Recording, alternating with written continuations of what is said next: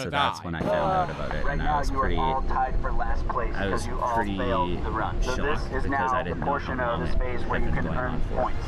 Yeah, We're going to do 3 different it goes races. to The die. I winner feel like is the the only only one that will solution in be this awarded situation, a if you're a point small on the business Valor owner, is leaderboard. get rid of Each 3 race points. is You worth know what I 1 mean? point. Like, The you first can't get race rid of is gonna money, be but you roll could get on rid any of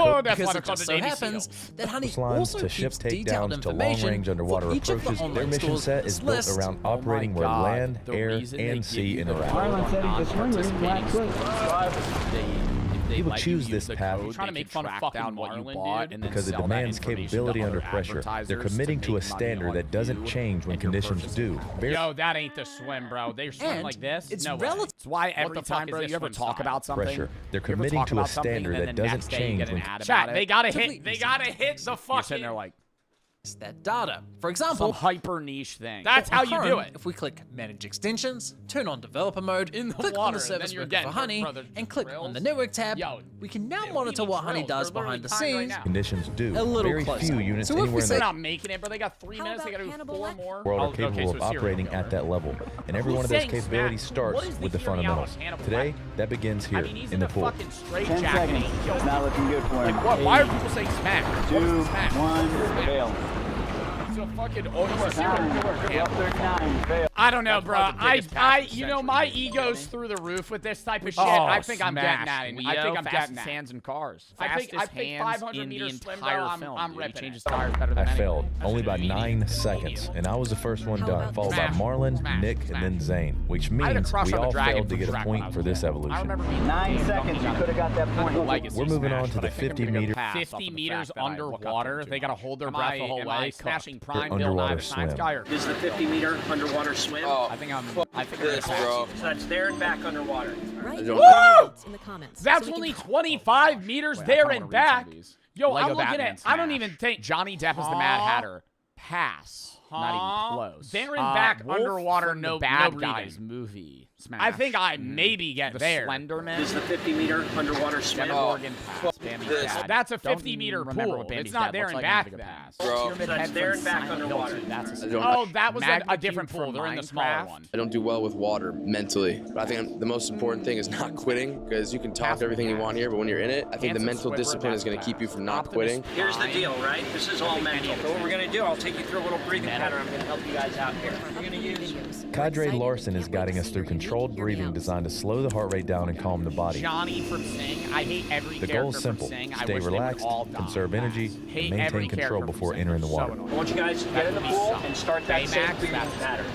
Yeah, I do What's that when your I'm Larry getting the ready to hold my breath Lobster? underwater because I do this every Bit of every a summer. look-smaxer, The second I go in a you know, pool, but he I is, immediately he challenge does my skip friends leg to day. how He's far really we could all go in the underwater fists more than with one anything. breath. The arms aren't really there. And it's I think usually I'm gonna like in a pass regular on Larry pool, the it's like a Lobster. there, I back don't think there, I'm- I don't and then thi- I- halfway I back. don't think I'm gonna hit Larry But the I'm going Lobster like, there. and then I go like How about this. When Robin I'm ready, Williams like I'm as like Teddy breathing for Roosevelt? maybe 2 smash. minutes, and then I go Smash. Smash. Smash. Yeah. Robin Williams And then I and go Theodore underwater. Roosevelt's definitely. I think even Full regular lungs. Teddy Roosevelt. Teddy Roosevelt. Hey. It's Teddy Roosevelt the one that gave a speech when he got shot in the chest. I mean, that was just fucking badass. And now it's Robin Williams too. Marlon doing that smash or shit, would you no pass? goggles, no venomous? nose, no Pass. nose. Wouldn't that Yeah, kill you? I'm not trying to glaze right now, but that shit's How crazy. about this one? I'm wearing the that fuck is fucking that? big ass mask he's wearing. You're Jungle's nuts Clog? if you're doing that Jungle's eyes Clog? open, just blurry. What is that? Is that is that a teddy bear from IKEA? Pass. Did that guy not What push is that? off? What will you choose here? Maleficent. It's already cut, bro. Maleficent. The push off. That- is, I mean, that's not the the push off's Pass. 10 Show meters. Simon. If you get a from good push Alvin off and the both Chipmunks. ways. Pass. The most traumatizing image everybody's seen is the who gets the best head image, and I hate that. Then you start doing one of these on the way back. Traumatizing. Everybody's seen that shit. Skip that one. Get the fuck out of What's your choice? here. Pass. How about King Julian? You have a lot of aura, but King Julian's really annoying. I kind of like that big. Oh, yeah, he almost that's out of like breath. his Nice. 54 seconds. Who's 54 seconds? Who's the big guy? No from- breathing. what's his name? Underwater. You know what I'm talking about. Maurice. And you're moving. Is it Maurice? Point. Maurice? Nope. From what's the name? You and Marlon Madagascar. are tied, I believe. Did you do Yeah. Maurice. I mean, 2 and 2.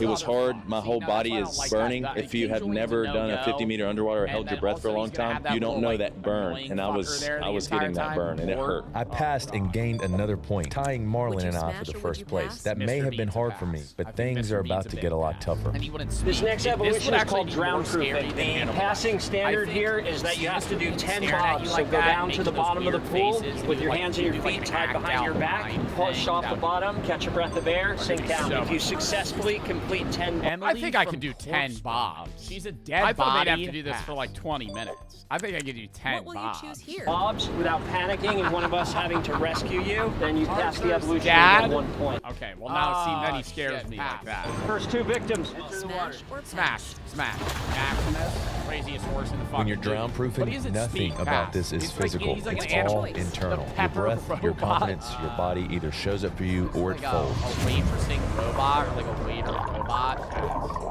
I think I passed on most. The flounder from Live Little Mermaids also passed.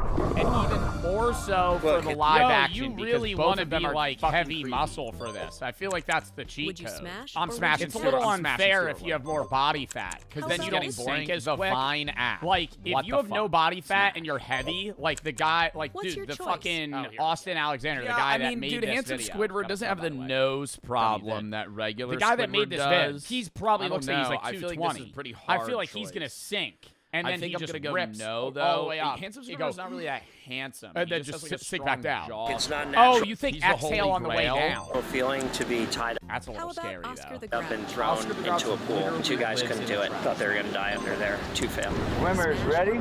Pac-Man. I think both of them pass. Marlon's got big nipples. Pac-Man's a smash. Pac-Man Ghost is a pass. What's your choice? Smash. Interdimensional being basically a breathe, Marlon, breathe. People have to overcome the mental adversity and the fear. Panic sets in, heart rate goes up, lose your breath, probably the scariest thing in the world. He literally has a superpower better than I think the scariest part is if you push up enough, but like as you're up, he's chaos. You're trying to breathe in and you don't get enough air. We're extremely tired at this point, but there's still one more evolution of phase 2 left. Bring it over, bring it over. We're going to do underwater walks. Rush from Finding Nemo's a smash. Circle Dart's a smash. One team in each lane. All you're going to do, you're going to ride the dumbbells down to the bottom of the pool. Lord Farquaad's a pass. Down to the other end. Bambi's father, definitely Underwater? Underwater. Mad Hatter, pass. And you want the weight. This seems so fun. Pass. Smash. This seems fucking awesome. Smash. Holding a heavy object so you just stand on the bottom. To help pull you forward underwater.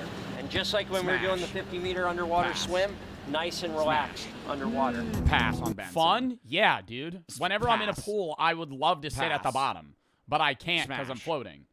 Like, if there's ever a heavy object I could hold, like, there was one time I went in a pool with a cinder block, and I just sat on the, it's fun. You sit on the bottom. Jason Voorhees around. With or without the mask. If he keeps the mask on, my main competitor / buddy for this next event, Marlon. How you feel about this? Just want to feel more confident. Our focus is time to beat them. Yeah. I feel like me and you are better than the water. Let's do it. We got this, man. We got this. All right, guys. Let's go. Get that out. Heavyweight. Head of the pool. Go. Dude, that guy's fucking Nosferatu pass. Like, what? Holy shit, you sink quick. There was a liftoff was when we walked the weights under the water, and my confidence came back. I almost wish we did that first. The kettlebell, Nick actually redeemed himself a bit. He made it pretty far on that one. Marlon and Austin have actually gotten better and better at each evolution as we've gotten, so I've been really impressed with these guys. I think like Josh Hutcherson in my favorite guy in the video. He was like a hardened badass. Whereas the first one, he's kind of a chud, and he's also insane. He was less serious there. I think my team is doing amazing. I love my team. They're doing an amazing job. Everybody's tired, but they're pushing through. Nobody's ringing the bell, so really good. Since this didn't count for a point, it was really just about pushing ourselves. We closed out phase 2 with a series of conditioning drills such as a 25-yard swim, air squats, push-ups, butterfly kicks, and more. So far in the day, me and Marlon are tied. We just did lots of water evolution. We did some conditioning in the water. We did 50 meter underwater. We did 500 meter underwater. Ground proofing, 10 bob. I'm just a little flustered, physically exhausted. That was tough. Outstanding job. You guys have completed second phase. We have 3 the final evolution, the stress course. This is the phase, third phase, where you can earn 6 points. So anybody can still win this right now. But to win this, it's going to take a lot of physical performance and focus, especially after being beaten down all day. My body feels exhausted. or being Most guys reissued. don't even Going realize back how to much the physical story, performance and focus depends on your hormones. The last part of the Navy SEAL physical screening test consists of push-ups, minimum of 50, sit-ups with a minimum of 50, and pull-ups, minimum of 10. Fail. And then they you're go supposed back to to Are we dead ass, bro? Like I could be improving. 59. Bare minimum. Get on the leaderboard. You go to war, you need to get on the leaderboard. Sit-ups are easy. It depends on motherfuckers, dude. I remember I would get so mad because a real sit-up is this other guy eye to eye, holding your head or hands like this. Probably in their but you would do that shit, bro, in like the presidential test or whatever for school, bro. Motherfuckers getting out of high school and. You're going, yeah, we have to kill each other, even though right now you're like being joyous. Like you're using momentum. Like your hand, like you're not even doing a sit-up. Your arms are flailing your body forward. Marlins were very questionable. With the SEAL physical screening test wrapped up, Nick gained 2 points, Marlon gained 3 points, I gained 3 points, and Zane gained 1 point, placing me and Marlon tied at 6 points for first place. Hormones play a huge role for men in their physical performance, especially testosterone. Modern men are testing lower than our dads did, and you feel that hit in moments like this. Next, we move on to transition and basic marksmanship. I thought this was going to be like an HGH. The first of many catastrophes came in August 1914 when France launched the Great Offensive into German-held Alsace-Lorraine. Today we're going to do basic range skills. We're going to teach you some shooting. There's going to be more opportunities to earn points to determine who's going to be the honor man. We're shooting live rounds today, right? So this is no fucking around. As a man in my 30s, lower testosterone was definitely something on my radar. I didn't want this to happen to me. That's why I was relieved when I found Solar Ray's new men's line. In French military history. In just one 24-hour period, the stress course is the culmination of sandbag carry, pull-ups, and shooting under fatigue. The run isn't... Bro, because I see these ads all the time, bro. They always go, hey, men over 40 have a real problem with their test levels. And then it'll be an HGH ad, and they'll get like some old baseball player, only old men know. And then the end of the video will just be a guy and you're outmatched, not just by land, until the final still target is hit. But if you miss all your shots, so much for the revolutionary undefeatable tactic. With the leaderboard tied, this evolution decides the outcome of the honor man. Marlon, how you feeling about the shooting? I'm great. Honestly, it's fun. We're tied for points. Six each? 6 each. All right. He's worth 3 points. All right, everyone, ready to go. Good luck. Good luck, brother. Good luck. Shooter, stand by. Bust him. I think I did pretty good. I think those are the best shots I've ever shot in my life. Shooter, stand by. Bust him. Yeah, this is my first time ever shooting a gun. It was intense. Bro, Shooter, stand by. Marlon has got his work cut out for him. This was my first time with a gun. It became tougher and tougher and tougher because my body's already very tired. Like, Shooter, stand by. It's just like it's somebody asking you, okay, a bear revolver. Like, you shoot one of those things. It's making individual lives. I mean, this is war in general.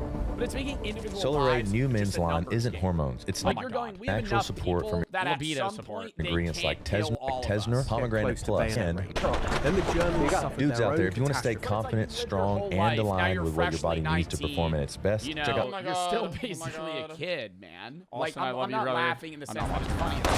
Shit, you're 19 and now you're like, okay, I just spent my whole life to now die in 5 seconds. Just acting as a human being. I hate ads like that. I would do an ad for that. If you need male libido support, make sure you get During the First Battle of the Marne, like, it's so stupid. Crown Prince Wilhelm did the same thing on a massive product scale. for like 35-year-old During the First Battle of the Marne, Crown Prince Wilhelm ordered It might be a tie between Marlon and Austin. We had a game. I think I definitely did better than Nick. I think I beat Zan out. I know he's calling me out. This is tough. Marlon's my guy, but Austin, bro, executed on that last one. It's gonna be close. The French lines in darkness. Nobody 35 watches you, Cap. Operator's challenge. Open fire into the books. Grey ranks of Heck German yeah. infantry. We grow through adversity. Your mother watches me. We grow by doing hard things, and today you guys did a really hard thing, and I'm super proud of you. All right, guys, so the Valor leaderboard in 4th place some of the similar overall. outcomes of battles early in the war. Zane. All those failed offensives and I want broken to charges come back led and to redeem attempts by both myself, sides because, to my dad outflank watches each you. other. Yeah, your dad. There was a new factor in warfare got my ass that made this handed to me today. basically Your impossible. stress course The first time, airplanes 2 were now being minutes, used to 28 provide seconds. aerial reconnaissance. Zane, for your efforts today for completing the operator's challenge, we have a special gift made by a really incredible frogman who makes custom handmade knives, snake name's Andy Arabito, and he makes what's called half-face blades. These are super coveted blades. There's really nothing like them on the planet, so here's your half-face blade. Getting gifted a knife is pretty fucking badass, I'm not gonna lie. Yeah. Went up Let the seals know when they're ready, I'm ready. All right. In third place overall, and you're just like fucking throwing Nick bombs with 2 points on the leaderboard. Half-face blade for Nick. Thank you. Bro, it's Can't wait for them to give Marlin a solid gold bar. amazing. It's a reset. It's an honor to be the people who protected our country, my brothers. We'll be hella nonchalant about it too. Was mowed down It's a new friend. Shout out Austin. And the It's survivors amazing. had nothing else to do but dig in wherever they stopped in Beautiful, order and to I feel very survive. accomplished. Each flanking And attempt your was stress met course and time, blocked. 2:20. And as the fighting moved 2 minutes, 20 northward, seconds. temporary defensive positions All right. became permanent. In attack I think after it's a very attack close during game right what now became between me and known as the Austin, race but I to the think he won sea. it, if I'm Neither being side honest. could I think it's going to be outflank close the other. between me Soon, and both Marlon. sides This will had settled obviously into trench warfare reveal that would who the define winner the and rest the of honor war. man of Opposing the lines of operator trenches challenge now is. snaked from the In Belgian second coast place, all the way to the Swiss border, creating 440 unbroken Marlon. miles of fortification. With 6 You see a points. revolution in And your firepower total had not been time matched on by the stress similar course, advances in 1 minute, tactics. And this 46 created a seconds. grueling It's a good run, form of brother. warfare It's a good run, where man. the defender Yeah. held every advantage. All There were no right, and that flanks leaves to turn us anymore. with Every our attack honor now had to man, be frontal, Austin, direct. with a total of 9 points on the leaderboard. Your stress course time was 1 minute, 32 seconds, and you have now become honor man of the operator challenge. Here is a no shit half-face blades tomahawk for you. Wow. I don't even want that. Over 4 even million want a men fucking had been stupid killed tomahawk or or wounded anything. in just the first 5 No. minutes. And they So got now the what operator happens when challenge. everything that was thought before suddenly proves Challenge engraved on catastrophically one wrong side, and is getting half-face thousands blades on the other. thousands like of an soldiers engraved. It's killed? like, oh, Well, fucking the answer would eventually I'm kind lie of speechless. not in To win this advancing means a lot weapons more and than tactics, just but having a rather in going tomahawk. back I was to out here with a medieval great group of times guys, swords very and respectful body armor. guys. That's Believe something I noticed first about everybody. It was a blessing to be able to take it on, to be healthy enough to do it, to stay in good spirits even though we were getting beat down. Maybe I'll be back for another Operator's Challenge. I love that video. What That did was a fun ancient video humans to do watch, all bro. day? That was a before beatdown wall. jobs Last event was actually existed? pretty fun. How we get Wake 2 up million when your body subscribers. is ready. No alarm, no everybody schedule, go no sub to place you Alex. need to be. You Or sit up, Austin stretch, Alexander. and I've ask seen that yourself before. one question. Should have What Zane should I for do taking this today? on a For event with a crap's 99% night's of sleep. human history, I this think he was wasn't a hungover. hypothetical. I This think- I was don't think it was every the single sleep morning for roughly that did him in. I think he was 300,000 probably a little years. nauseous Yeah, before bro, they but you're not started. waking up in a fucking bedroom going, oh, no alarm. What do I do today? You're waking up and you're sleeping in the outside. You're sleeping in nature. The sun rises, there's animals about. You're probably just going to wake up because it's time to wake up. Like, if you had to work on, like, circadian rhythm clock and you lived outside, you probably would wake up at, like, 7 a.m. every day because the sun's up. Like, maybe you sleep like an hour longer tops, but then you got shit to do, dude. You're going to die if you don't get fucking food. I know there was, even in medieval times, like, once, like, alarm clocks didn't exist, but there was societies, there were people you could pay to, like, throw pebbles at your window to wake you up. Like, they would be your alarm clock. There was, like, a person whose job was to stay up, and, like, when the sun rose, you would wake them up. They were called knocker-uppers. Is that actually what they were called? Yeah, it was a job. Knocker-uppers were human alarm clocks, and they worked in Britain and Ireland during the Industrial Revolution. They were paid a few pence a week per person to wake up factory and mill laborers. Alarm clocks were expensive and unreliable. These people had long poles and pea shooters to, like, bang on windows, and they would wake your ass up. I love learning about jobs like that like, used to exist, but now they're just, like, you know, in the future, irrelevant. So why would you ever have somebody do that? Now, modern humans spend about 90,000 hours of their lives working. That's roughly 1/3 of your waking existence dedicated to a job. But for the overwhelming majority of human history, jobs didn't exist. There was no employment, no wages, no boss, no career ladder to climb. So what did people actually do all day? Let's start with what we know for certain. Fucking hunt, walk around. If I was a kid, I feel like most of it was, like, cultivating food, right? Like, even before, like, farming, it was just, like, foraging for shit, hunting animals, making a fire, cooking the food, maybe improving on your shelter in some way, and then just fucking, you know. Infant mortality was through the roof They had to constantly be having kids. 1963, archaeologist Richard Lee conducted a study that would change how we understand prehistoric life. He tracked the daily activities of the Dobeju. When does gooning come in? I don't think they were ever gooning. I think they were just constantly having sex. Because it was like, if you were alive in like caveman times, the odds that you would live past the age of 5 was very slim. Like, you're probably dying when you're born. You're dying in the first year that you were born, or you're getting eaten or fucking some sort of disease in the first 5 years of your life. Like, one of the biggest things of science in general is the fact that we have reduced infantile mortality drastically. That's why our lifespan's up, right? There were a lot of people, like, when they say the average person didn't live till 25 in, like, caveman times, that's true, but the number's highly skewed from like people that died in infancy through early childhood. Like, if you were a caveman and you lived to like the age of 20, odds are you might live to fucking 45. Like, you'll probably figure it out. You know, you're not going to live to like you're 80, but there were people that were living till their 40s in earlier caveman times. Swansea people in Botswana, one of the few remaining groups still living in a way that resembles pre-agricultural human life. He found that adults spent about 2.5 days per 1 in every 2 newborns died at birth. That, and then even in newer societies like the Spartans, 1 in 2 newborns died at birth. Maybe it might have been a little bit lower in that earlier society, but Spartan society, if your kid had a defect, they'd fucking throw it off a cliff. So it's like, you're getting a pull rate of like fucking 30%. Like 30% of kids are actually making it into the adult world. Not even the adult world. 30% are getting cared for because the other 70% died or they threw it off a cliff. And then of that 30%, only like what? 80% of them live to, you know, a certain age. And then now they die when they're 20 because they have to enroll in the military and all this. It was like brutal, man. Like, you always got to think, bro, Alexander the Great did all that shit before he was like 22. And then he died. Like, when you think of, like, people like that, like, Alexander the Great, he died when he was 32. Like, most of the shit he accomplished, he was, like, 20. We've all seen 300, mate, ... lol. Okay, Benny boy. We've all seen 300, the movie. They don't show them chucking babies off cliffs and the fact that to prove yourself in the Spartan army, you had to go kill slaves. They romanticize the Spartan army. The Spartans were brutal people. It wasn't allowed to kill, like, you weren't allowed to do it, but it was still an initiation ritual where you had to go fucking murder some guy. Like, there was crazy shit they did in Spartan societies that they didn't show in the fucking movies. It's just this war group of people where it's like, 300 men that are trained to go kill wolves and they have to prove themselves in the wilderness. It's like, yeah, it was more than that. Anthropologists look. The Hadza in Tanzania, the Ache in Paraguay, the Martu in Australia. Completely different environments, different continents. Same result, about 15 to 20 hours per week spent on survival activities. For context, you probably work twice that. Now, some of you are thinking, but those are modern people.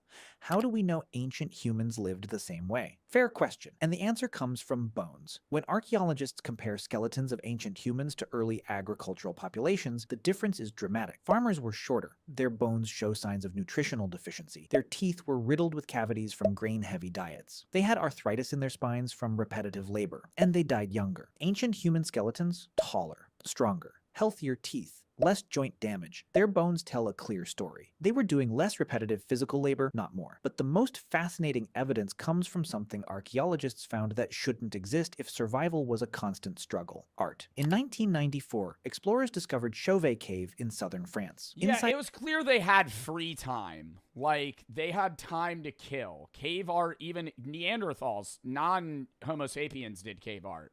Like, other versions of humans did cave art. Like, they were efficient enough to do shit. And I always think about that, too. Like, imagine being alive in a time where other versions of people existed. Like, not just, like, Homo habilis or, like, Neanderthals. Like, what was that one group of people that lived on, like, island countries and they were 3 feet tall? No, it wasn't Homo erectus. Oh, my God. Not Homo habilis. I think it's Homo florensis. Floresiensis. Homo floresiensis. It was like a cave. I can't show this. They're naked. It was a type of people that lived in Indonesia.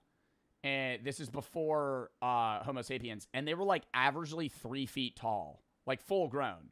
It wasn't like they were like little people or something. Like they were like averagely 3 feet tall. This is like the skull structure of them. You could look it up. All the images, they're butt naked. But they were like really tiny. And they lived and like flourished for like thousands of years. Like none of them are alive anymore, but they were alive 50K years ago. And then they went extinct. We're all part. If you are from non-African descent, the average like European individual, like a Caucasian male, is like 1 to 2% Neanderthal because they crossbreeded, and then we killed them. Created roughly or outcompeted them 30,000 years ago. Horses. Sucks. There's different types of humans. Well, I think it would ground people more if there were different types of humans. I think we hold ourselves at this higher echelon because it's like, oh, we're not animals, we're people.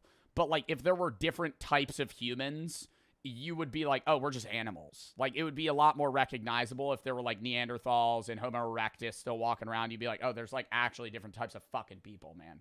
Rendered with perspective, shading, and movement. These weren't crude stick figures. This was sophisticated art that required skill, planning, and most importantly, time. Someone spent hours, maybe days, deep inside a cave by firelight, painting animals on a wall. Not for survival, not for food, for beauty, for meaning, for something to do. In Blombo's cave in South Africa. Well, and then even games. Like what, like you could look up like, I actually always look into this shit. Like what's the earliest board game? What's the oldest game played? Like what's the oldest game? Senet, an ancient Egyptian race game from the year 3100 BC. Bakuman from 3000 BC. So these are games for like 5,000 years ago. And then even then, there were probably just like stupid shit cavemen did. Like who could hit this tree with a rock? Archaeologists found 100,000-year-old Soggy Biscuit. Yeah, Soggy Biscuit. A classic. An instant classic. 100,000-year-old perforated shell beads. Tiny holes drilled through seashells, clearly meant to be strung together as jewelry. The nearest coastline was 20 kilometers away. Someone walked 40 kilometers round trip just to collect shells, then spent hours carefully drilling holes with stone tools, just to look good. In 2008...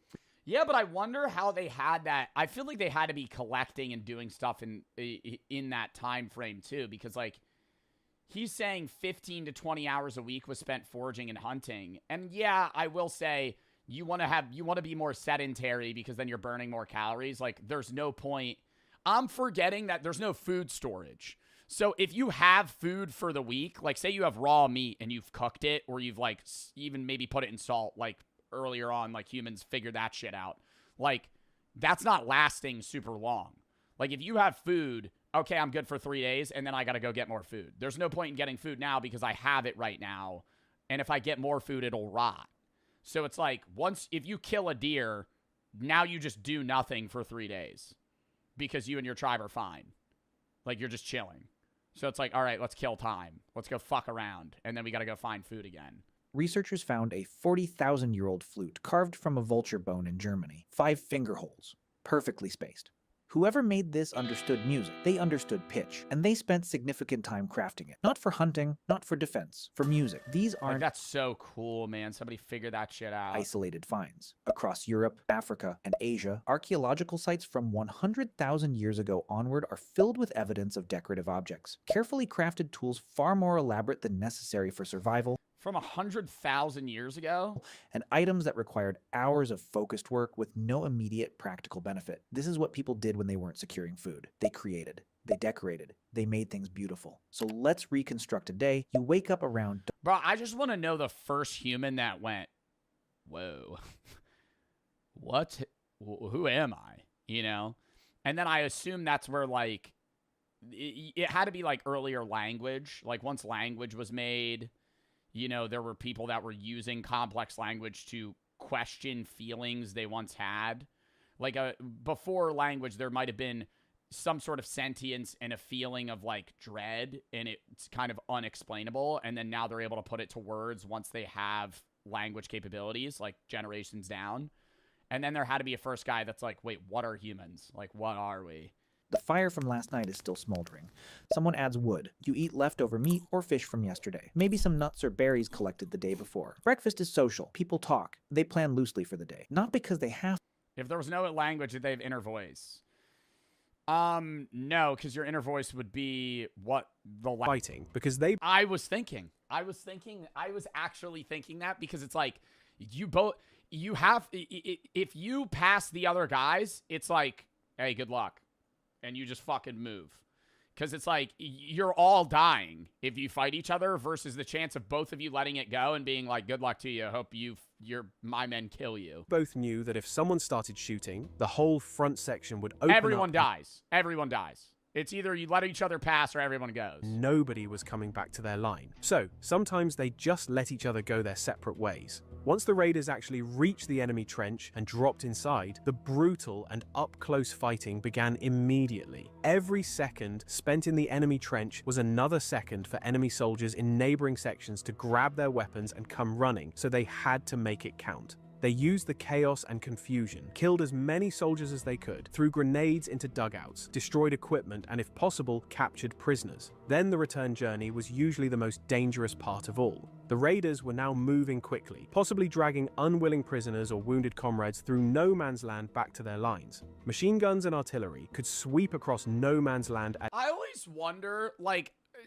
what did the average person think war was like at this time? Like, did they know this is, like, the conditions that people were living in and dealt with? Like, during Vietnam and, like, World War II, it's, like, later where there was more media and more capability to understand that. But, like, if you were just, like, an American citizen, or not an American citizen, let's say you're a German citizen, and World War I's going on, do you know, like, the reality of, like, what they're dealing with? Or is it, like, all propaganda to where, like, they're like, oh, we're winning, everybody's doing fine. Any moment. In all that chaos, just kind of feeding you shit. And darkness, many raiders got disoriented, lost their sense of direction, and jumped into a trench with a sense of relief, only to realize they had made a terrible mistake. They came back to the enemy trench, where the soldiers inside weren't quite happy to see them. Friendly fire was another concern on the return, even if nothing else had killed you somehow. The sentries in your own trench knew a raiding party was out, but in the confusion of darkness and incoming fire, it was easy for an understandably nervous man to shoot at shapes coming over the parapet. Password systems were set up so returning raiders could identify themselves when challenged, hopefully. Oh my God. But then sometimes the sentry was relieved and the new one didn't get the information. New one didn't get information, or you're just running on like fucking an hour of sleep and you see a guy, your first instinct is, he's going to kill me, I have to kill him. About the raiding party that might be coming back in a few hours. And all of this effort, all of this risk was for objectives that often seemed trivial to the men who were dying doing them. Yeah, literally, okay, it's trivial. Okay, we're going to take this trench that's 100 yards ahead of us just to take the next trench, just to take the next trench. The officers 30 miles behind the lines wanted to know what was going on the opposite side. So they simply ordered someone to go and take a look. Many trench raiding operations were never mentioned outside of command because the men simply went out and none of them ever returned. And even if the raid was successful without many casualties, it would likely only bring retaliation the following night. Armies gradually developed purpose-built weapons for trench fighting. The pistol, which had previously been just a secondary weapon or something officers carried, became essential for raiding parties. The British Webley revolver worked well in mud, but it only held 6 rounds. The Colt M1911 was highly prized by the Americans, while the Germans had their Luger. The MP-18 was the real breakthrough for trench fighting. Chambered in 9mm firing at about 400 rounds per minute from a 32-round drum magazine, it gave German stormtroopers devastating firepower in the tight spaces of trenches. Only about 3,000 actually saw frontline combat, but the MP-18 proved the concept worked, and it set the pattern for most submachine guns that came after it. The American contribution to trench weapons was the infamous Winchester Model 1897 trench shotgun. The most interesting thing you've surely heard about this gun was what they called slam fire. Unlike modern pump-action shotguns, the M1897 didn't have a trigger disconnector, which meant it fired. What? So you didn't even... No, it wasn't boom, boom. You just held the trigger down and just pumped. And it would shoot. It would just go doom, doom, doom, doom, doom.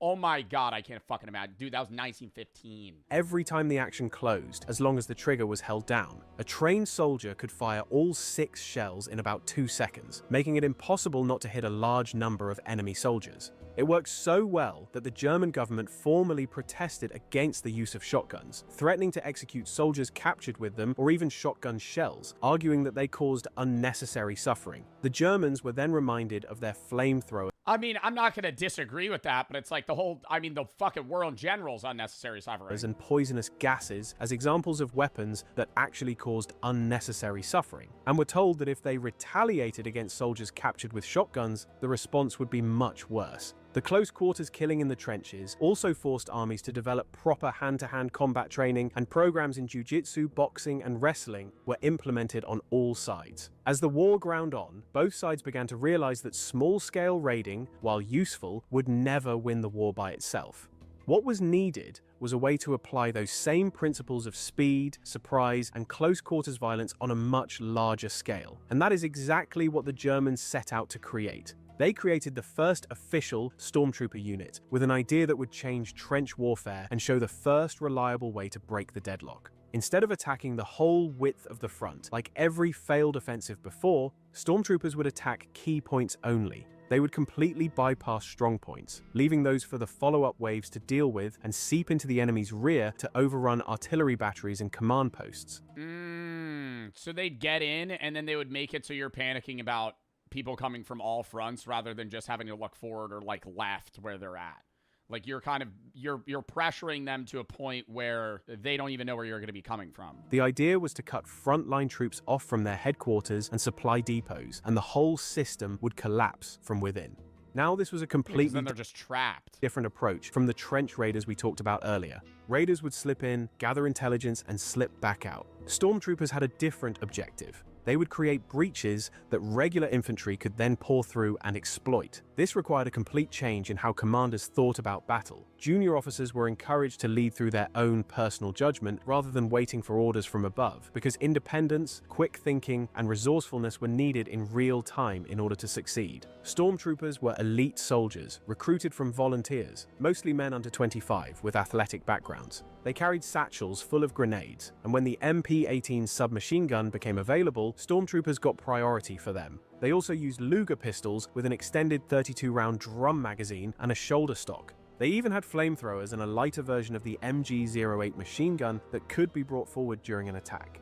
And of course, trench clubs, knives, maces, and other tools for the inevitable hand-to-hand fighting in the end. Italy developed its own elite assault forces around the same time called the Arditi, which means the daring ones. But unlike the Germans, who spread assault tactics throughout the whole army, the Italians kept their elite units separate. Some Arditi units became infamous for choosing to fight with nothing but grenades and their signature daggers. They did achieve real successes, and they terrified enemy troops who faced them, but at tremendous cost. They had an extremely high casualty rate, unsurprisingly, and many raids ended simply with nobody from the party ever returning. They were strictly volunteers, chosen from the bravest and fittest soldiers available. But it was the German stormtroopers who proved just how devastating these new tactics could be when applied on a large scale. At the Battle of Caporetto in October 1917, German stormtrooper units led an attack that captured 265,000 Italian prisoners and advanced over 60 miles toward Venice. Erwin Rommel, 1917. German stormtrooper units led an attack that captured 265,000 Italian prisoners. What? They captured 265,000 prisoners in one attack? And advanced over 60 miles toward Venice. Erwin Rommel, who would become one of the most famous German generals of the next war, was a 26-year-old stormtrooper commander at the time. With just 150 men, he captured 1,500 Italian prisoners in a single action by finding hidden paths through Italian positions and attacking from behind where nobody expected him. Caporetto showed what stormtroopers could do, but yeah, because then you don't need to kill them. If you close them off entirely and they know they're gonna die, they'll surrender. Germany's real target was always the Western Front, and soon they would get their chance. When Germany ended the war with Russia in March 1918, unless it's Japan in World War II, nearly 50 divisions were transferred west. For the first time since 1914, Germany actually outnumbered the Allies on the Western Front. This was their chance to win the war before American troops arrived in overwhelming numbers. The Spring Offensive began with over 1 million shells fired in just 5 hours. The biggest artillery barrage of the entire war.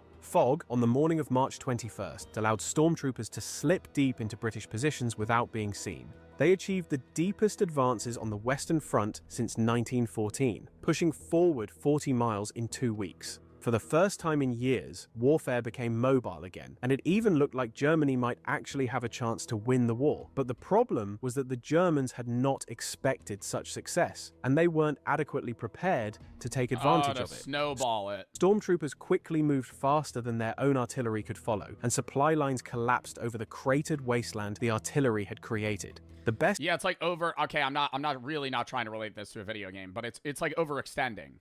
Like, you take an advantage, and then they're just steamrolling, but all the backup that they need is too far behind. So then they're just, like, at a point where they're so far deep, and now there's reinforcements on the other side coming, and they have nobody behind them. Men had been pulled out of regular units and concentrated into storm units, and these elite soldiers suffered disproportionately heavy casualties that simply couldn't be replaced. The offensive eventually stalled, and this failure was part of why Germany ultimately lost the war. What followed was an Allied counterattack with over 400 tanks and the biggest combined force attack until then. By autumn, over 100,000 German prisoners had been taken, and the armistice came on November 11th, 1918.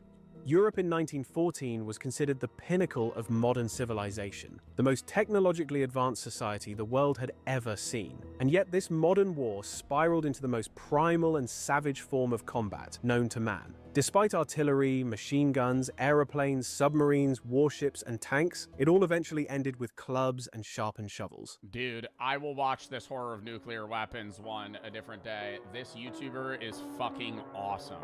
That was a great video.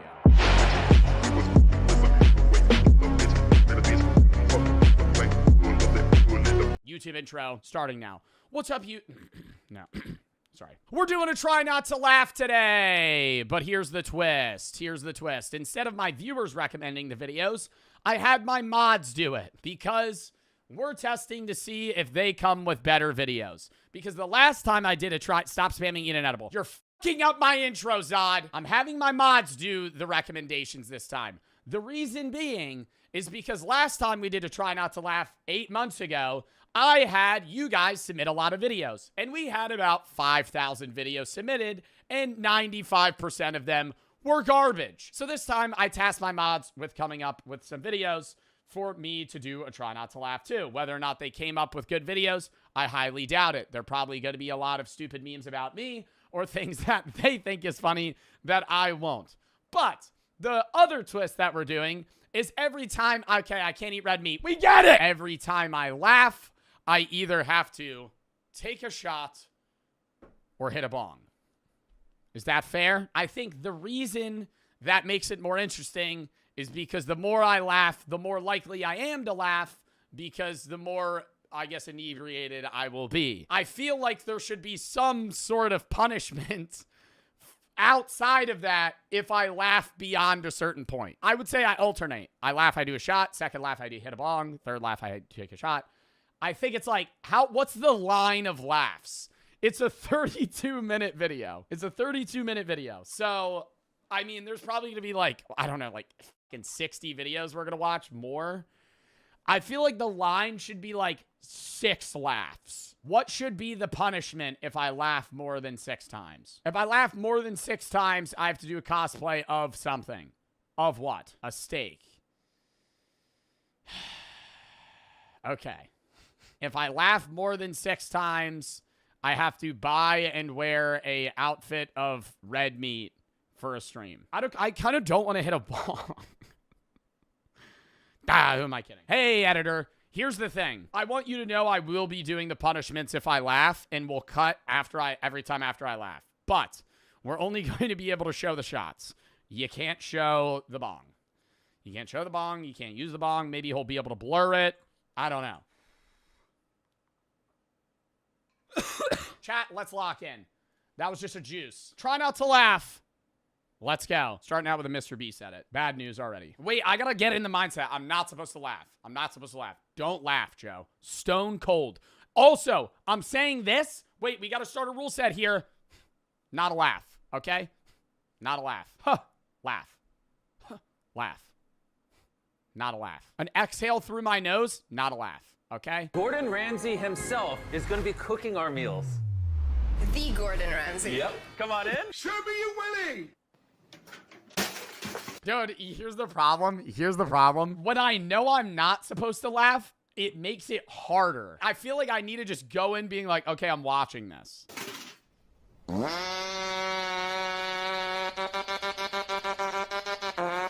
Today I'm going to be eating a chocolate-covered flower for Mother's Day. So happy Mother's Day for all the mothers out there. And guys, make sure you send this to your mother. You gotta cover himself with chocolate. He does this every video, bro. Yup. Oh, that's so gross. Send this to a friend who loves learning new languages. The Yiddish. He's the Costco hot dog guy. Or am I mixing up old people? Oh no, he's the Costco rotisserie chicken guy. That's what it is. Send this to a friend who loves learning new languages. The Yiddish word of the day is tuchus. Webster defines tuchus as part of there was a 40% chance I thought he was gonna pull down his pants right there. those of you that can't figure it out, it means ass.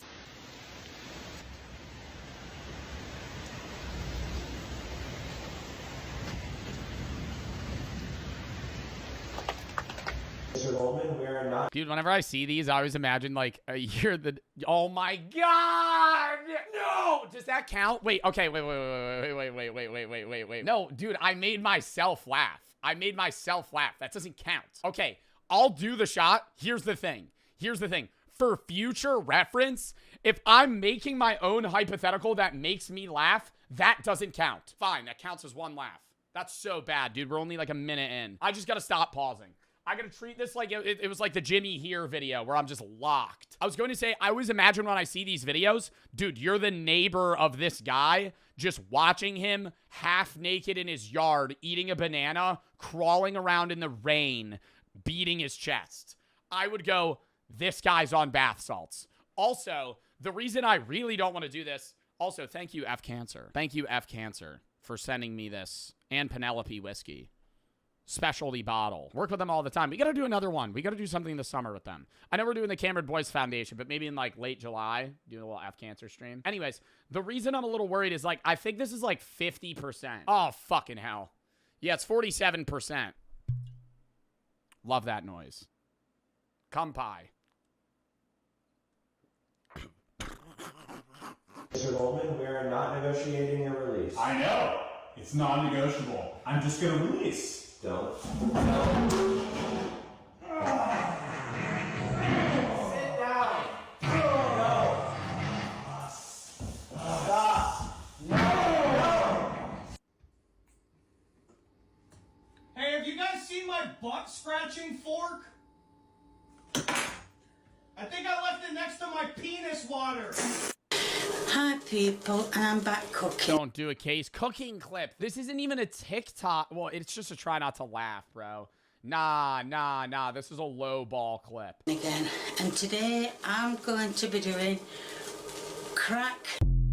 Would you rather have a table with $1 million or a table with a book on how... That's lame. I would have rather just seen a case cooking video. Would you rather have a table with $1 million or a table with a book on how to make $1 million? I'd rather just have a table, so that way I'll take the table and sell it for like $50, get 2 tables, sell it, and then I can make 4 tables, and 10, 9, 8, 7, 6. Bro, you know what's crazy is there's actually people with that mindset. Like, there are flat out people that genuinely think that, like, you should take the knowledge. You should take the knowledge over the money. What's that dumbass hypothetical where it's like, 500K or dinner with Drake or some shit, or dinner with Jay-Z. And motherfuckers are like, oh, dinner with Jay-Z, dude. He's going to instill knowledge on me. Yeah, a 30-minute fucking dinner with Jay-Z is really gonna fucking change your life. Like more than 500, more than $500,000 would. Okay. 4, 3, 2, and a 1. They call me Super Blitz. Love y'all, boys.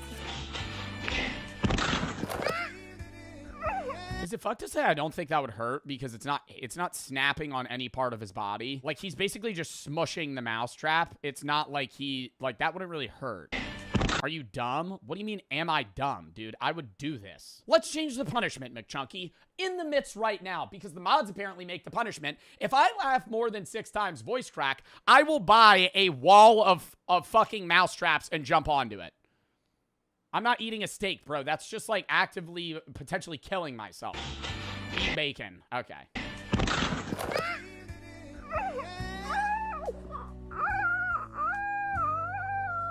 Right now, I'm completely stuck. I don't have any hands to work with here. So you're going to want to place the lamp actually How to get your tie out of a lamp while holding a green binder. on top of the green binder. That gives you a free hand to grab the tie and take it out of the lamp. It's okay, girls. I got this. Yeah, I got it for you. Oh, thank you. Can I actually get your number, please? No, sorry. Oh, man. Can I get yours then? I have a boyfriend. You have a boyfriend? Okay. What would I do? I bought for these, right? I just literally pay for it. Bye, girls. I don't know, that kind of feels scripted. What kind of food they sell? I love these videos. I love these videos. You're speaking English. It's so much better with like a dude at a furniture store. You're speaking to him in English, he responds, and then you have a guy say something in Mandarin to you, and he's like, what is happening? Yo, ask him what kind of food I should get. Hey, can we leave that? Tell you that church over there. Do they not understand what I'm saying? Hey, can we leave now? You know that short is enough. Yeah. That's what I do. Ask her if she can give me a discount. It's $2.99, bro. Like, how much more discount do you want? Like, that was funny. Babe, could you come in the bedroom? I have a surprise for you. What? Bro, it makes it so much less enjoyable because I want to laugh. But I'm like withholding it, so the experience is worse.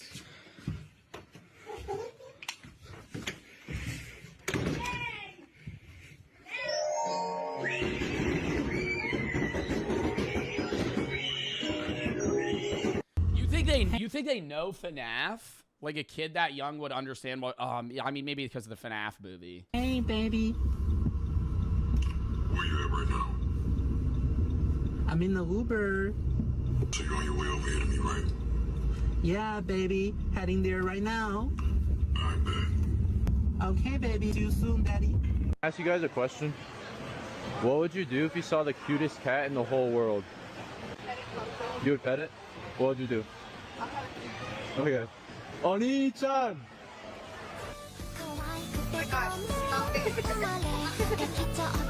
I used to be a kid looking at cars. Now I'm in a car looking at kids. Listen, I didn't mean it like that. What I meant to say was, I used to be a kid looking at cars, but now... Yeah, he's trying to say that it's like, now he's one of the... You know when you were a kid in the back of a school bus and you're looking at all the cars behind you and you're like, oh, damn, all these people are going to work? It's like, now you're in the reverse position. I'm in a car, and now I'm looking at kids, as in I used to be that kid looking at cars, but now I'm in the car looking at kids. Okay, wait, that still doesn't... I get it, Joe. Okay, I'll just shut the fuck up. All right, but you know what I mean. I'm sick and tired of some of you getting my character wrong. I am Naruto Uzumaki. I'm not any other anime character. Got it? Who is this guy that is going to go out swinging?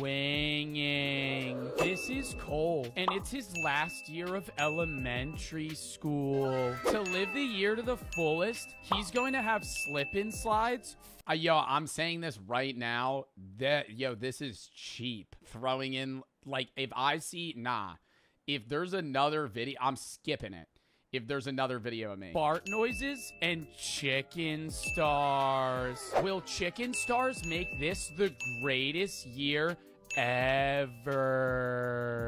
ranking pets I eat in the crisis. Bro, that memes suck, too. What we got? Dog shit. Let me readjust my $1,500 Cartier frames with it. Which pet would you eat first? Gut pick? Dogs probably a 10, bro. I'm not eating a dog. I'd rather eat like a pet fish or like a guinea pig.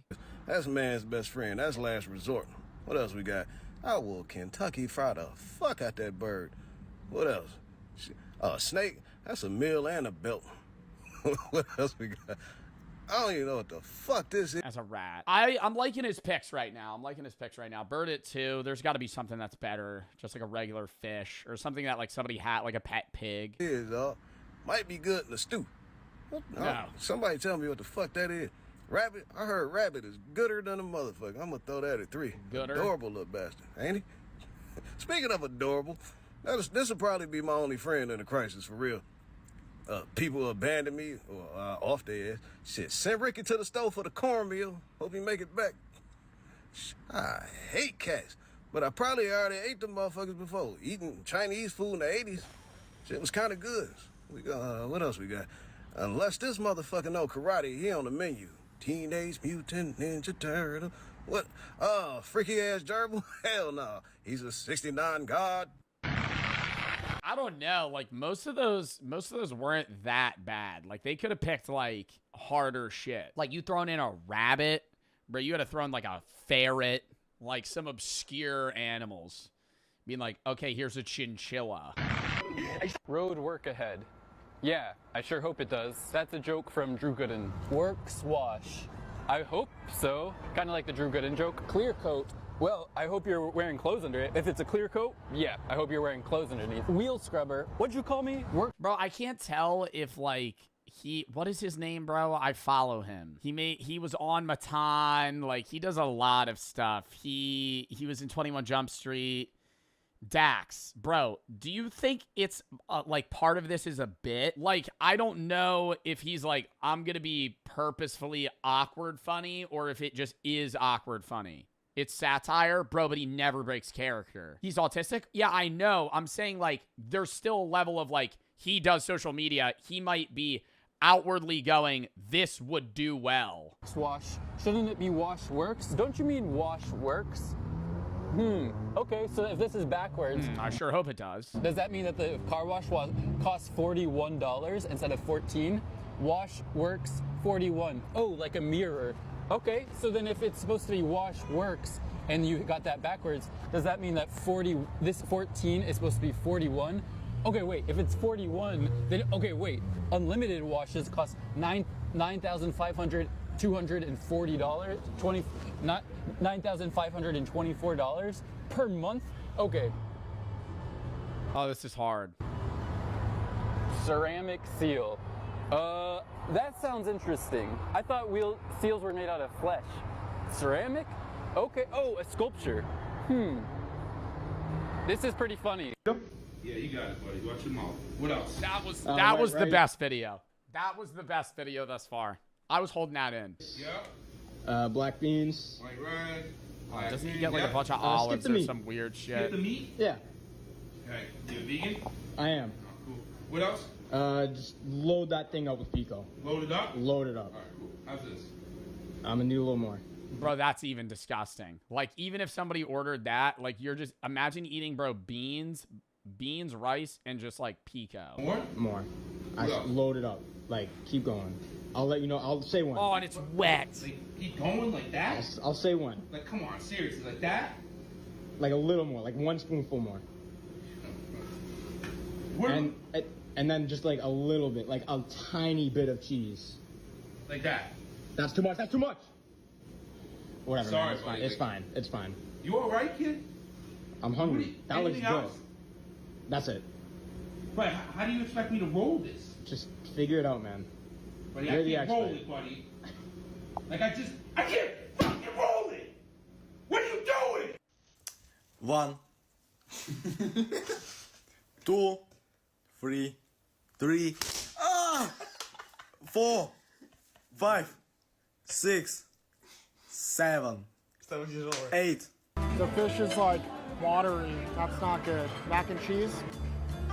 I also don't like the shape of that mac. I think Big Mac's bad. You want mac that holds the cheese well. I think shells are a good pick. Shells do a great job. I think just any weird shape that could trap the cheese. Oh yeah, guys, this is top tier mac and cheese. Elbow's good, but I think that's too big. I think like these are fat ass pieces. Makes up for the fish. I'm not gonna lie. Let's get it. That's like more pasta than it is mac. Pop my prime rib cherry. Fire. Let's try to get all this down. I'm good. How are you? I'm great. So I kind of interrupted you. Nah, you're good. I'm trying to profit. Yeah. I've seen all the videos. What's your name? Aryan. Aryan?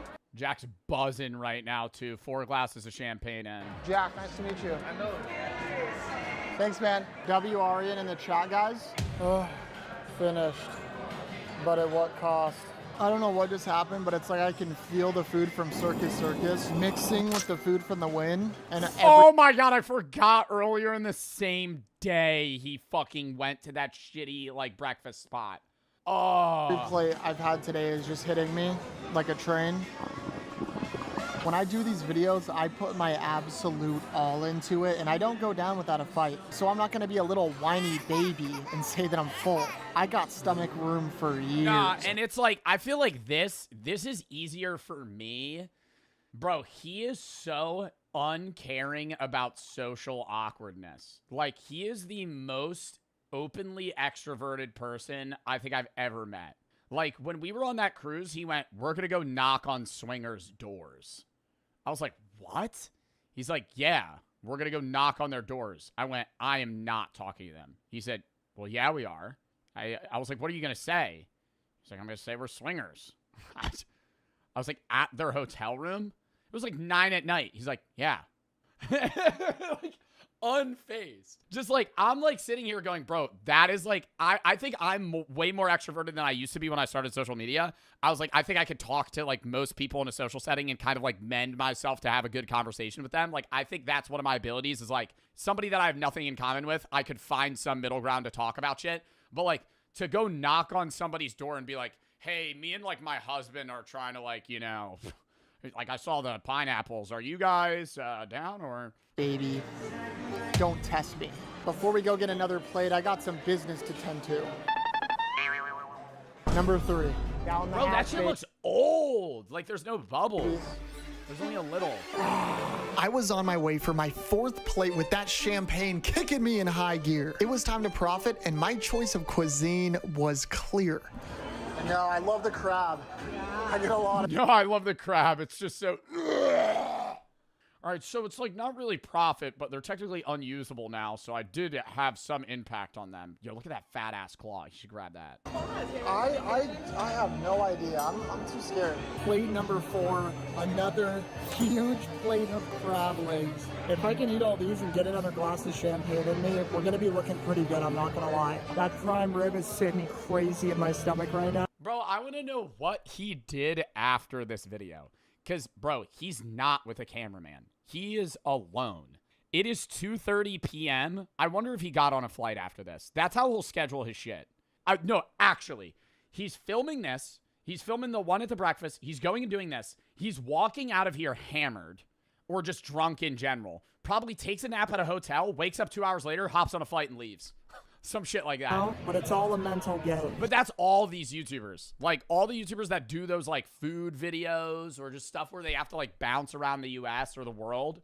It's like, they're like, get it done, leave. Get it done, leave. I would go gamble. I'm getting so full right now, bro. Oh, beautiful. Finally finished. Sorry to the parents of these crabs here that I just demolished, but they were delicious. I think I have every type of animal in my stomach right now, including grainy circus eggs, which is awesome. We are almost at a profit, and in front of me, I got another glass of champagne. Could I ask you a favor? Yes. Can you film this for my mom real quick? Just me. Okay. What's up, Mom? I know you don't like how I get violent when I drink and how I should go to AA, but you know what? It's a special time. I haven't drank in 9 hours. Cheers. I love you, Mom. Thank you. That was hell. We profited. Thank God. I am so That's full. crazy. That's actually crazy. I know he's drunk. Even if I was hammered, I would not have the ability to do that. I would cave. I'd be like, okay, I think I could get to the point where I hand the woman the camera, but then I'm not going, hey, Mom, I know you think I should go to Alcoholics Anonymous. I'd be like, oh, hey, Mom, you know, cheers to you. Happy birthday. Like, I'd make up some shit. Now, my waitress came around and poured me another glass of champagne without me asking. Look, we might have profited, but we might as well.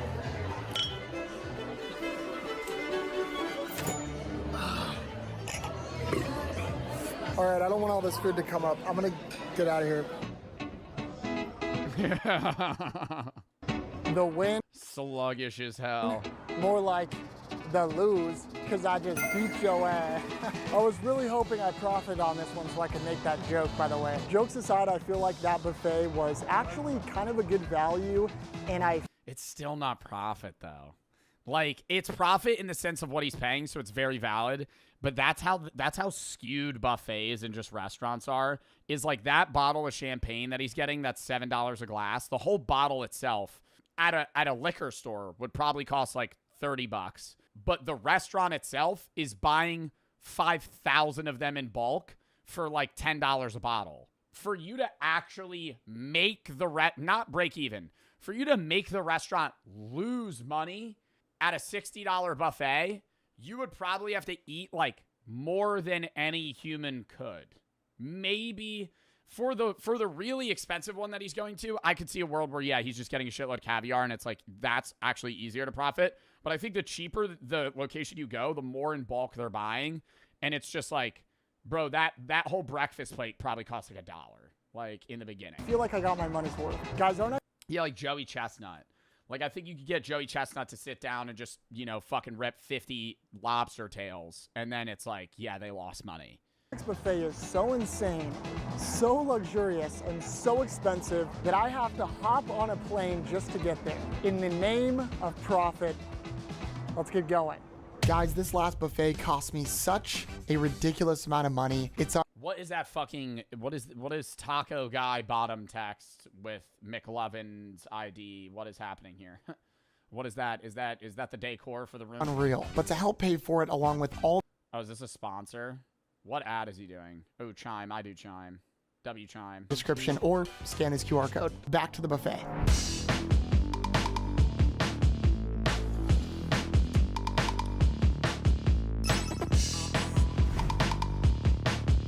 Behind me is the most expensive buffet in the United States, the Breakers Buffet. Guys, I made my reservation months in advance just to get a table at this place. Bro, you gotta make it that far in advance just to pull up once? Do they only do it like once a month? You have noticed my poorly tailored suit that I got from a sketchy shop in LA. And if you thought this was a style choice, you'd be wrong. This buffet has a dress code, which, what are we doing?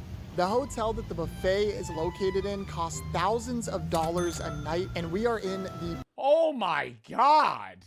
$2,000 to sleep there on a Sunday. Get the fuck out of here. That is so bad. Edition. Surely this is gonna be a banger, right? Welcome to a new video.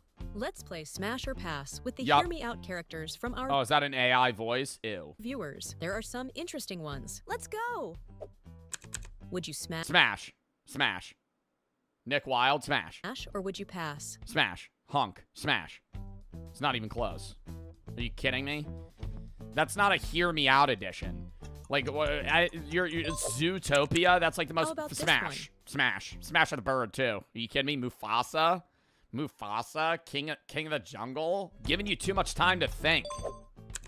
What will you choose? Pass. Here? Roderick Heffley, no. Badass, pass. Cool guy, pass. You might be gay. For saying that, I wanted to Mufasa, the coolest guy in town, the main character. Smash or Toothless. Pass. Smash. I do love Toothless. Toothless would be like the Mary in a Mary kill. Like I'm not fucking Toothless. I would love to like, you know, marry Toothless in like a platonic way. Like he's like a pet. Yeah, it's not like, I don't know, like Nick Wilde, yeah, it's a fox, but it's like he's like an anthropomorphic fox. Toothless is just like a dragon. What's your choice? Ooh, Barry B. Benson.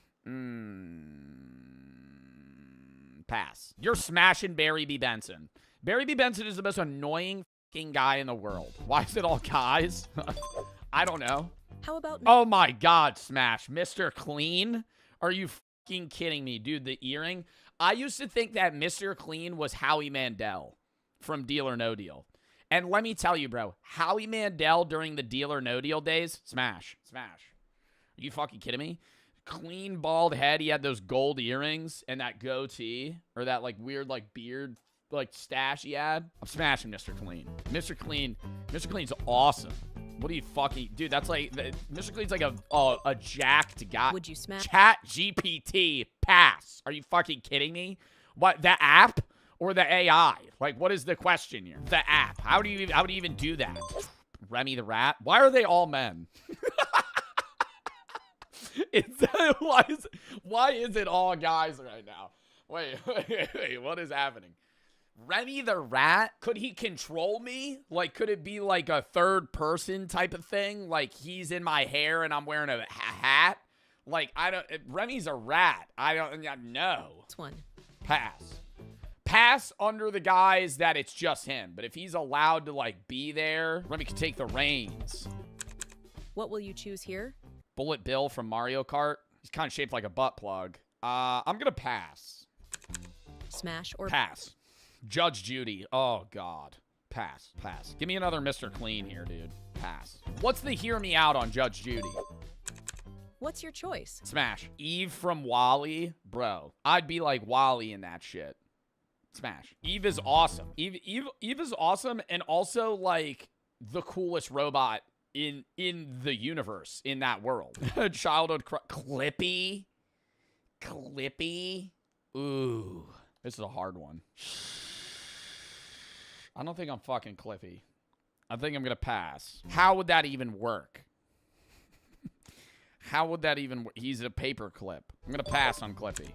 Would you smash? Smash. Gloria from Madagascar. I had a crush on Gloria from Madagascar. Are you kidding me? Remember that Moto Moto scene? I like them big. I like them chunky. Yo, that guy was badass too. Gloria from Madagascar was like the coolest person ever. Does she have to remain a hippo though? Does she have to remain a hippo? Play the scene? No. How about this? Oh, fuck no. The Cheshire Cat's getting a pass. Cheshire Cat's getting 100% pass on this one. Dude, that creepy-ass smile. Oh, fuck no, dude. That's actually terrifying. He does have a nice voice, though. Doesn't the Cheshire... What does the Cheshire Cat sound like? Doesn't the Cheshire Cat have, like, a smooth voice? Cheshire Cat. Hey. That's what he sounds like, right? Cheshire Cat voice. Better have a look. Oh, he does. Oh, no, but look at his fucking face, chat. That's terrifying. Look at him. And he's always like like 3 fucking inches away from your face. No. Mr. Mosby? Mr. Mosby? Pass. They're coming up with some creative ones. I didn't think Mr. Mosby would be on this list. Smash. Are you fucking kidding me? Green M&M? Before or after the sexy boots? Or pass. Before or after the sexy boots? Is this pre or post woke green M&M? Is this Tucker Carlson green M&M? I think it's the green M&M in the image. Pre-nerf? What's your choice? Megamind? Pass. Is it blue? Smash. How about Winona Ryder in Pass. Beetlejuice? Pass. Probably smells bad too. Pass. Gross. Pass. Would you smash or Pass. would you pass? Any character from Phineas and Ferb is a hard pass. Hard pass. For multiple reasons. How about this one? Pat the Handy Hammer. Handy Bandy Hammer. Pat. Pass. I feel like I'm passing on a lot of these. What will you... Blue's Clues, but Steve from Blue's Clues. Pass. God, man, why Smash? So many people are saying Smash. The dog? No. Steve, the guy. I feel like that's bestiality if you say Smash to the dog, bruh. It's different with the hippo, like Gloria, because she's an anthropomorphic hippo, and she's like human, like she is like a human consciousness. I feel like if you're saying like Smash to the Blue's Clues dog, bro, the Mufasa talks. Doesn't Mufasa talk? He speaks. Or just Smash. Lola? Smash or pass? I'm gonna go pass. What's your choice? Mr. Anderson, Smash. Tell him to shave that fucking mustache, though. Jesus. I actually have never seen Inside Out. 1 or 2. Acquisitions of Instagram and Twitch, and it still equates to less. Yeah, Twitch be setting money on fire though. This company don't make shit. Like I'm not trying to be a Debbie Downer. Twitch is like constantly thinking like, how do we make this profitable? Than what PayPal paid for Honey, a coupon browser extension. Well, Honey brought more to the table for PayPal than its ability to churn out mountains of cash. They also had 17 million users worth of data, and as it turns out, lots of it. Remember in the last episode how I said, if a product's free, it's likely you're the product? Well, we're at that part of the story now. You see, while Honey was handing out bottom of the barrel coupon I didn't hear that from him, because I feel like I've been saying that for years, but I didn't know he said that in the last video. Codes, they were also tracking your shopping habits and collecting a ton of data along the way. In fact, Amazon of all companies began warning users that Honey was a security risk, stating, Honey tracks your private shopping behavior, collects data like your order history and items saved, and can read and change any of your data on any website you visit. They even recommended uninstalling the extension. That was somewhat surprising to me, given how much Honey played into the whole, you can trust us with your data narrative. Actually free, not like selling all your personal data free. Does Honey sell user data? No. That mother, I fucking hate, yo, if you ever see that motherfucker, know he's lying, bro. This is the same. If you ever wonder why every video they have the same old fuck that's doing the fucking thing, it's because he's a guy that's hired to do it. You can't know on a fucking lie detector whether or not they actually lied that fast. It's inaccurate. It's random. It's basically a toss of a coin. That's why, what is that? What are they called? What is this called? What is this called? What is that fucking machine called? Oh my God, it pisses me off so much when I see these videos. Lie detector test videos are just wrong. Like, it's a lie detector, but it's called something. Yeah, polygraph test. You can't tell, like, that fast. That's why they get this guy, is because he's the most, like, legitimate. But, like, you can't ask somebody a question, them answer, and then a second later him go, true, lie, false. Like, it's just up in the air. This prompted me to investigate Honey's data collection practices. And what I found was, unsurprisingly at this point, pretty darn concerning. Hilariously, the first thing I noticed when auditing Honey's website was that they explicitly probably paid that guy $1,000, bro. I mean, like, I don't know. It's just like they're interviewing the CEO of Honey or whatever, and they're like, does Honey sell user data? No. True. True. Next question. True. It showed users that, hey, what we don't do is sell or share your data. But the moment you click the link to their privacy policy, the first thing you see is how we share your data. Excuse me? Red flag number 1. Now, this privacy policy was packed with vague language when it came to what data they were collecting and how they were sharing it. So I dug deeper and came across this incredible investigation by a German nonprofit called Data Request, who advocate for data privacy online. And they dug into Honey's data collection practices by submitting what's known as a GDPR right of access request. For those unfamiliar, under European law, anyone living in Europe can ask a company, no matter where it's located, for a copy of all the personal data that company has collected on them. So 2 of their members, Benny and Malta, both Honey users, each submitted a GDPR request. Their data revealed that Honey was systematically tracking their browsing activity across every website it considered to be an online store. They also collected timestamps, unique user IDs, device IDs, operating system info, geolocation details, and the full URL of the page visited. Now, Data Request showed that from these logs alone, Honey could infer some incredibly personal insights about a user. Here are just a few examples from Benny's data that was collected in 2020. Honey could see that on February 13th at 2:57 p.m, Benny viewed an iFixit guide on how to swap the DVD lens on a Nintendo Wii. They could see that Benny checked an AliExpress order 13 times, his order ID fully visible, including the fact he opened a dispute for the order. They could see he had a Microsoft Family plan and that he added a new family member to his Office 365 account. Honey also knew that Benny looked for an Airbnb in Berlin for 2 adults from the 4th to the 5th of March. And apparently Benny had issues with his iPhone because he viewed an Apple support page on how to reset his passcode. On March 23rd at around 5 p.m, Benny watched a documentary called Scanning the Pyramids on CuriosityStream, a service he subscribed to just an hour. Oh, it's literally just stalking his life. Like, this is crazy. Earlier through YouTuber Tom Scott's affiliate link. And apparently Benny's a gamer because he redeemed a game on Steam with the serial code 5HGP6. You get the point. All that information could be Yo, it tracked the Steam code he used for a game. Inferred from just 27 page views. But in total, Honey collected over 2,500 pages of web activity between just February and May of 2020. On him alone. On him alone? 2,591 pages? 20, meaning what I just read to you represents only 1% of the total data Honey collected within a 3-month window. That just tracked what he did every day. That is insane. Now, while Benny willingly registered an account with Honey, Malta, on the other hand, didn't. Yet Honey collected the same data from him as Motherfucker said, I'm never eating honey again. well, suggesting whether you like it's some brain worm. Formally register an account with Honey or simply installed the extension, Honey was harvesting the same data regardless. Huge shout out to Data Request for their work. I'll link their full investigation below.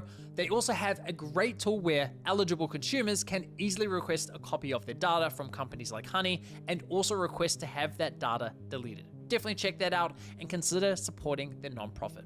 So as you can see, it starts to make a lot more sense why a company like PayPal would fork out so much money for this platform. Honey was sitting on a treasure trove of data that provided detailed insights into its users' shopping habits. Honey could see what users were buying, how they shopped, what they searched for, the decisions they made before checkout, and even the services they considered but didn't purchase. That information is invaluable to a payments platform like PayPal. But don't just take my word for it.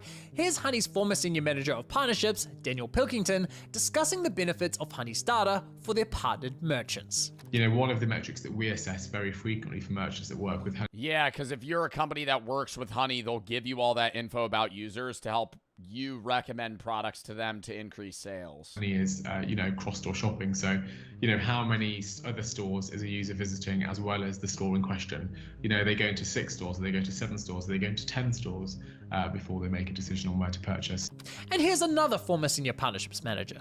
So one of the things we have insight into at Honey, because we're a browser extension and we can see our shoppers and how they shop, is that shoppers love to cross-site comparison shop. We're really kind of following the shopper where they go, and we're with them every step of the way. We have all sorts of tools to make those consumers stickier to those direct-to-consumer brands. And here's a former PayPal executive discussing how beneficial the data is for their goals. We've got a full... Yo, what is with all these fucking, old heads that work at these fucking companies using these dumbass Zoom green screen backgrounds being like, so yeah, marketing's a big thing. Honey, dude, you don't know if they're at 9 stores or 10 stores, and Honey knows if you're they can provide that for you of so say you're selling a shirt, maybe they're looking for a shirt on 4. It's not just frustrating, it's downright predatory. In fact, Made in Cookware CEO Chip perfectly summed up the devastating impact Honey's actions can have on a small business. When you're in the early stages of building a business, you're in the stage of, will this company even work?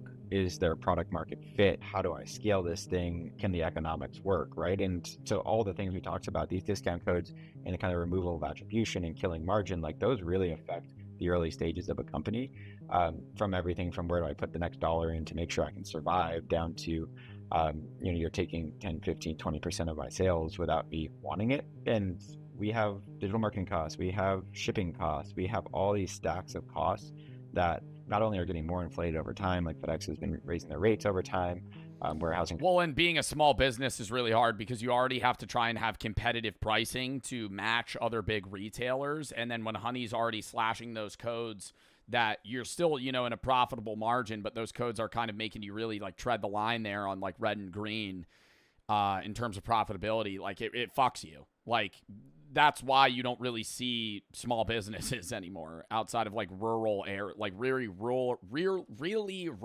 that's hard. Really rural areas. Like when you're in the middle of nowhere, there's always like a local coffee shop and all this other shit. Or if you're in big cities, there's a mixture, but kind of like that in between town where you're that kid that hangs out at Walmart on Fridays. Like you never really fucking see small businesses anymore because those big companies that come in just steamroll everybody else. And now like that's hurting even more companies, especially in the online business where you're trying to fucking compete with Amazon. And you're just getting fucked. Costs have gone up, COGS have gone up, as you know, through inflation for the last 4 or 5 years, right? Like all the cost structures have been going up, and to have someone just stealing and compressing the actual revenue you want, like puts small businesses in a real squeeze. It's just really disappointing, and like it doesn't even work because at the end of the day, like you need to make the numbers work. And if Honey is going to steal 10% of your revenue all the time, you're gonna have to raise prices at the end of the day to make up for that, right? And so it's not only not effective, but it makes it worse for the consumer. It compresses for the small business owner any margin. And it's just like a really awful business model. Like we've been so mad at them for so long.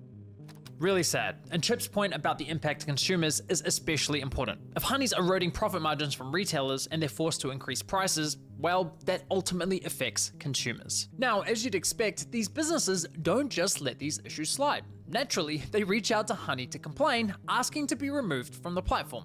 And that, unfortunately, is where the story takes a much darker turn.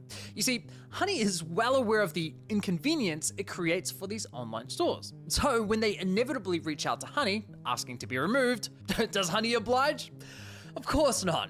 Instead, Honey goes, how about this? We'll give you full control over which coupons go live on our platform, but only if you partner with us. I kid you not. Yo, that's like some Monopoly Man shit. Like that's like, yo, that's actually crazy. Like, yo, we're not gonna take your shit off, but we will let you put codes, but you have to give us a cut. In fact, Chip was kind enough to share his email exchanges with Honey from 2020. And you need to see it because holy shit, it's bad. Now, it is a long email chain, so I'm not gonna read the entire thing, but you're welcome to pause to read the bits I skim over. Hi, I am the CEO of Meeting Cookware. Please remove us from your app. You've scraped a private friends and family code from our checkout and put it on the platform for others to use. We've lost a bunch of revenue. 4 days later, Honey responds with, hi Chip, thanks for reaching out. Honey supports over 40,000 stores online, and we always prioritize protecting the Honey experience for users by supporting available stores and displaying available codes. We can absolutely remove the code in question. In order to protect the Honey experience for our users, we typically do not remove codes unless we have a working relationship. I mean, right off the bat, they're basically saying, we won't compromise the experience for our users unless you... But what does the working relationship entail? Pay us. Classy. We'd love to discuss how we can work more closely and partner with your brand. Chip replies the same day, we don't offer affiliate deals to coupon sites. We'd like to be removed from your site and extension completely. With the sales pitch not going to plan, Honey brings in their global partnerships manager, Kelly Rodick, who explains to Chip that, hi Chip, jumping in here. Oh my God, bro, the fucking email formality bullshit. Like I get emails like this where they're like, hey, we could really increase your views. By the way, my name's Brian. Nice to meet you. Fuck off. Fuck off. Fuck off. Just talk to me like I'm a regular person, bro. Hi, Chip. Jumping in here. Name's Kelly, and I work on the partnerships team here at Honey. I know this must be a headache, and I'm happy to... What is this fucking cookie cutter ass response, bro? It's like, that's why people hate customer service representatives, because they're literally reading a fucking slot in front of them on like what to say in response to you. Holy shit. His leak code was added through Honey's user-generated coupon functionality. No surprises there. She completely ignores his request to be removed from the platform, only offering to remove the leaked employee discount. Chip replies the same day, our friends and family code was listed on your site. That was an internal code meant for a small group of people that was never published anywhere. Our whole site can't be removed from your app? Honey only responds a week later, confirming they removed the employee discount, but again, completely ignores Chip's request to be removed from Honey. Chip responds immediately, pushing for an answer, but they ignore his email completely. A month later, and Honey leaks another private discount code. Hi, please remove from your app. That is a private code behind a private employee perk login. This should never be public. I don't understand how you feel taking a private employee perk and making that public to the world is helping our business. Yo, Kelly Rodak is just dealing with pissed motherfuckers. Honey responds, confirming they removed the code. Hi, Chip. Hi, Chip. But instead of taking responsibility, they try shifting the blame onto Chip, suggesting his employees might be responsible for shipping. Is it possible that a maid in cookware and birdies was like the Great Depression? Because that was bad for the world as well. Okay, so we're a little loosey-goosey on the exact year, but trust me, whenever it was bad. Rewind 73,000 BC. I love how we're jumping around history right now. We got Spanish flu. We have Christopher Columbus, 2008, and now 73,000 BC. Clock 70 or so millennia, and you'll witness what's known as a super Pompeii? When was Pompeii? Wait, is this Pompeii? Volcano eruption. No, Pompeii was not 73,000 BC. 73,000 BC, there wasn't fucking cities yet. When was Pompeii? That was probably like fucking 3,000 years ago. 79 CE, so 2,000 years ago. This particular event is known as the Toba catastrophe and is probably the thing Indonesia is second most famous for after Komodo dragons. This eruption set off a 10-year volcanic winter that nearly eliminated the entire human species. The Toba eruption released so much volcanic ash into the atmosphere that it blocked sunlight, leading to a drastic drop in global temperatures. The few survivors faced harsh conditions, with scarce food and resources, struggling to maintain their communities. The entire human population left on Earth was somewhere between 3,000 and 10,000 people, or roughly the size of Brandon, South Dakota. And we're all descendants of them. Wow. We're all related to those people. I feel like that's so cool that like every person has a common ancestor, like what, 60 people ago or something. Like there's somebody that so we're all related in some way. Yeah. But not in a sense of like incest. But I'm pretty sure this era is when they were making like was it whale bones? No, I think it might have been like, what's that motherfucker from Ice Age? A mammoth. Mammoth bone huts. Yeah, people used to live in this. Stuff that looked like this. Ukraine. Mammoth bone structure homes. This is like when it was like really fucking cold out. They would make shit like this out of just straight animal remains because it was so insulative. And they would put like hides and other stuff on the outside because it was just cold as fuck. You've never heard of Brandon, South Dakota? Okay, Madison Square Garden can hold around 20,000 people, so the entire population left on Earth after that eruption could fit in MSG twice. This phenomenon is known as a genetic bottleneck, and is also why we're all kind of related. Number 6, 1929. The Roaring Twenties came to an abrupt end in 1929 when the U.S. stock market crashed, setting off, stop me if you've heard this before, a global economic collapse. The Great Depression that followed was a decade-long economic— Oh no! Oh no! American steel is down! Is down! Let me go withdraw all my money from the bank. And then they had no money. Disaster that affected almost every country in the world. Yeah, imagine pulling up to a bank going, I want to withdraw my money. And they go, we don't have it. Huh? Mental health was— We don't have it. Huh? At an all-time low immediately following the market crash. Self-deletion rates were so high that some hotel operators in New York City would ask guests if they needed a room for sleeping or jumping out of. That's real. In the US, 1 in 4 people became unemployed, and wages for the remaining workforce were basically cut in half. Bread lines and soup kitchens became a common sight, and many people lost their homes and savings. One farmer of the day knew he couldn't afford to feed his sheep, so he slit their throats and threw them down a canyon instead of letting them starve. It's like, wow. What? They don't like sheep? The events of 1929 set off a decade of economic hardship that culminated in Earth's favorite pastime, World War. Number 5, 1601. If you take one thing away from this video— Is that the witch trials? When were the witch trials? I was just in Salem. No, that was 1692. It should be that volcanoes are bad. So bad, in fact, that one volcano in Peru basically turned the lights off for the whole planet.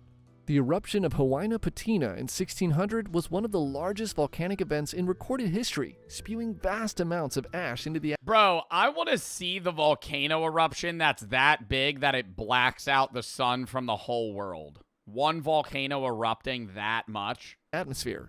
The summer of 1601 was known as the summer with no sunshine. Sunlight levels dramatically decreased everywhere in the world, causing mass famine, but nowhere more so than Russia. The lack of sunlight led to crop failures and livestock death. A third of the Russian population starving to death in the 2 years following the eruption.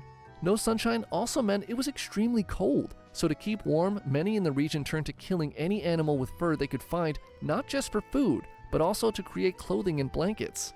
Accounts from the time describe people so desperate for food that they ate grass, their pets, and each other.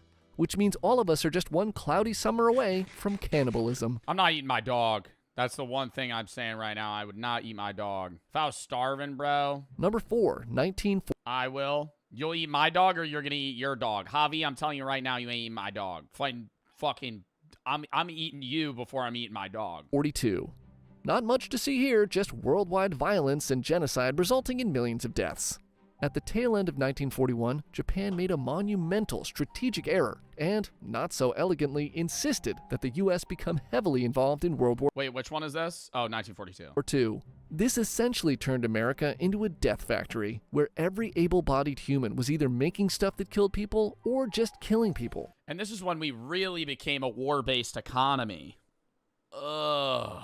The war effort mobilized entire populations, leading to the development of new weapons and technologies, including the Manhattan Project, which would cause all kinds of problems for future humans. Meanwhile, soldiers and civilians in Russia... And it was a like, the Manhattan Project was terrible, but, like, even if the Manhattan Project didn't happen, nuclear bombs would still exist, right? It was just who's the motherfucker to make it first. Like, nuclear bombs exist whether or not Oppenheimer makes it. Right. Like the Russians would have made the bomb. At some point, China would have made a bomb. Japan would have made a bomb. Somebody would have made a bomb. Russia and China were dying by the thousands every day.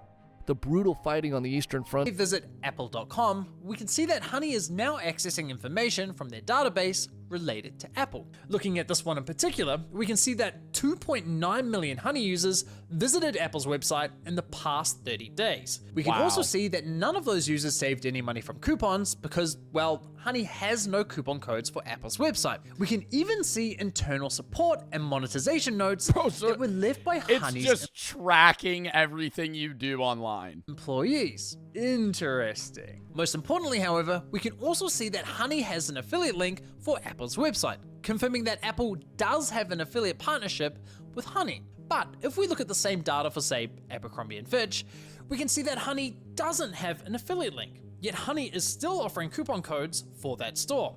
And sure enough, if we click Apply Coupons on Abercrombie & Fitch, Honey doesn't load an affiliate link through that infamous sneaky tab. Aha! Things are starting to make more sense. So all I had to do now was collect this data for every store in Honey's database. The only problem is, collecting this data for one store is easy, but doing it for 180,000, that would literally take years. Unless, of course, you created a little program that automated the entire process, crawling through that massive list, scraping Honey's data.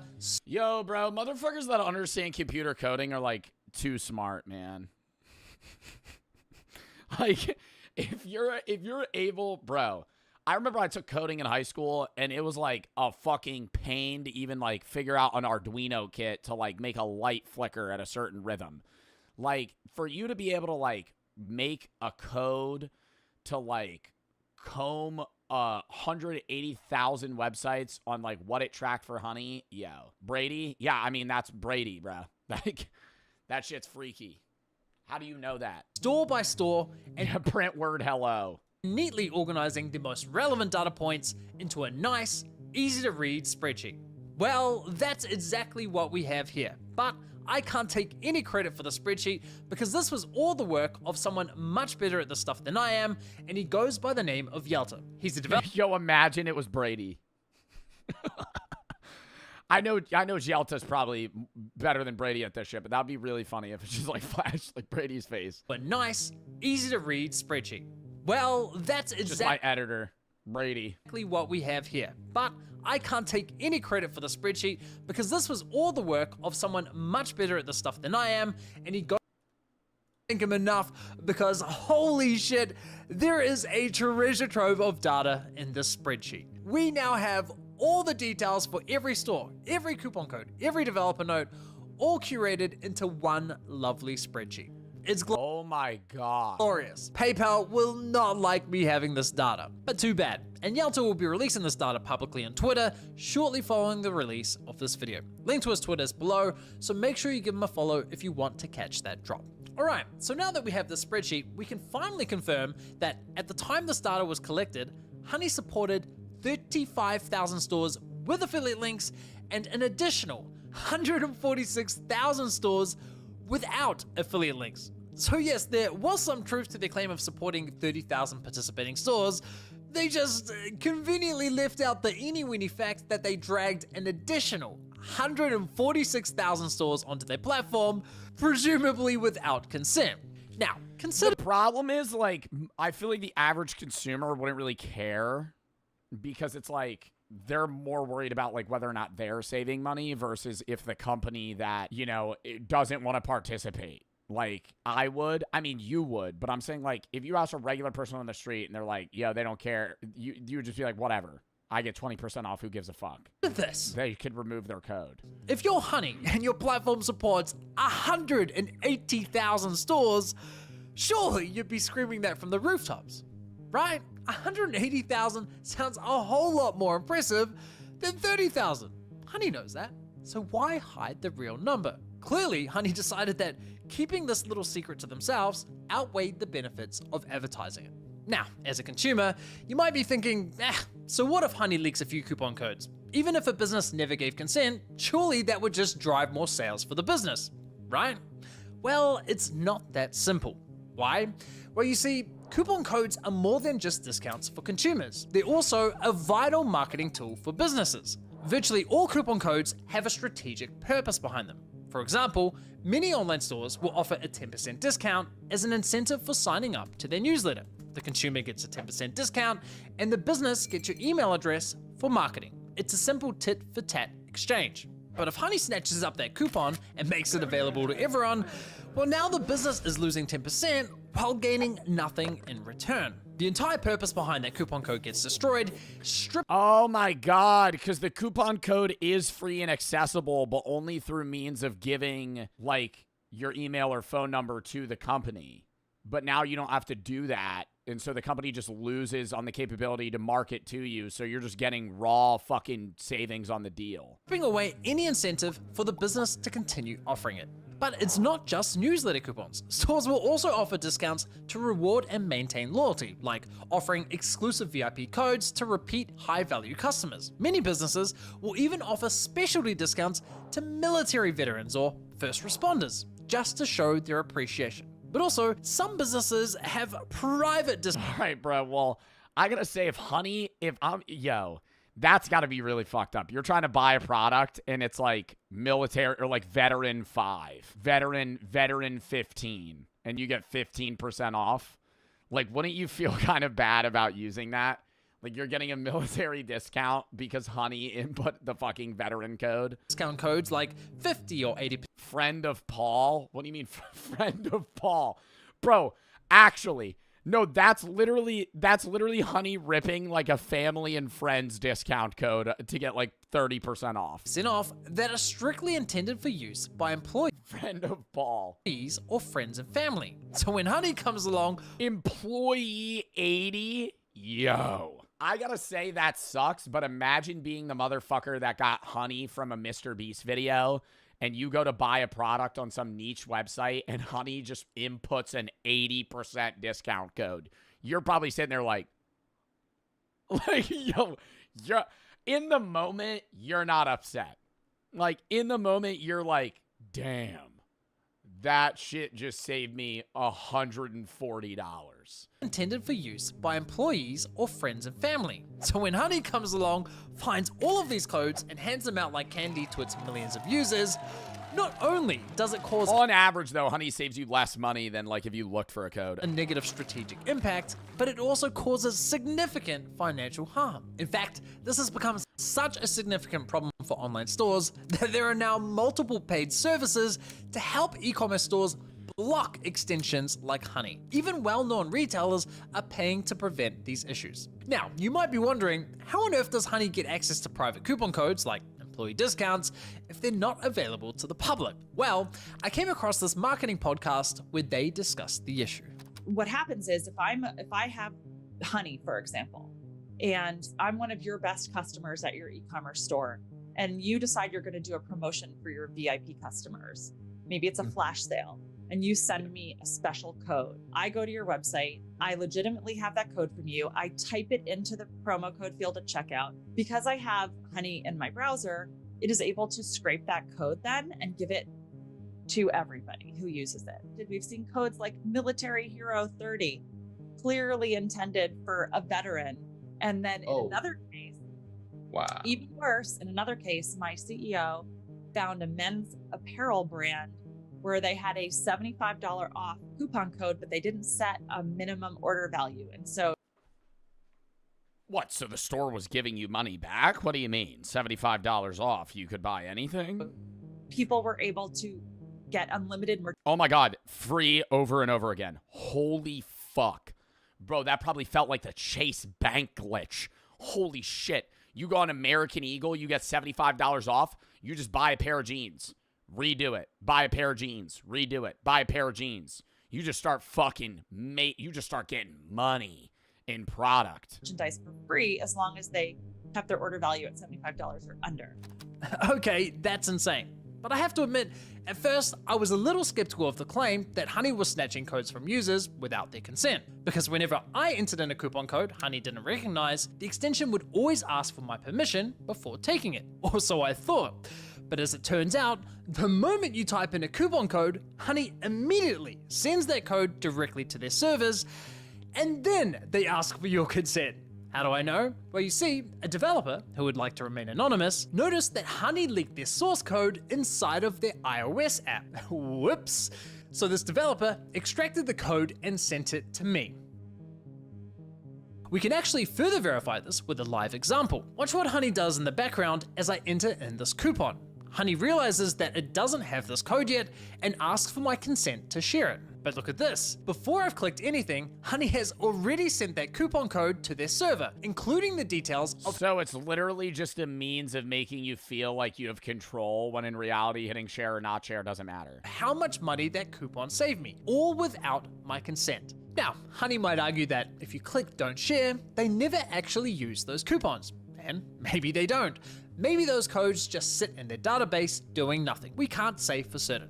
However, if you read Honey's privacy policy, it explicitly states that they collect data such as coupons, promo codes, and deals you found. So while they ask for a user's consent, their privacy policy clearly allows them to take that data without it. So why does this matter? Well, it matters because when private codes get leaked, businesses don't just lose money, they're often left in the dark, unable to trace how those codes were exposed in the first place. I've personally found several coupon codes through Honey that were clearly intended for private use. This one coupon I found worked like a $35 gift voucher, meaning I could make unlimited free orders provided my cart value was $35. Yo, I would have I'm being 100% honest, bro. If I was like 18 back when Honey was like, popping off, I would have fucking nonstop ordered shit, man. Like that would have literally been like Clash of Clans, free gems, glitch come true.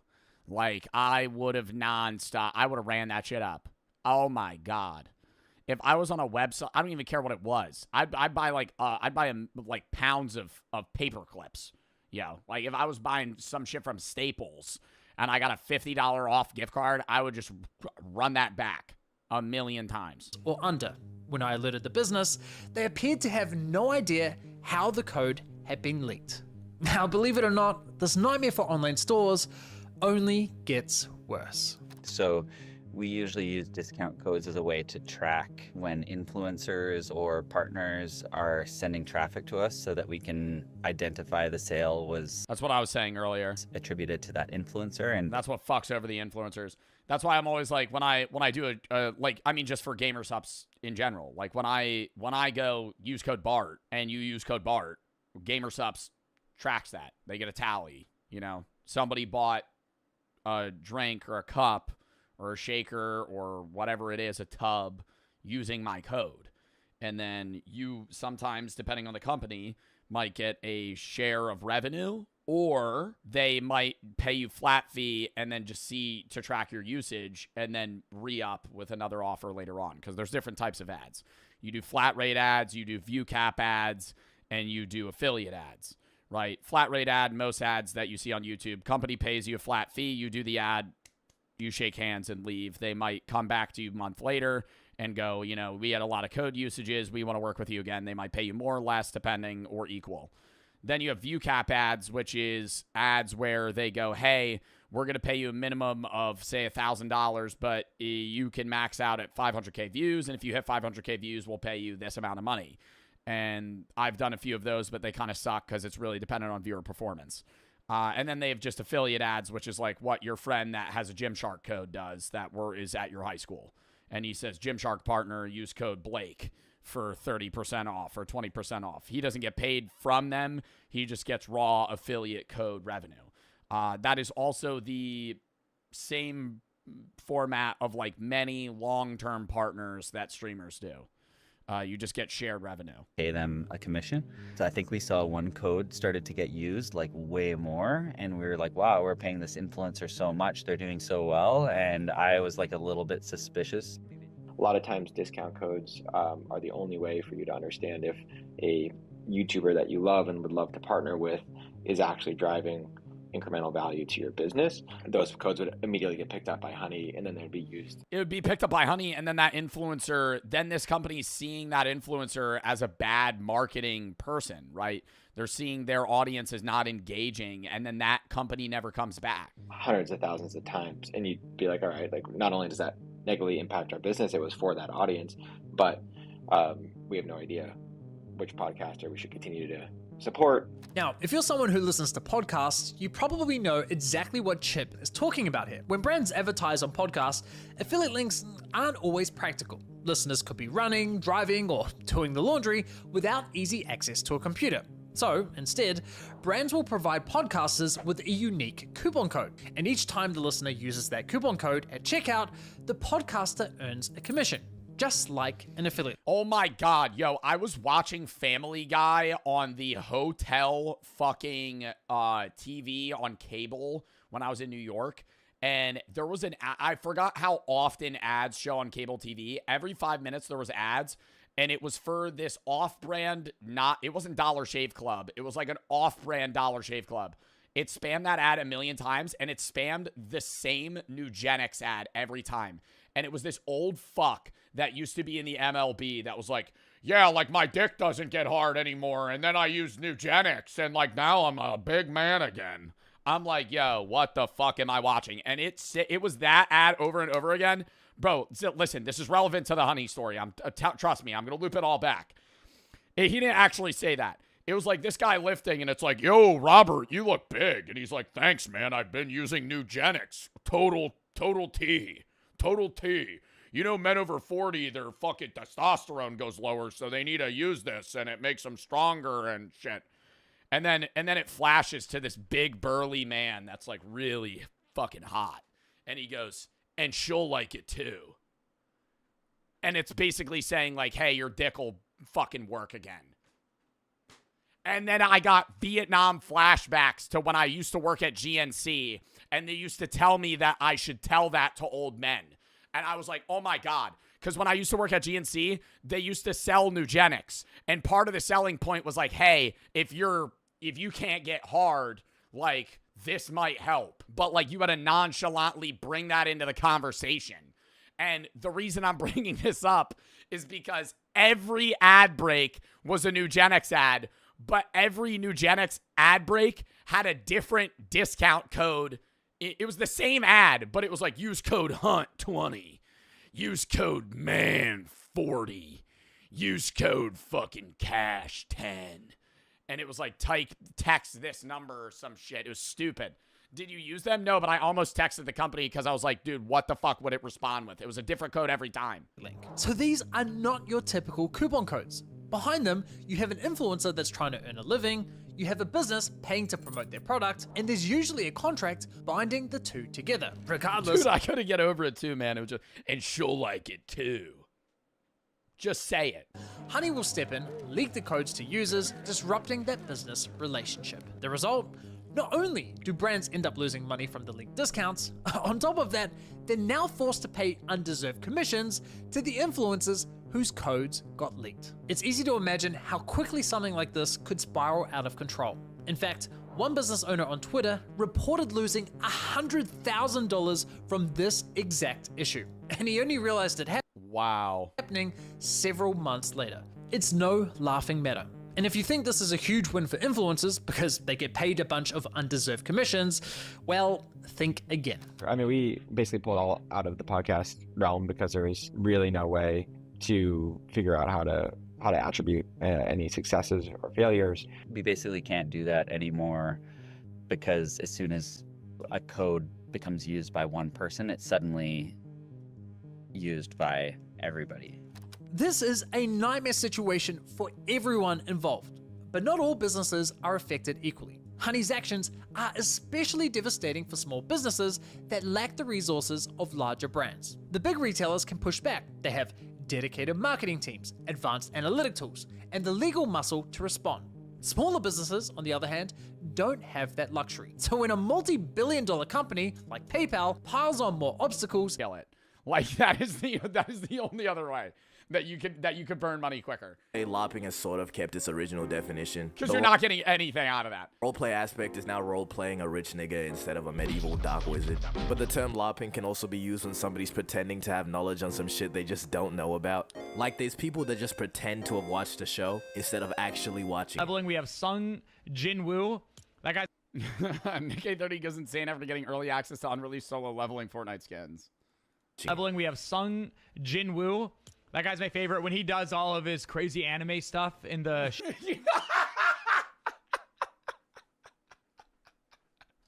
Jinwoo. That guy, he does all his crazy anime stuff. That guy's my favorite when he does all of his crazy anime. I've never seen this. Is this a sponsor? I feel like he has to glaze it. There's no way. Stuff in the show, in the movies, like it really makes my day. And then the same people will take part in discussions about the show. Bro. First season of solo leveling, I haven't seen second season because it wasn't in dub, and I'm not gonna LARP. I love watching dub because I constantly look down, and if I'm watching sub, I can't look down. So I watch dub. First season of solo leveling, the story sucks. Fight scenes, oh, chef's kiss, right? I just love watching him get stronger and then fight bigger things. That's all I want to see. Every episode, he could just get stronger, fight something that's stronger than him, and be like, duh, I don't know if I'm going to be able to beat this. And then he beats it, and then he levels up, and then he fights something bigger. That's all you got to do. Rinse and repeat until he fights God. And then the show's over. They watched it in 2x speed, divided in 3 parts on a TikTok channel. And this kind is beyond annoying when uninformed people want to act informed, and then just start spreading straight misinformation. And then there's people who outwardly express the fact that they like an artist. Oh my god, people that LARP liking, like, underground rap. There's people that actually like Netspend, and then there's people that say they like Too Slimy. And I just can't. Like, I can't, like, that's, like, there's a level of, like, LARPing behind that, and it's like, okay, I understand why you like Netspend. It's, like, unique, and it's, like, different, and then it's like, okay, I'm just gonna be more different than that, and I'm gonna fuck with Too Slimy. Like, I like Too Slimy's, and people say that to me about funk. Bro, I was talking to Jack Pembroke about that. Jack was like, funk music's fucking noise pollution comparable to like Netspend. And I'm like, well, no, I like certain Netspend songs, but I'm like, bro, funk music is not noise pollution. There's a beat to it versus just that's cringe as fuck. Bro, I don't give a fuck. I love funk music. I used to like rave music. Now I like funk music. I just love shit with beats, bro. This shit gets you hyper, bro. This shit spikes your heart rate. I like that. To the artist. Makes me feel like I'm alive. And then they'll just bite the aesthetic that's associated with liking that artist. Yo, if you could describe your outfit with a song, what would it be? Viva la vida. It's the worst time to stutter. It's the worst time to stutter. You can't, bro. That's like when you're trying to diss somebody and you're like, "Oh, well, you look like a yeah." You just gotta say, Like, if you don't get it out, it's just like, I'm just walking away. I'm just walking away. Never mind. Never mind. Viva la vida. With liking that artist. Yo, if you're gonna start me off with a song, what would it be? Viva la vida. Viva la vida by Cosby. I'd be like, bro, cut that out. Yo, like right after that, I'd be like, yo, chop that shit. Chop that shit. That was a targeted example, but it can be much more generalized. Like, let's say skating. People like the skater aesthetic, but aren't willing to actually put in the effort to get good. And these are referred to. Bro, you know the shit that actually fucking pisses me off? I'm fine with people doing like hobby horsing or any of that, like hobby horsing or the fucking, what's the shit where they just grind on the floor? Sliding. I think that's cool. Whatever. Fine. You want to do that? I hate hobby mountain biking. Hobby mountain biking is the stupidest shit. How do I even find this? Because if I look up hobby mountain biking, it just shows me people actually mountain biking. Hobby mountain biking is a thing where they have, oh God, is this one? No, it's just the front wheel. It's the front wheel. And they just run around with the front wheel. What would I look up to find that? Oh, they have hobby, oh my God, they have hobby motocross. I didn't even know that. I gotta cut the fucking music though. Like, I don't know if this is a meme. This isn't even what I'm talking about, but it's just, imagine this with like a mountain bike. This is called Hobby Duro. This is Andy, and he went viral for being the first professional hobby rider. And Hobby Duro is basically just like normal enduro, but the stunts are much safer since your bike doesn't have an engine or wheels. But is this too dangerous? This is called Hobby Duro. Bro, that's so lame. Like, that's so lame. Like, I get people liking hobby horsing, right? Like this, because you're doing like some sort of athletics and you're trying to like mock what a horse looks like. Like, they're doing high jump basically. Like there's shows, you know, am I gonna go watch that? No, but like, I'm not judging that. Hobby mountain biking, just get a fucking mountain bike, you chud. Why? Like, you're doing tricks that you could just do on a bike. Like, just sit on the bike, just ride the bike. Why? I get maybe hobby motocross. I get it even more than hobby mountain biking, because like motocross, it's like, oh fuck, I could like snap my neck and die. But like hobby mountain biking, bro, there has to be a video of it. This is a guy commentating on it, but it's fine. So here's another sport that top 10 worst years in human history. Around for roughly 200,000 years, and honestly, most. Let me guess a few of them. Something with the Black Plague. World War II when the bombs dropped. In human history, I was going to say in history, probably when the meteor hit the dinosaurs. Humans weren't around then. 2008. Why? The housing market crash? Y2K when the world didn't end. That time was spent dying in pools of our own diarrhea. 2020. I don't think like COVID years are top 10 worst years in human history. Yeah, Holocaust. That's why I said World War II. So when you think of the worst years in human history, it's basically all of them. But that would be a boring video. So let's be prisoners of the moment and allow recency bias to cloud our analysis as we rank the top 10 worst years to be alive in human history. Number 10, 1918. This year kicks off with a I feel like that was a pretty fire year now. Wasn't that right before the Roaring 20s? Roaring 20s was like a great time to fucking like be a middle-class American. Little something called the Spanish flu.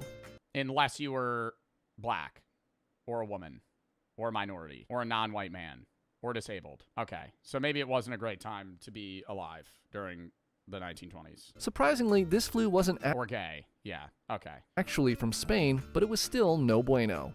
Exact numbers for the death toll are kind of hard to pin down. Oh, Spanish flu. But estimates range from 20 to 50 million human deaths globally. The Spanish flu was 50 million deaths. How many people died from COVID? 7.1 million. Wow. So Spanish flu was like 6 times that? No, 7 point something times. Particularly deadly for 2 reasons. 1, it was a brand new strain of the flu. And 2, the conditions of the Great War made it so much easier for the disease to spread. Soldiers returning home brought the flu with them, infecting people in remote areas who had no immunity to the virus. What was extra special about the Spanish flu was that it was unusually deadly for young adults compared to other flu viruses of the time, leading to a significantly higher death toll. This disease Chat, if you got the Spanish flu, do you think you would eat that shit? I think I got a pretty weak immune system when it comes to, like, big illnesses. I had COVID twice, and I was fine. But that was COVID. Spanish flu, like, part of me, okay, I would never want it, but part of me is like, would I die with the Black Plague? Yeah. Yeah. No modern medicine, right? Like, let's say you get the Spanish flu, but you're not allowed to take, like, Advil, Tylenol, nothing. Like, you're just you're ripping it. You know, like, you're lasting that shit out. It's wraps. Most of us are dying. Was terrifying for doctors. Black Plague has to be on this. The Black Plague was so bad that people thought it was an evil that brought the end of the world, bro. That many people fucking died. There were bodies in the streets, piles of dead people. When the Black Plague was like the devil himself coming back to Earth, bro. Like a third, it was a third of Europe. I'm pretty sure it was more than a third of Europe. I think it was maybe a third of Europe as a whole, but a ton of, like, certain areas, like, almost everybody died. How many people in Europe died of the Black Plague? 50 million people, but this was in the 1300s. So 50 million people in the 1300s is way more than the 1900s. 30 to 60% of the continent's population of Europe died. Florence, for example, lost up to 60% of its population, similar to London. So, like, heavily populated cities lost, like, more than half of their people. Just because of how quickly it spread, or how quickly their It was a third of the world. That's what it was. patients died, but the process of how people died from it. Heliotrope cyanosis was a symptom of the Spanish flu, where a patient's skin would slowly turn purple as their lungs filled with fluid, preventing them from getting enough oxygen into their bloodstream. The blue/purple color would start in their lips and fingers, but eventually spread across their whole body as they neared death. After the patient passed, their entire body would then quickly turn from purple to black. Truly horrific stuff. To make matters worse, 1918 was also the final year of World War I, which saw another 5 million global casualties and made most of Europe no fun. Also in this year, you had the Russian Revolution going on, which ended the House of Romanov for good with the assassination of Nicholas II and his family this year. This revolution allowed Vladimir Lenin to take power, where he established a totalitarian dictatorship that oversaw the mass killing of political dissidents. The revolution was marked by brutal civil war and famine, which killed millions more. And finally, the Treaty of Versailles was being drafted, which, while not initially terrible, put Germany in a super bad mood that had some pretty major downstream consequences. But more on that later. Number 9, 1492. What happened in 1492? I feel like there's a gap. I feel like there's a gap in human knowledge. Like, most humans know a lot of shit that happened between 1800 and, like, today. And then you know a little bit about the 1600s and, like, Jamestown and, you know, fucking witch trial shit, blah, blah, blah. You know, you could even go back to, like, certain, like, poets or people that were alive, like musicians in, like, 1300s. 1492, oh, Columbus. Columbus sailed the ocean blue in 1492. Ooh. That one slipped the brain for a minute there. Yeah. We all know in 1492, Columbus sailed the ocean blue. But by doing you gotta say the rhyme for me to know. You can't just show me the date. that, Columbus also opened up a portal to hell for nearly everyone who is currently living in the Americas. Yo, that motherfucker was a horrible person, bro. They don't teach. Yo, they deadass didn't teach. I feel like now they probably do. I remember when I was a kid, bro, they did not teach about Columbus being a horrible person. They were like, Columbus founded the Americas. That motherfucker lied to the Native Americans and said that the fucking moon was gonna, or the sun was gonna disappear, or the moon was gonna disappear. They lied. He was like, hey, the sun's gonna disappear if you don't fucking give us food. And they were like, no, it won't, because who the fuck would believe that? And he just knew knowledge about astronomy, and he said his god was more powerful than theirs. And then there was a fucking solar eclipse, and the sun disappeared. And then they fucking gave them all their food, and then died. Every indigenous person that came in contact with the Europeans... I thought he said the moon would be of blood. I'm pretty sure he just predicted a solar eclipse. Yeah, in 1504, there was a total lunar eclipse. A lunar eclipse. During his fourth voyage, Christopher Columbus induced the inhabitants of Jamaica to continue provisioning him and his hungry men, intimidating them by predicting a total lunar eclipse. Some claim Columbus used the ephemeris of the German astronomer, But Columbus himself attributed the production to the Almanac of Abraham Zacuto. He got beached, blah, blah, blah. They needed food. They couldn't give it to him. And then he, like, basically just, like, settler was lied either to them. He would also, like, you know, do some pretty fucked up shit in general. killed by a disease, killed in the slave trade, killed in war, or died of a broken heart. And while it certainly didn't all happen in 1 year, the introduction of European settlers to the Americas ended up killing 90% of the indigenous population. Even if it was a peaceful interaction, Europeans brought over diseases that the Native Americans hadn't encountered yet. And then they all died. Same thing with, like, a lot of encounters with, like, Amazonian, like, tribes. Like, you just, like, go see them. You could be peaceful, and then they're all just gonna get, like, fucking smallpox and die. Diseases like smallpox, measles, and influenza decimated communities that had no immunity to these foreign illnesses. I guess one could argue that the events of 1492 had positive effects. It was not peaceful. I'm saying there was multiple interactions. There were instances of peaceful interactions. Many were not. On much of humanity. I'm not with Columbus. I'm talking about, like, people just arriving to the Americas. Leading to the age of exploration and the eventual globalization of trade and culture that brought us things like pizza and chocolate. However, the near extinction of an entire continent civilization does put it on our list. Number 8, 2008. This is probably the housing market crash. I feel like we're jumping pretty heavily here. The housing market crash of 2008 was worse than smallpox. Height of recency bias, but and Vladimir Lenin. Who cares? It sucked.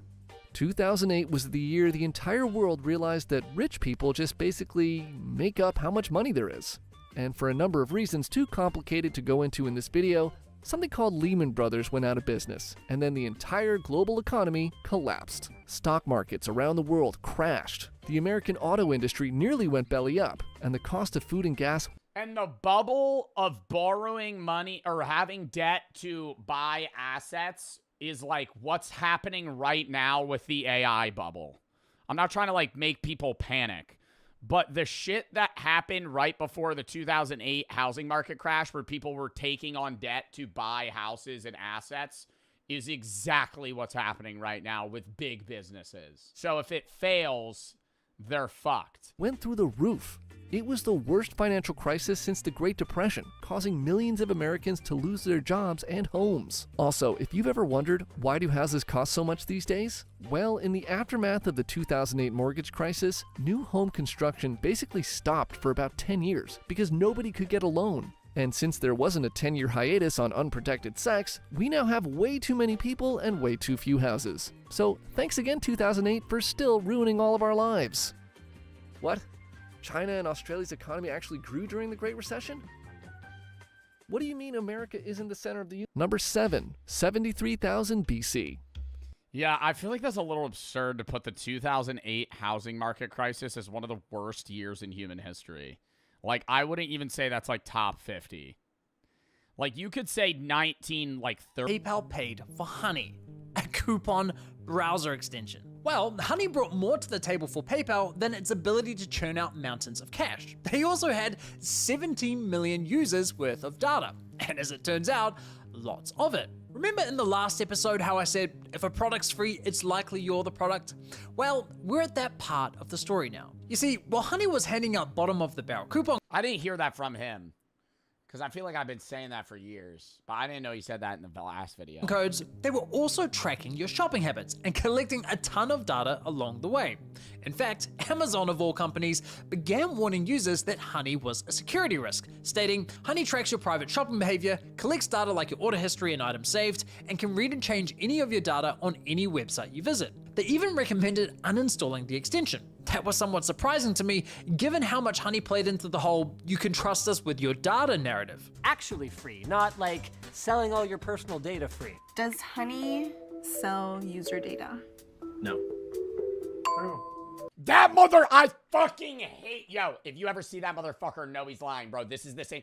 If you ever wonder why every video they have the same old fuck that's doing the fucking thing, it's because he's a guy that's hired to do it. You can't know on a fucking lie detector whether or not they actually lied that fast. It's inaccurate. It's random. It's basically a toss of a coin. That's why, what is that? What are they called? What is this called? What is this called? What is that fucking machine called? Oh my God, it pisses me off so much when I see these videos. Lie detector test videos are just wrong. Like, it's a lie detector, but it's called something. Yeah, polygraph test. You can't tell, like, that fast. That's why they get this guy, is because he's the most, like, legitimate. But, like, you can't ask somebody a question, then answer, and then a second later him go, true, lie, false. Like, it's just up in the air. This prompted me to investigate Honey's data collection practices. And what I found was, unsurprisingly at this point, pretty darn concerning. Hilariously, the first thing I noticed when auditing Honey's website was that they explicitly probably paid that guy $1,000, bro. I mean, like, I don't know. It's just like they're interviewing the CEO of Honey or whatever, and they're like, does Honey sell user data? No. True. True. Next question. True. They assured users that, hey, what we don't do is sell or share your data. But the moment you click the link to their privacy policy, the first thing you see is how we share your data. Excuse me? Red flag number 1. Now, this privacy policy was packed with vague language when it came to what data they were collecting and how they were sharing it. So I dug deeper and came across this incredible investigation by a German nonprofit called Data Request, who advocate for data privacy online. And they dug into Honey's data collection practices by submitting what's known as a GDPR right of access request. For those unfamiliar, under European law, anyone living in Europe can ask a company, no matter where it's located, for a copy of all the personal data that company has collected on them. So 2 of their members, Benny and Malta, both Honey users, each submitted a GDPR request. Their data revealed that Honey was systematically tracking their browsing activity across every website it considered to be an online store. They also collected timestamps, unique user IDs, device IDs, operating system info, geolocation details, and the full URL of the page visited. Now, Data Request showed that from these logs alone, Honey could infer some incredibly personal insights about a user. Here are just a few examples from Benny's data that was collected in 2020. Honey could see that on February 13th at 2:57 PM, Benny viewed an iFixit guide on how to swap the DVD lens on a Nintendo Wii. They could see that Benny checked an AliExpress order 13 times, his order ID fully visible, including the fact he opened a dispute for the order. They could see he had a Microsoft Family plan and that he added a new family member to his Office 365 account. Honey also knew that Benny looked for an Airbnb in Berlin for 2 adults from the 4th to the 5th of March. And apparently Benny had issues with his iPhone because he viewed an Apple support page on how to reset his passcode. On March 23rd at around 5 PM, Benny watched a documentary called Scanning the Pyramids on CuriosityStream, a service he subscribed to just an hour. Oh, it's literally just stalking his life. Like, this is crazy. Earlier, through YouTuber Tom Scott's affiliate link. And apparently Benny's a gamer because he redeemed a game on Steam with the serial code 5HGP6. You get the point. All that information could be Yo, it tracked the Steam code he used for a game. Inferred from just 27 page views. But in total, Honey collected over 2,500 pages of web activity between just February and May of 2020. On him alone. On him alone? 2,591 pages? 20, meaning what I just read to you represents only 1% of the total data Honey collected within a 3-month window. That just tracked what he did every day. That is insane. Now, while Benny willingly registered an account with Honey, Malta, on the other hand, didn't. Yet Honey collected the same data from him as Motherfucker said, I'm never eating honey again. well, suggesting whether you like it's some brain worm. Formally register an account with Honey or simply installed the extension, Honey was harvesting the same data regardless. Huge shout out to Data Request for their work. I'll link their full investigation below. They also have a great tool where eligible consumers can easily request a copy of their data from companies like Honey and also request to have that data deleted. Definitely check that out and consider supporting their nonprofit. So as you can see, it starts to make a lot more sense why a company like PayPal would fork out so much money for this platform. Honey was sitting on a treasure trove of data that provided detailed insights into its users' shopping habits. Honey could see what users were buying, how they shopped, what they searched for, the decisions they made before checkout, and even the services they considered but didn't purchase. That information is invaluable to a payments platform like PayPal. But don't just take my word for it. Here's Honey's former senior manager of partnerships, Daniel Pilkington, discussing the benefits of Honey's data for their partnered merchants. You know, one of the metrics that we assess very frequently for merchants that work with Honey. Yeah, because if you're a company that works with Honey, they'll give you all that info about users to help you recommend products to them to increase sales. Honey is, you know, cross-store shopping. So, you know, how many other stores is a user visiting as well as the store in question? You know, they go into 6 stores, they go to 7 stores, they go into 10 stores before they make a decision on where to purchase. And here's another former senior partnerships manager. So like one of the things we have insight into at Honey, because we're a browser extension and we can see our shoppers and how they shop, is that shoppers love to cross-site comparison shop. You know, we're really kind of following the shopper where they go, and we're with them every step of the way. We have all sorts of tools to make those consumers stickier to those direct-to-consumer brands. And here's a former PayPal executive discussing how beneficial the data is for their goals. We've got a full... Yo, what is with all these fucking, like, old heads that work at these fucking companies using these dumbass Zoom green screen backgrounds being like, so yeah, like marketing's like a big thing. Like Honey, like, dude, you don't know if they're at like 9 stores or like 10 stores, and like Honey like knows if you're like they can provide that for you of like what, like, so say you're like selling like a shirt, like maybe they're looking for a shirt on like 4 different websites. Like, yo, like you don't even need, like you could replace this guy with ChatGPT, like actually. It goes. We've got a full suite of solutions across our consumer platforms that help drive new customers, that help drive loyalty, that help drive conversion, and ultimately sales lift. And we have a lot buzzwords, just buzzwords, bro. A lot of analytics and a lot of data, a lot of shopper data, obviously, and that's something that we can unlock on behalf of our partners. You've got to hand it to Honey. They've truly mastered the art of selling bullshit narrative. What the fuck is a buzzword? Shit you say that makes people pay attention and makes you sound smart. To use is what I would say in that example. So, like, yeah, we have, like, a culmination of different properties that we're able to, like, you know, fork over to a customer in a sense of, like, giving them, like, some sort of leisure on whether or not they're able to, like you're just yapping. Like, it's just... They promise... You're just saying words. Privacy. You're saying words that go, oh.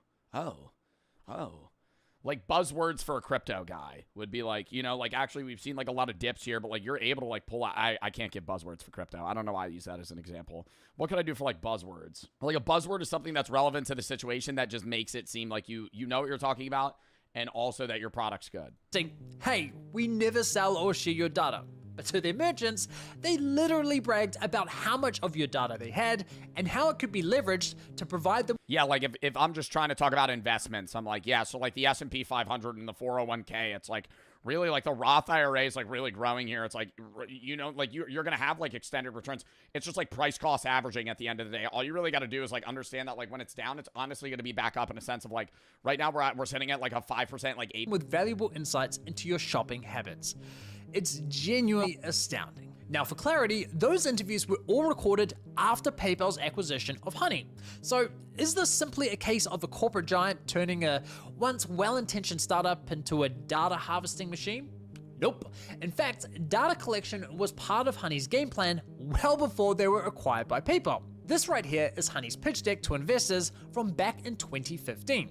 On the business model slide, Honey clearly labels personalized offers to consumers based on cross-site comparison shopping data as a core component of their business strategy. And on the very next slide, proudly entitled Our Unfair Advantage, it explicitly states Honey's unique data allows us to predict what each user is about to buy, when they intend to purchase, and how much they are willing to pay. They even itemized the data collected as user behavioral data, stores visited, products viewed, and of course, your purchase history. So not only was data collection top of mind from the very beginning, but they were already actively collecting it and pitching that data to investors as a valuable asset. For years, Honey framed data collection as minimal and purely in service of saving users money.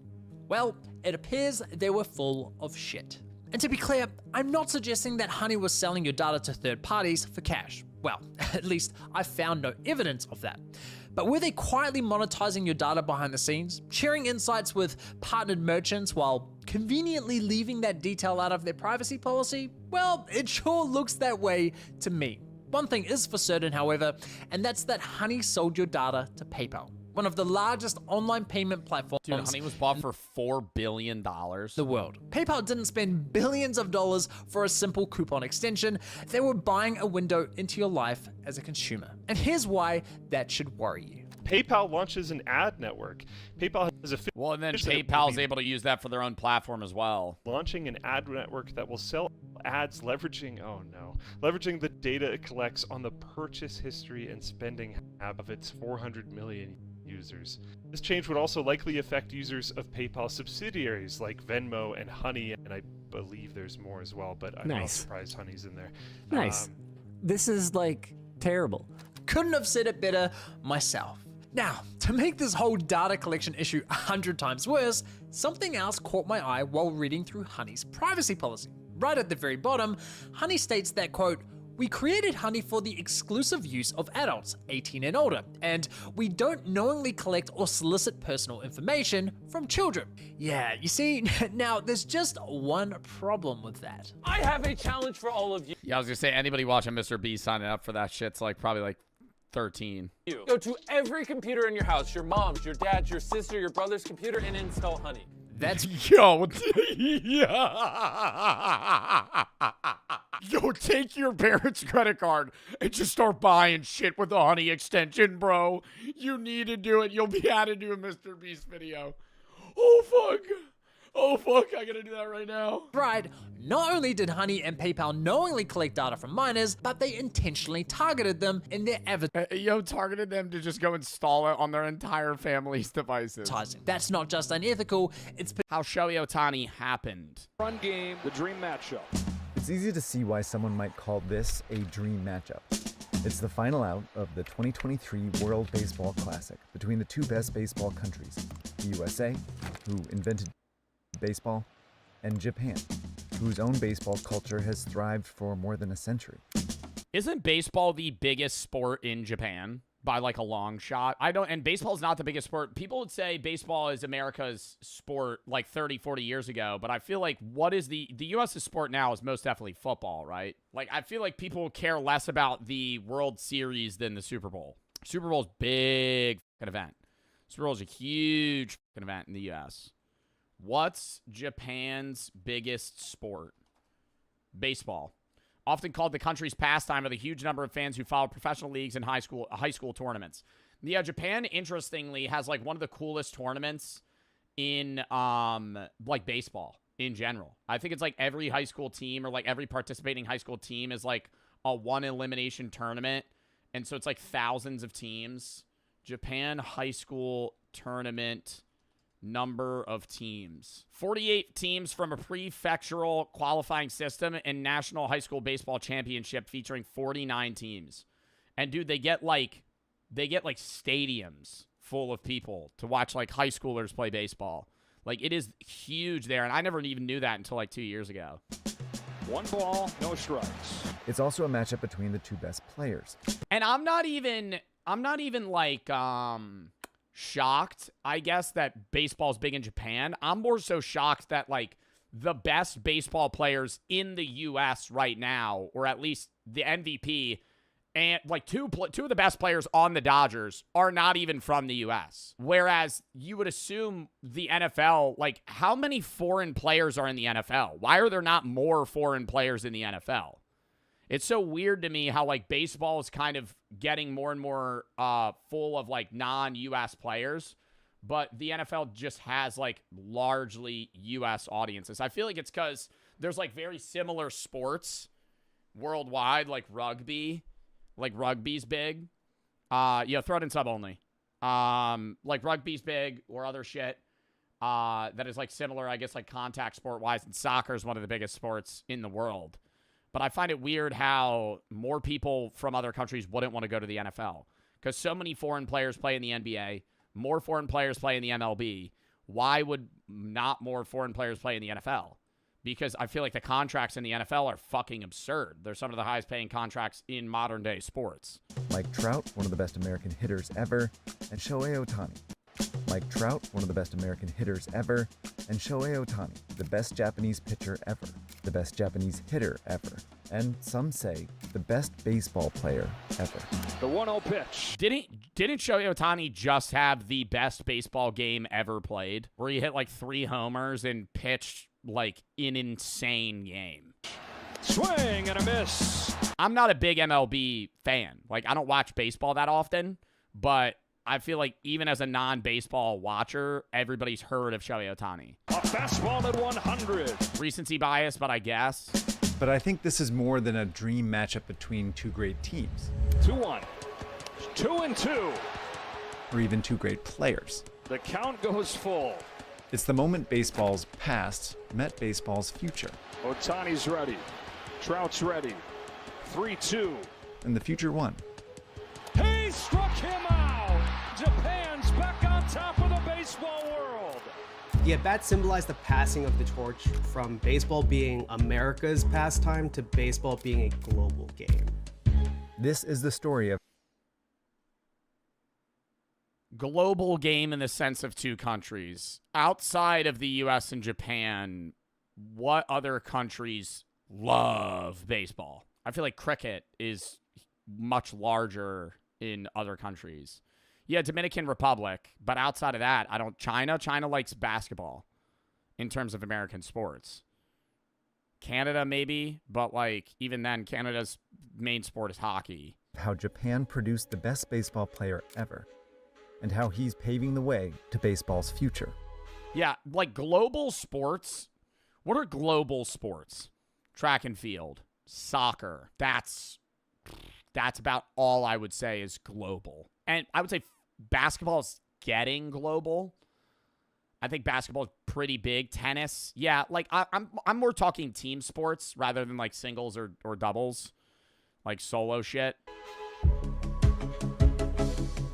Yeah, swimming, but I'm saying more invented games. Like, yeah, there's events in track and swimming, but like it's just an athletic activity, you know, that's turned into a sport versus like a thing with rules.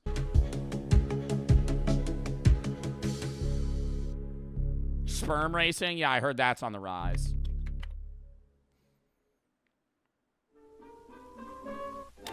For many years, the American pastime has been the Japanese pastime. I hate hearing that accent. I hate hearing that accent because every time I hear it, I think about how it's not even a real fucking accent, and it's literally the transatlantic accent that was purposefully made for the effect of feeling fancy and rich rather than it actually being a way people fucking speak. Nobody talks like that. That guy, when he gets off the fucking mic, just sounds like me. Well, we have old Curly walking up to the plate, seeing if he'll hit this base. Oh, and he strikes out. For many years, the American pastime has been the Japanese pastime. Americans introduced baseball. Football announcers still have that voice? I would not say football announcers have a transatlantic accent. They talk in an announcer voice, but not a transatlantic accent. That shit's fucking annoying. To Japan around the 1870s. So it's no surprise that American and Japanese baseball share They talk more professional. Like if I was commentating on an NFL game, they'd be like, and he takes it home. Or not an NFL game, not a baseball game. And he takes it home. Shohei Ohtani, one of the best players we've seen thus far this season. They like deepen their voice. They talk more obnoxiously. A lot in common. First and foremost, it's an obsession. Here's a stadium packed for Japan's high school baseball tournament, 1920. Shinto priests. Wild, too. 1920 packed for a fucking high school football game or baseball game. Dude, no high school fucking baseball game in the United States is getting anywhere near that level of crowd. Blessing home plate. There's one set of bleachers with a drunk dad and an annoying divorced couple just sitting on the side. They really want to both see their son or daughter play softball or baseball, but they fucking hate each other, so they sit fucking 4 feet away from each other. No. Opening day, 1931. And Babe Ruth. Little League games do? Little League games do not have a crowd. Little League games have a crowd of parents and family members of the players. It's commonplace in Japan to go to a high school baseball game to watch it because it's entertaining. If you were just a random guy that pulled up to a high school baseball game today, people would be like, why the fuck are you here? Ruth, swarmed by fans unless it's literally like a high-level tournament. Like, if it's like a national level, that's different. Like, if you're at, like, it's the same thing with, like, other sports, like track events. Like, New Balance Nationals, people just pull up to. Tokyo, 1934. That's just not true. It's because you live in New Jersey. But it's baseball, man. I think the equivalent of Japan's high school baseball turnout would be Texas's high school football. Football in Texas is so big that, like, high school games matter. Like, people will go and rep their city's high school for a fucking football game, right? Like, that's different. But I feel like that doesn't happen for, like, what state does that for baseball? The U.S. crushed Japan in World War II, but baseball helped the two countries become allies soon after. This isn't big league stuff yet, but someday it may be. Japan's Nippon Professional Baseball League was structured a lot like the U.S.'s Major League Baseball. Teams were divided into two leagues, and some even shared the same name. But the two leagues didn't always see eye to eye. What's the hardest baseball name? Hold up. Or baseball team? Being on the Hawks would be pretty fucking sick. Colt 45s, Angels, White Sox, Braves, Tigers, Dodgers, Giants. Two leagues didn't always... Is Colt 45 still a team? Some even... The Dragons? Yeah, that would be the sickest. ...shared the same name. The Dragons. But the two leagues didn't always see eye to eye. In the mid-20th century, American teams often looked down on Japanese talent. And while some American players played in Japan, they typically were near retirement. Meanwhile, Japanese players were often pressured to stay in Japan. Part of it was wanting to like maintain Japanese culture and pride. Jun Lee's been reporting on baseball for a decade. He was on ESPN. Now he runs one of my favorite YouTube channels. It is swung on and foul tipped by Lee. This was kind of where Japan was. I truly believe facing a baseball is one of the scariest things. I would not be good enough to play professional baseball, but even if I was, I would be so scared to stand next to the plate while the pitcher on the mound's throwing fucking piss missiles. just fucking straight at me. Like, you get hit in the face, dude, you just fucking break your jaw. Like, politically, over the course of, like, a lot of the 20th century, which was culture that was very inward focused. It all came to a head over this guy, pitcher Masanori Murakami. In 1964, the Nankai Hawks sent him to the San Francisco Giants minor league team, just for some experience. But Murakami impressed the Giants, who started him on their major league squad. Murakami became Major League Baseball's first Japanese-born player and dominated the rest of the season. But when the Giants gave him a contract, the Hawks objected. The two leagues argued for months until reaching a compromise. Murakami would play with the Giants for one season, then return to Japan. And from then on, MLB teams were prohibited from directly signing Japanese players, and vice versa. Really? When did that fucking change? It widened the gulf between the two leagues. American players continued to go to Japan, but no Japanese player appeared in Major League Baseball for the next 30 years. They stayed in Japan and developed a distinct style of playing. Very quickly, I want to show you something. Do you think that's why, like, Shohei Ohtani and other players are really good, is because they get different training and play different than American players? So when they go against them, it's like a whole different spin of play or pitching or... Pretty cool. Machinists at Henson how they work. Started out making aerospace machinery. What the fuck am I looking at? Oh, is this a sponsor?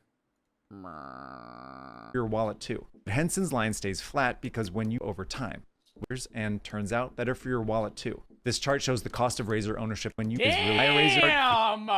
Differently than American people, and so they my have monitor adapted just the turned off. Japanese game My monitor to just turned off. It just randomly just tried to refresh. What the fuck? kind of suit the physical strengths and weaknesses that Japanese people have, and as a result, stylistically the game is very different than what you would see in the United States.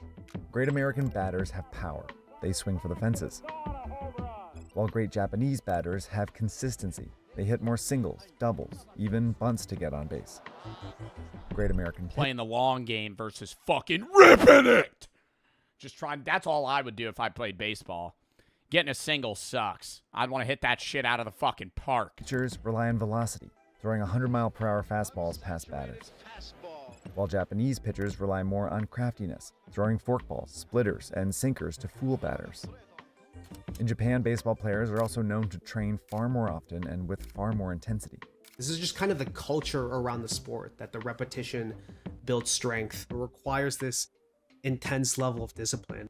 Still, many Americans doubted Japanese players would succeed in the US if they could ever get there. Then in 1995, pitcher Hideo Nomo found a loophole. The Kintetsu Buffaloes owned his contract, but Nomo simply retired at age 26. Legally, a retired player could go anywhere, so Nomo went to the LA Dodgers. That doesn't really seem like much of a loophole, no? All right, I'm done playing baseball. I'm going to go move to the U.S. All right, I don't really want to play baseball anymore. I'm going to go move to the U.S. Actually, I kind of do. I got a second wind. I think I want to start playing baseball again. His twisting windup flummoxed American batters, and he went on to win Rookie of the Year and start the All-Star game. Waved at and missed. And down goes Martinez. And down goes Bell. And who would have figured Hideo Nomo, last year pitching in Japan. Nomo also got more Japanese fans. Yo, that's actually so much aura, too, to fucking move countries to go play in another team's fucking league and then just maul them. Like, I always wonder how, like, Jokic feels. Or, like, any foreign NBA player that just dominates in the U.S. just coming over and just fucking literally just dumpstering everybody. To start paying attention to American baseball. But his loophole made NPB owners worried their best players would leave. So in 1998, it made a new system where a Japanese team could do what's called posting a player to allow MLB teams to bid on him. Then the Japanese team could send him in exchange for a fee. Finally, a pipeline existed between the two best baseball leagues. And over the next 20 years, a steady stream of talented pitchers and hitters developed in Japan. I don't understand though why they can't just go pro in the MLB straight out of like high school or college. I know a lot of MLB players in the US sign right out of high school, but it's like, why even go into the Japanese pro league? Like, why go to the NPB if you could just go straight to the MLB? Then went to the US, where they won awards and World Series, broke records, and made the Hall of Fame, all along proving that the Japanese style could thrive in the US. Ichiro is kind of the ultimate manifestation of this, where he hit often less than 10 home runs a year, but he would get 300 hits in a season. I think they completely changed the perception of what was possible if we brought over Japanese players to the United States. But Shohei Ohtani was different. He threw nearly 100 miles an hour, smashed home runs, and he was only in high school. Yo! Nah. Like, how are there people that are just that good? Like, he's throwing 100 miles an hour in high school, and he's pitching and batting. People, like, when I talk to my friends that love baseball, they always just glaze the shit out of him. They're like, he's two players in one. So it doesn't matter that they're paying him fucking $800 million delayed. It's worth it because they're effectively getting two of the best players in both of the biggest positions. Heard of Shohei Ohtani when he was 16 years old because I'm a baseball sicko and I was following what was happening in the Japanese baseball tournament Koshien. The century-old tournament is watched by millions in Japan, and in 2012, everyone was watching Ohtani, including major league teams. He was kind of unlike any player that... Bro, imagine having an MLB team. Do you think, like, who's somebody in the NFL, NBA, or MLB right now that was, like, getting looked at when they were a senior in high school? Like, the first guy that comes to my mind, oh my God, what is his fucking name? I don't watch the NBA. Oh my God, what is his name, bro? He dunks like crazy. Not LeBron. Bronny also got looked at because it was like, you know, you're LeBron James' kid. Who's the guy? Zion Williamson, I feel like, is the equivalent. I remember when he was in high school, because I was in high school. I was like a freshman when he was like a senior. And he was like the fucking news. Everybody was like, this kid's gone pro. Like, in a high school game, he would just fucking hit a spin dunk on people like it was nothing. They had ever come out of Japan. Yeah, fucking windmill that shit. Literally in a finals game, these just fucking, 80 to fucking 10. And the Yankees, Red Sox, Rangers, and Dodgers wanted Ohtani to skip the NPB entirely and sign directly with them as a pitcher. Ohtani wanted that too. In 2012, he warned NPB teams not to draft him, but the Nippon Ham Fighters did anyway. It put Ohtani in a unique position. He could refuse to play for the Fighters, or use his leverage to pressure them into letting him do something Employee is a Honey user? Sharing the code with Honey. But given what we know about their system, I'm willing to bet Honey were responsible for the leak. Bro, it's like that fake ass. It's like being fake nice. Like, I hate that. I'd rather somebody be a dickhead than, like, fake being nice. Not Chip's employees. Honey then suggests that Chip creates single-use codes for each and every employee, essentially making it his responsibility to fix a problem they created in the first place. I would be fuming if this were my business. 2 months later, and another private code gets leaked. And once again, Chip asks to be completely removed from the platform. And this time, Honey finally addresses the question. We proudly host a... Yo, lock in, bro. Stop asking me what's my go-to Wawa order, Bryce. A panini. Oven turkey, pepper jack cheese. If I could get mac on it, I would. Garlic sauce as well is amazing. Then I'm probably going to go... Fuck, man. What else? I mean, it really depends. You know, the drink's up for grabs. It could be a Propel. I could be getting like a vitamin water. I maybe not even get a drink, you know, or like a sugar-free. Consistent shopping experience for all Honey shoppers who rely on our shopping tools. Therefore, we cannot disable Honey for individual stores and never have. Would you ever do an ad for Cash App? Brother, why are you asking? I've done 10 ads for Cash App. Lock it! Never have, huh? Well, that's interesting, because it just so happens that Andrew from TrueGrit Texture Supply also shared his email exchange with Honey. And would you believe it? He was dealing with the exact same Honey employee as Chip. Hi, Andrew. Thank you for your patience. I'm so sorry that you had an upset experience with our platform, Honey. I'm here to make sure that you love our product and that we can show that we love you. I'm sorry that we leaked your 90% off code that's only for disabled veterans. We're not going to remove it. What we could do is partner with you, and then we'll remove it. We're going to be taking 10% of your annual revenue. Does that sound like a good deal? Best, Kelly. And while Honey attempted the same sales pitch with Andrew, we understand merchants may have coupon codes that are exclusive to a certain audience and are happy to work with you to create a solution that is mutually beneficial for both you and Honey users. They did eventually remove his store from the platform. So yes, it is possible, and yes, they have done it before.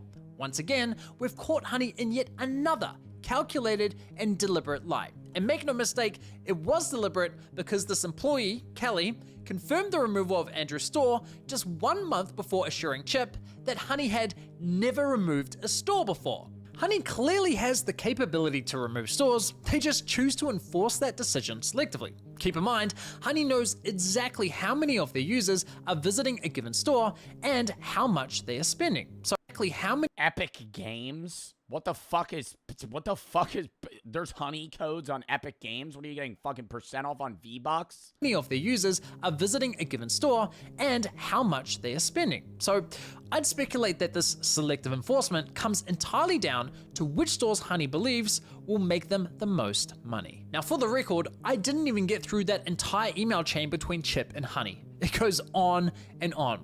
And this behavior is not an isolated incident. It's a pattern. When merchants discover their codes have leaked and then they want to clamp down on that, they go to these coupon extensions and plea and request to have their codes removed. And 9 times out of 10, the response is join our affiliate program and you'll have more granular control over that. And so I think merchants tend to feel a little bit as though they're being blackmailed or extorted, you know, because you join the affiliate program and then you have to pay that coupon extension company every time somebody uses a code. And you're doing that in order to have them not share your codes. I mean, this has got to be one of the most f***ed up business models I have ever seen. And let's be real about what's going on here.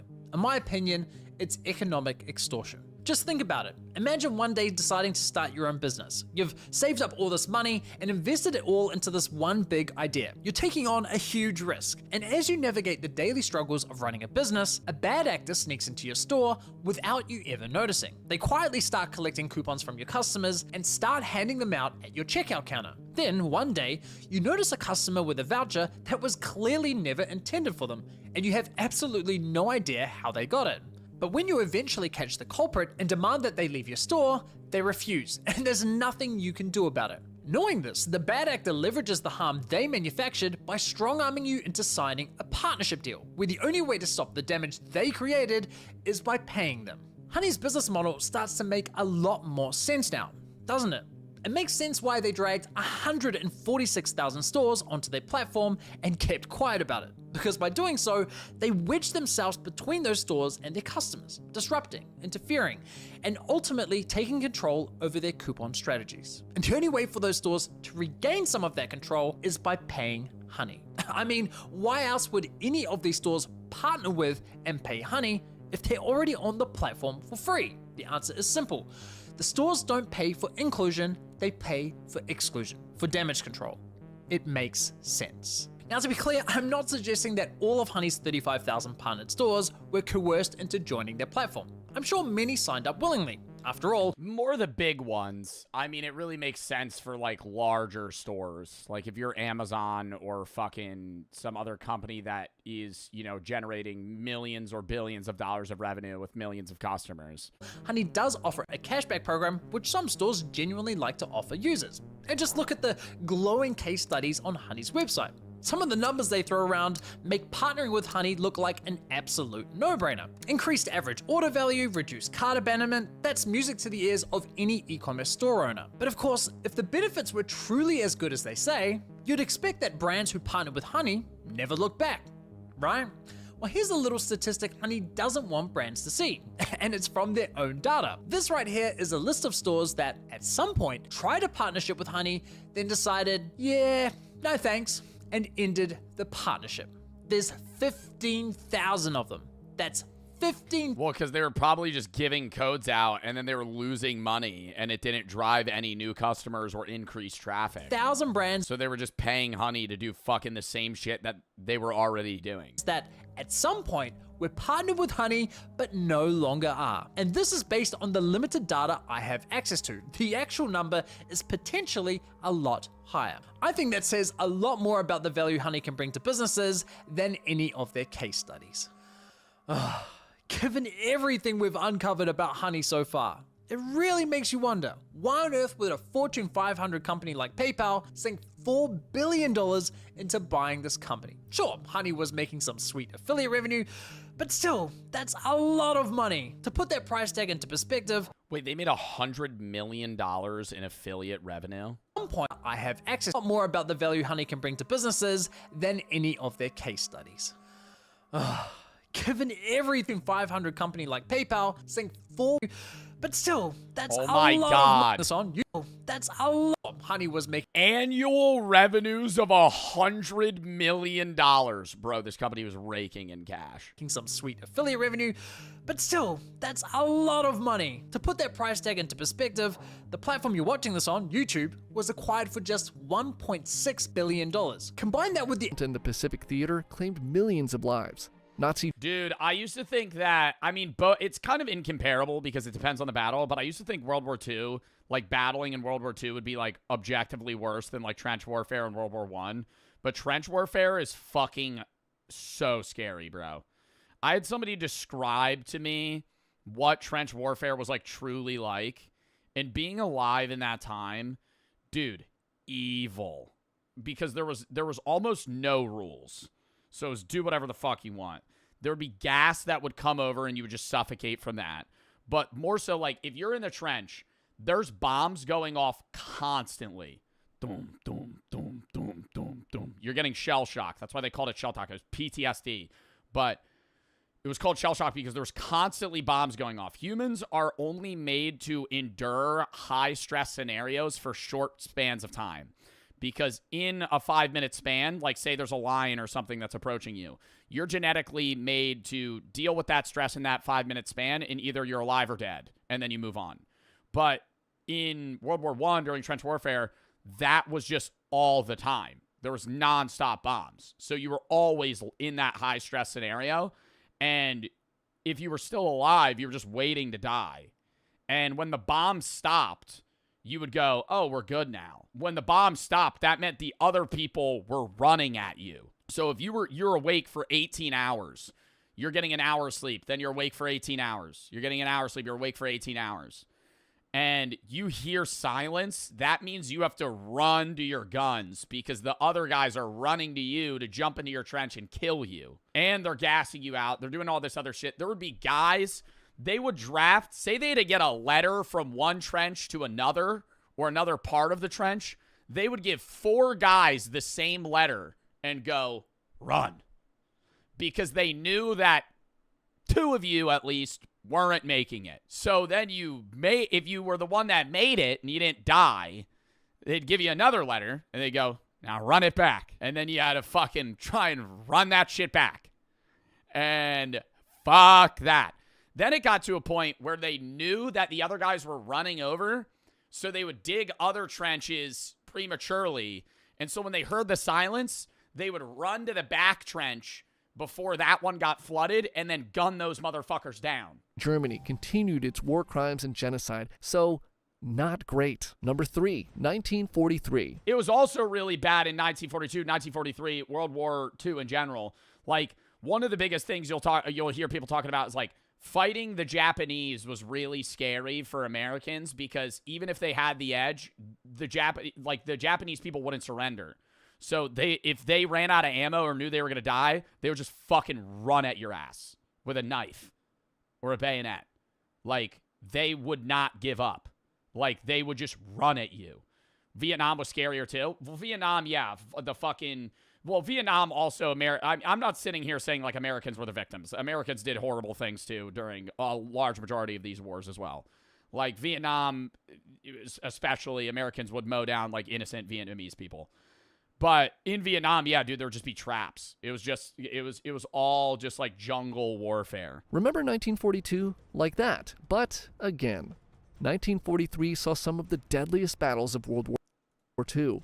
The Battle of Stalingrad. Yeah, dude, Vietnam especially, what was that one thing they would say? Vietnam message to U.S. speakers. Like, it's like, you're gonna die, GI, or something, is what it would repeatedly say. During the Vietnam War, all right, that's not what I want to hear. Operation involves exploit the It is a very good idea. Imagine being in the jungle, bro. You're freshly 19, right out of high school, bro.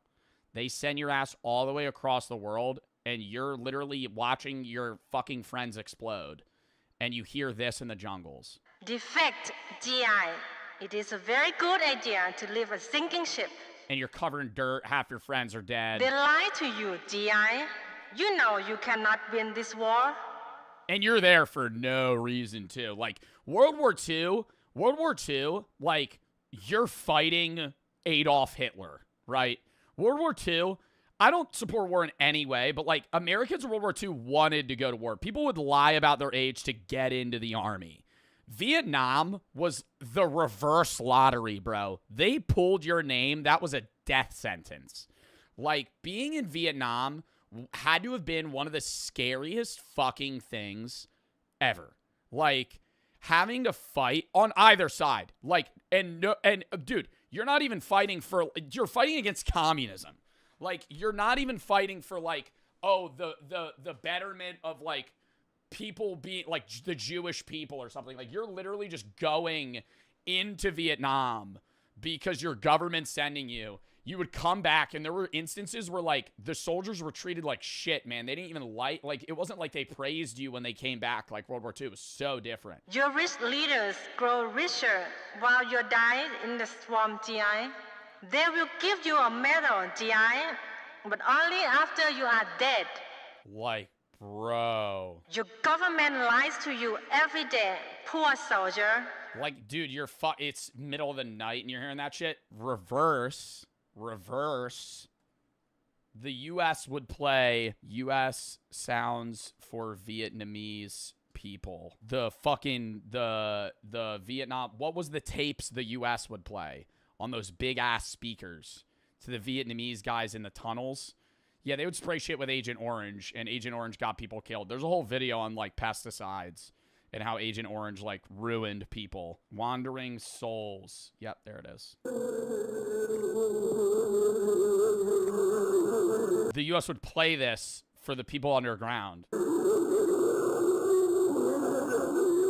Make you lose your mind so you'd run out of the tunnel and then they'd fucking shoot you in the face. Stalingrad, one of the bloodiest battles. People don't realize how. No, I'm serious. Like, you hear about, like, you learn about war, bro, at such, like, a basic level in high school. Like, that shit, bro, like, no, like, people go, oh, war's bad, you're killing people. It's beyond that, dude. It was psychological torture to have to fucking fight in any of these wars. Battles in history ended in early 1943 with the defeat of the German army. This marked a turning point in the war, but came at a staggering cost of over 2 million casualties. I always think, dude, being in D-Day, man, that had to be so fucking scary. Being a guy that was getting shipped on D-Day, World War II, you're on a boat, just running on Normandy Beach, watching hundreds of people get mowed down. Explain D-Day? Bro, how do you not, like, see, why do I have to explain? How do you not know?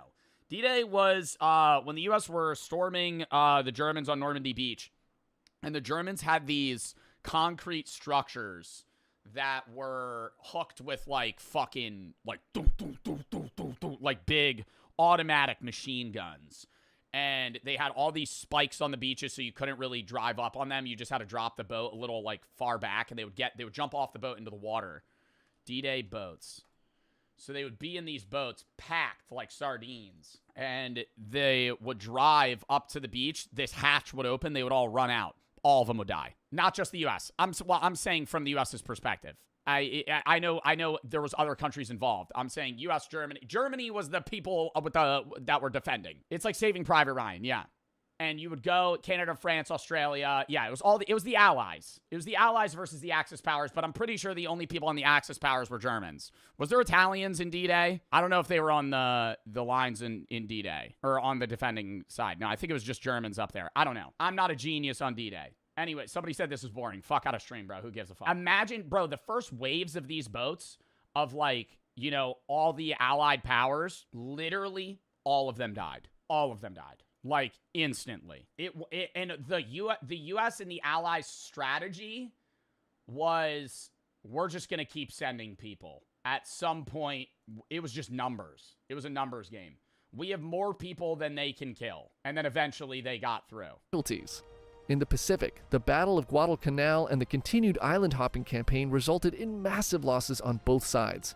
And Nazi Germany continued doing Nazi Germany things. So again, a horrible time. Number 2, 1347.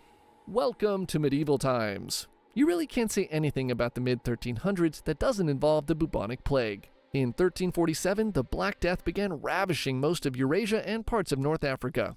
You hear about the Black Death too, you just start getting black bubbles, growths on your body. Within a few years, the plague killed roughly a third of Europe, which probably put a pretty big dent into the cappuccino and scarf industries. The plague was caused by a bacterium in the fleas of rats, and rats were basically the podcasts of the 1300s. Completely unwanted, but absolutely everyone had them. Death from the bubonic plague was swift, but painful. An infected person would develop horribly swollen lymph nodes, often accompanied by fever and diarrhea, and would usually be dead in under a week. Medicine of the time was primitive, to say the least. A popular cure for the plague included taking a healthy chicken, plucking its back and bottom clean, and then strapping it to the patient's open sores. The idea was if the chicken became ill, it was helping to pull out the disease from the patient. Oh, bro, what? So they would try and move the illness from you to another creature? Okay, let's check your chicken today. Oh, awesome, it's almost dead. You're doing great. This would be repeated until the patient or the chicken died. Often both in many cases. Chickens weren't the only... What was the odds of living? If you had the Black Plague, what were your survival chances? Probably like 10%. No, I feel like it had to be higher than 0, chat. Come on. Survival chances were extremely low, up to an 80% mortality rate. So there were instances where people would survive. Survival depended heavily on the type of plague. Bubonic had an 18% survival rate, septicemic had a nearly 0, and pneumonic had a 0. The bubonic plague was the most common. You had about a 1 in 5 of living. Only animal rubbed on boils. Plague doctors also tried rubbing cut-up pieces of snakes on them as well. Awesome. See, snakes were considered evil, and so was the plague. So the idea was that if evil things liked other evil things, putting the snake on a boil would trick the plague into following the snake and leave the patient's body. Wow, so people were really fucking stupid at this time. That's absurd. Wow, that was like the best idea they had. Like, I would rather them go, let's pee on it. Like, I would rather them be like, yeah, you got a wound there. I'm going to pee on it. Then I'm going to rub an alive chicken's butthole on your fucking wounds. So it sucks the fucking the fucking sickness out. Another cutting-edge cure for the Black Death was eating crushed emeralds. People who couldn't afford emeralds would drink arsenic or mercury instead, which probably was just a little less effective than the chicken and the snake. All the anguish from this pandemic began to pull society apart at the seams. Many people took the chaos of the situation as an opportunity to steal from the sick and weak. Needless to say, people were so... Steal from the sick and weak, bro. If you were one of the guys that lived, you were just straight rolling in it, bro. You just steal everybody's shit. Half the households ain't got anybody in them anymore. They're dead. So scared to help one another, many were left to die alone in misery. It took centuries for Europe and other parts of the world to recover from the mass destruction of the Black Death. Number 1, Yeah, I could easily see, dude. If you're in the UK, over half of London dies. Like, you're gonna need 30, 40 years to just rebuild society. 36. This is essentially a greatest hits of all the worst moments from human history. Things kick off with our old friend the supervolcano, which sent a cloud of volcanic ash over the entire northern hemisphere. This left most of the world in virtual darkness for 18 months, brought the global temperature down 30 degrees, and caused, say it with me, widespread famine. Things were extra bad in China, where dust rained to the ground by the handful, and 70 to 80% of the population died. The lack of sunlight led to crop failures, starvation, and social unrest. But wait, there's more! On top of extreme... Yeah, that's pretty scary, dude, living in, like, perma-darkness. Food scarcity, a plague broke out in Europe. People would break out in pus-filled boils before perishing by the thousands, making disposal of the bodies impossible. Bodies were heaped in piles or thrown into the sea, only to wash back up days later. And the southern hemisphere wasn't spared. To make things worse, 536 had a powerful El Nino that warmed the waters off the South American coast, killing fish stocks, flooding the coasts, and you guessed it, causing widespread famine. So yeah, 536... Oh my god, dude. People were literally just, like, constantly on the... I feel like societies pre, like, 1600s were just constantly on the brink of death, like, every 50 years. Like, oh my god.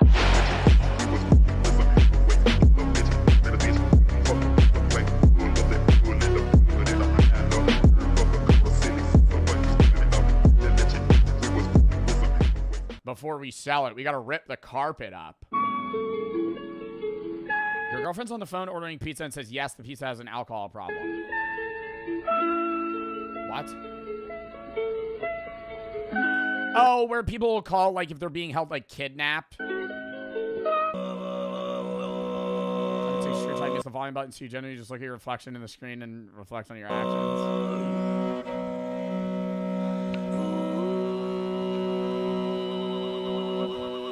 Why is he just staring at me?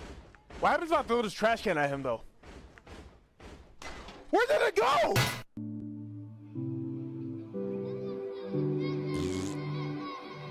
When you walk past white people and hit them with this move.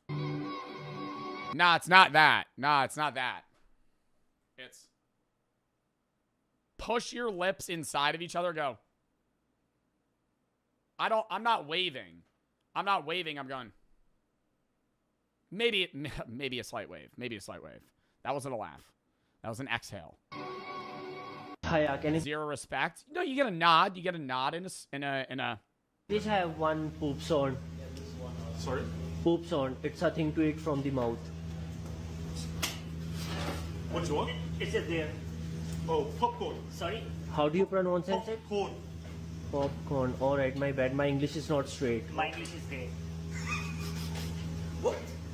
Popcorn, yeah? Can you please put some lotion? What? Put some lotion in it.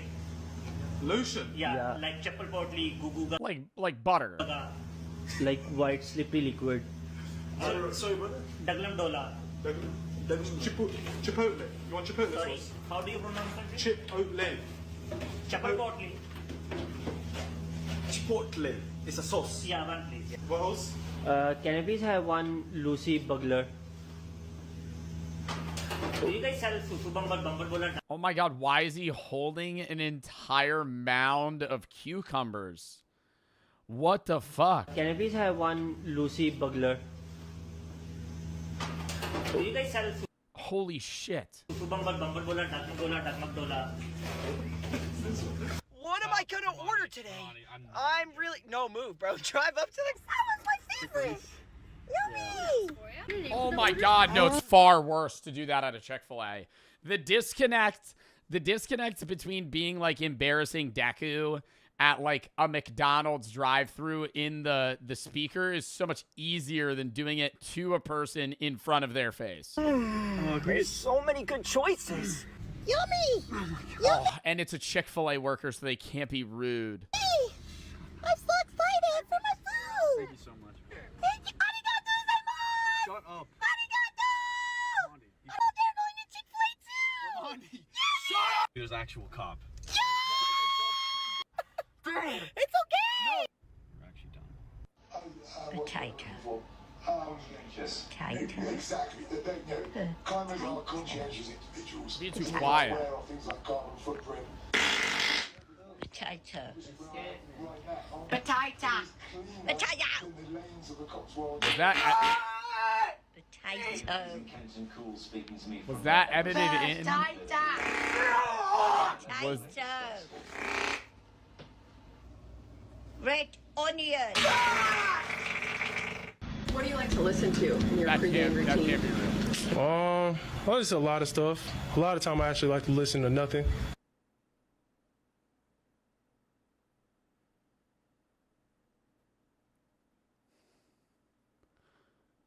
When my friend John said, yo, I don't know if it's me like, you know, hitting the bong twice or I know that was a chuckle. Fine, whatever. That'll count. You can count that as 4. I was holding in that those last 2 videos were fucking class. That's not 5, that's 4.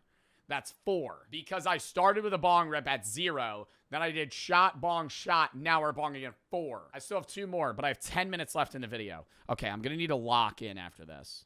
It seems like they're scaling in level of difficulty. You know why I think that is too? Because Jericho compiled these videos, and I think at the start, when I asked my mods to send in a bunch of videos, they just send in a bunch they recently saw they think is funny, and then it's a lot more selective near the end. So I think the videos get better because they're kind of looking for videos they find funny. It's not 5. It's not 5.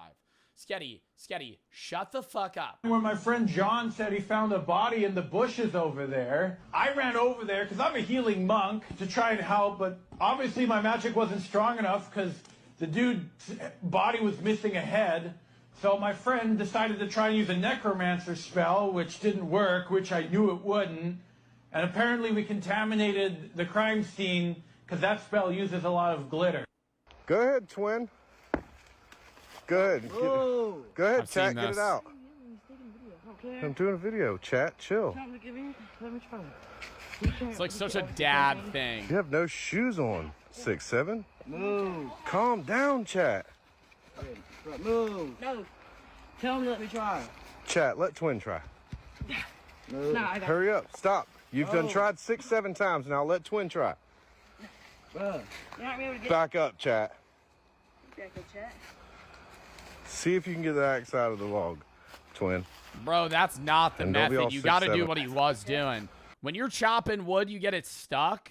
You put it on its side. You hold it down with your foot and you push it like you don't like push. You hit the top and then it'll unlodge. If you can get the axe out of the log. What kind of chopping wood? I don't know. I'm chopping wood. You've never chopped wood before? I'm the guy that tends to the fire at a campfire, chat. Just to give you a little insight. You probably already knew that if you watch any amount of my content. I'm the guy tending to the fire. I like staring at the fire. I like making the coals hot. I'll fan it. It's fun. Twin. And don't be all 6'7". I have a conundrum where, like, 4:30, you're trying to be a good guest, but your host left an accordion on the sofa. I sleep on this sofa, but there's an accordion. How do I move the accordion? It's going to make a noise.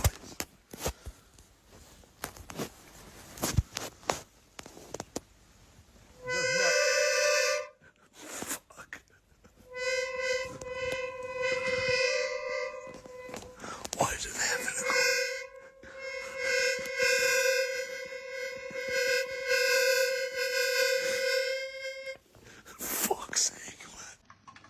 Oh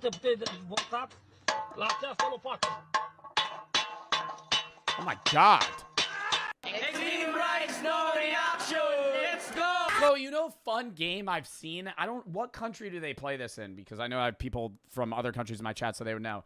You have a piece of wood, and you have a nail, and you barely tap it in, and then you take turns hitting it once, and the person to fully drive it in, military, there's guys that are on fucking drugs, just constantly looking at stuff. Had developed what became known as a live and let live system, basically informal truces, where both sides quietly agreed not to shoot to kill. There were agreements. What? Sectors, civ spirit, and there was another purpose that was darker and more cynical. In many sectors, soldiers on both sides had developed what became known as a live and let live system, basically informal truces, where both sides quietly agreed not to shoot to kill. There were agreements not to shell the latrines or attack during breakfast. However, officers used trench raids deliberately to break these arrangements and force their men back into active fighting. Wow. So they had both, there was like groups of people where both sides were like, hey, this is stupid, let's not kill each other. Like, let's just kind of like, you know, serve our 2-3 years and leave. Before going over the top, raiders blackened their faces with burnt cork or brown grease. They wore thick rubber gloves to handle barbed wire silently and protect their hands. All rattling gear and shiny objects were stripped off. Raiders carried those weapons we mentioned optimized for close-up silent killing. Then, when silence no longer mattered, they used bombs and pistols, and operations were timed to a maximum of 20 minutes, so they could hopefully slip back before the enemy reinforcements would arrive. Did they not have shotguns? Like, I mean, this looks like a shotgun here. This is just an image. But like, what shotguns existed in like 19? There was a Steven hammerless double barrel 12 gauge. Because I'm thinking like that's probably the most effective gun in a trench. You just kind of walk down and fucking slug round, you know? Yeah, they had shotguns, but they weren't as like effective. It's like a double, you know, you're getting 2 shells out, then you got to reload. But it's like, yeah, they had one of these. It's not though. I mean, yeah. I don't know. It depends how they're jumping in. Now actually, and are they all running one way? I feel like at night too. It's pitch black. You're just hearing gunfire go off. Maybe there's like lamps or lights somewhere. But like you're fighting in the full dark. Like, you know how often you probably accidentally killed your fucking teammate? Carrying out a trench raid was an extremely dangerous and complicated business. And the raiders had a whole series of obstacles that could get them killed at any. The trench gun, a Winchester 1897. Wow. That's what I was more so talking about. This shit fucking clears. Like, you're just running. Stage. The first challenge was simply crossing no man's land, which was usually several hundred yards across, though in some places it could be as narrow as 30 feet. The terrain itself was a nightmare of mud and shell craters, littered with debris, rotting corpses, and tangles of barbed wire. Raiders moved on their bellies, crawling forward inch by inch through the darkness. The great thing, as one soldier put it, was patience. If you went slow enough and kept on your belly, you couldn't be heard or seen. The wire was a major obstacle. Barbed wire was sometimes 30 feet wide and 5 or 6 feet tall, with multiple rows of iron stakes and strand upon strand of barbed wire. Some had empty tins hung on them that would rattle and give warning if anyone touched it. Wire cutting parties would sometimes go out nights before the raid to cut paths, so you're spending hours crawling and then you hear a can rattle and then people get alerted of your position, man. Raiding party would spend less time in the open. At any moment during the crossing, raiders faced the terrifying possibility of illumination. Both sides used star shells, which were artillery rounds that burst at a certain height and lit up a magnesium flare hanging from a small parachute. When one went up, it blazed brightly for a minute or more, lighting up no man's land like midday sun. The Germans also used pistol flares that gave light for 10 or 15 seconds. The instant raiders saw a flare going up, they would freeze, not daring to move until the light died. Any movement caught in the glare would bring down machine gun fire immediately. One veteran explained that you had to keep your head down and your eyes closed because if you watched the light, your eyes would reflect it, and the enemy sentries... Like, this is making me... Dude, I can't imagine having to do this. Looking into the darkness would spot you more easily. Then the next thing to take care of were the sentries. Both sides... And you're just literally sitting there praying you don't die. Like, you hear that light go off, you just gotta go... for like a minute and just wait. Kept listening posts out in no man's land, in front of the main trench line, specifically to detect enemy parties. If they spotted anything suspicious, like, what the fuck is this, dude? He's got his ear connected to a fucking trombone. What the hell is this? Anything suspicious, they listening for people. They would immediately raise the alarm, and the whole front would start firing into no man's land. So, raiders had to find these listening posts and either avoid or silence them. Standard practice was to creep slowly up on the sentries and then kill them as quietly as possible in the silence of the night. Enemy patrols were another danger. Both sides sent men out into no man's land at night, so there was always a chance that oh my god, you would have run into another group of fucking people. Oh my god. I didn't even think about that. Because both sides are trying to raid each other. You're fucking crawling with 30 other guys, and then you just pass a dude. And you gotta fucking look at it, and now you just gotta fight. Raiding party would run into an enemy patrol doing the same thing. These encounters could turn into desperate hand-to-hand battles in the shell holes and craters of no man's land. And then do you bomb everyone? Like, what happens there? Like, say you know you're a German and you have a trench raid going on. You're Canadian, you have a trench raid going on. You pass each other. Are both sides that are still in the trenches now bombarding everybody with shells? Or is it like, okay, we just have to let them duke it out? Raiders and patrols also learned that when the enemy wasn't firing any shots and wasn't sending up any flares, it meant that they also had a patrol out somewhere nearby. When two patrols of opposing sides accidentally met in no man's land, they sometimes let each other pass without fighting. Because I was actually thinking that because it's like if you pass the other guys, it's like, hey, good luck. And you just fucking move.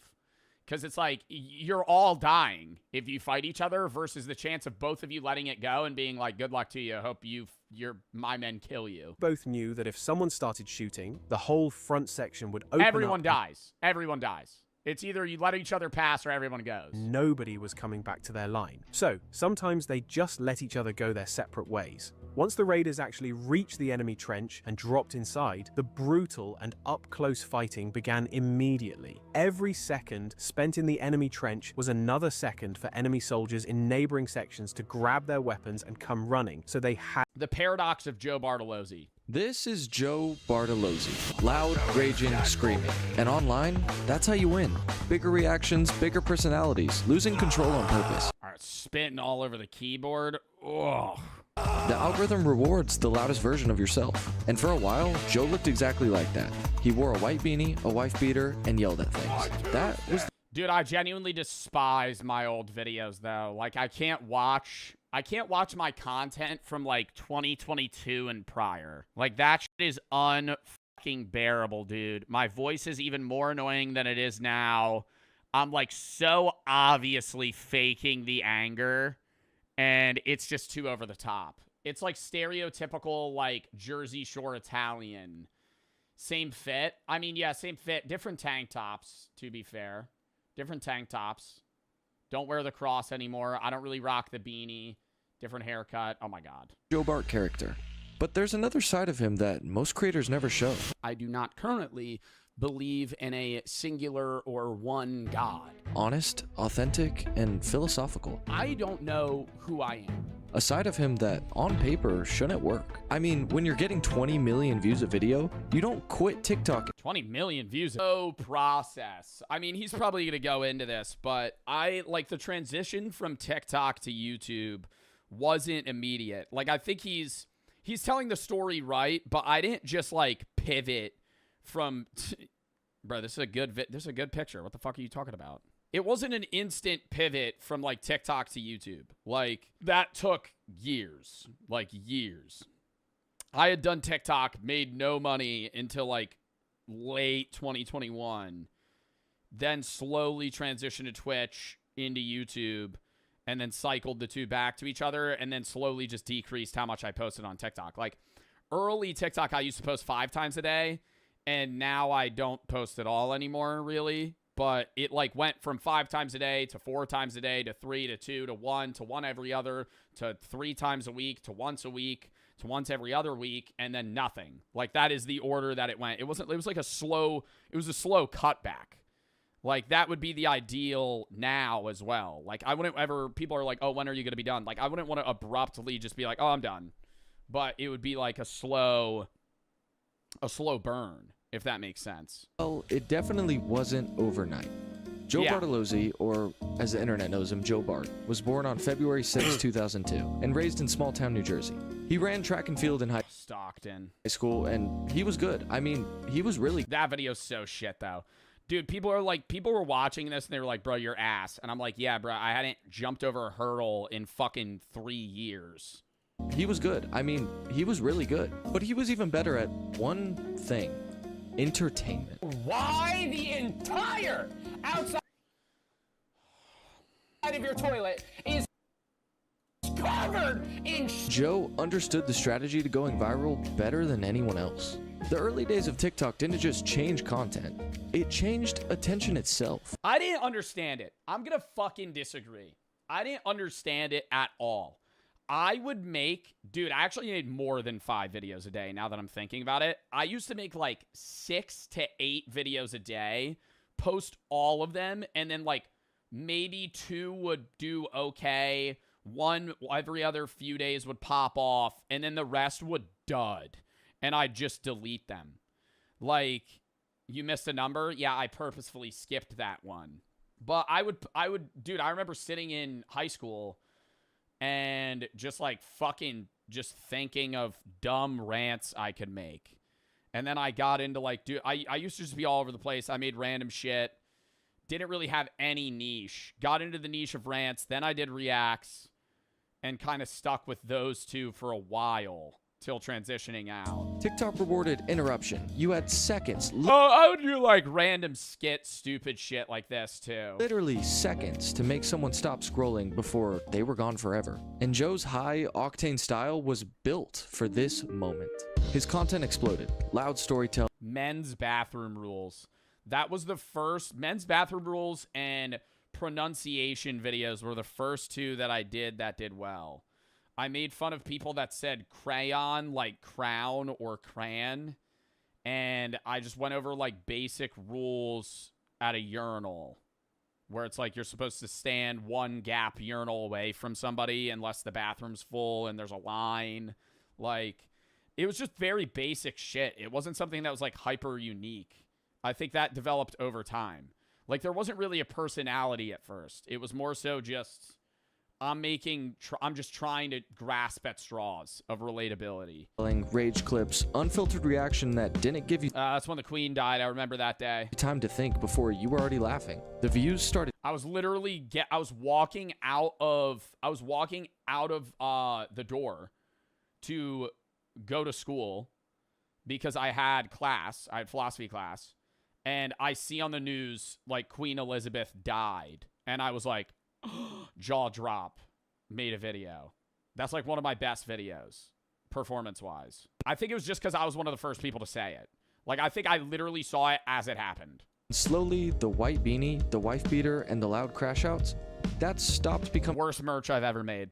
Just content. It became identity. Joe Bartolozzi had become a character, and after a while, a character he didn't want to be anymore. Bro, yeah, I've ranted about that. I think it started to like mend and meld with like me, and I got like more narcissistic and just like, oh God, man, it just became like a weird, like it was like a weird persona where you're kind of like turning it. It was like method acting, but like becoming the character. It was a character, right? Oh! That I had to put on, and I hated it. But what Joe didn't realize was that he was trapping himself in the exact place he didn't want to be. Once the internet associates you with a specific version of yourself, it rarely lets you escape it. Let me explain. Every big creator has a bit, a trait that makes them instantly recognizable in a crowded feed. Adapt never misses a trick shot. Queso is fat. Proof that I'm skinny. Nah, I feel like Queso's known for perfect timing rather than being fat. Like, Queso's jokes aren't even pre-planned. It's just like everything he says fits the exact timing that would be funniest in that moment. Los has a chipmunk voice. It basically is the blueprint to get viral clips. Find the thing you're known for and play into it. Marlon's hot. The internet doesn't reward... What's Marlon's thing? Marlon's very attractive. reward complexity at a first glance. It rewards having an instantly recognizable identity. And at the beginning, it feels like a cheat code. The numbers go up, the clips circulate faster, people recognize you in public. You're known for something. But over time, and exactly like it did for Joe, something starts to shift. The bit stops feeling like something you perform and starts feeling like something you owe. What you have to do to get views. And this is what happened to Joe. That person in that facade I had to do to create that character actually became me. The anger, the yelling, the beanie, losing control of his emotions on camera. It stopped being a choice and started becoming an expectation. A costume Joe had to put on. The LARPing 101. Go look at your paycheck. It's not at least 100 grand a month. You got work to do. If it's not at least 100K a month, if you're not making $1.2 million a year, you gotta be doing work. I hate those like alpha male groups. You could make a video on just this guy alone. The dudes that like smoke cigars on a hoverboard and just scream at like insecure men that they need to get rich. And for some reason, these guys are paying them thinking it'll work. Any guy that sells a finance course on fucking social media, bro. Ugh.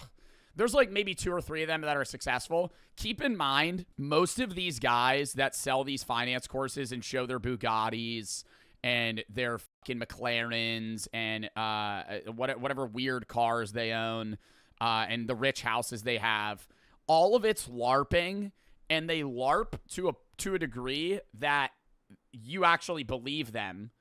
Then you buy their course, they actually get rich, and then they LARP more.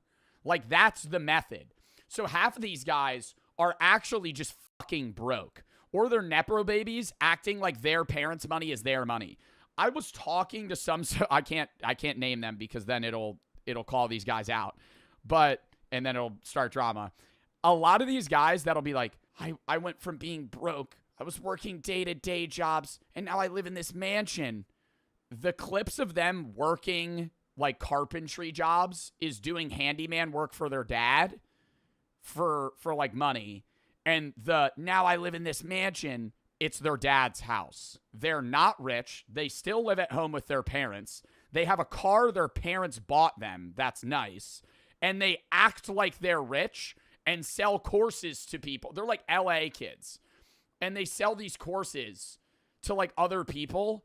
And most of the time these guys fail. Right, there's like 100 guys doing this, and they all fucking fail, except 2 of them.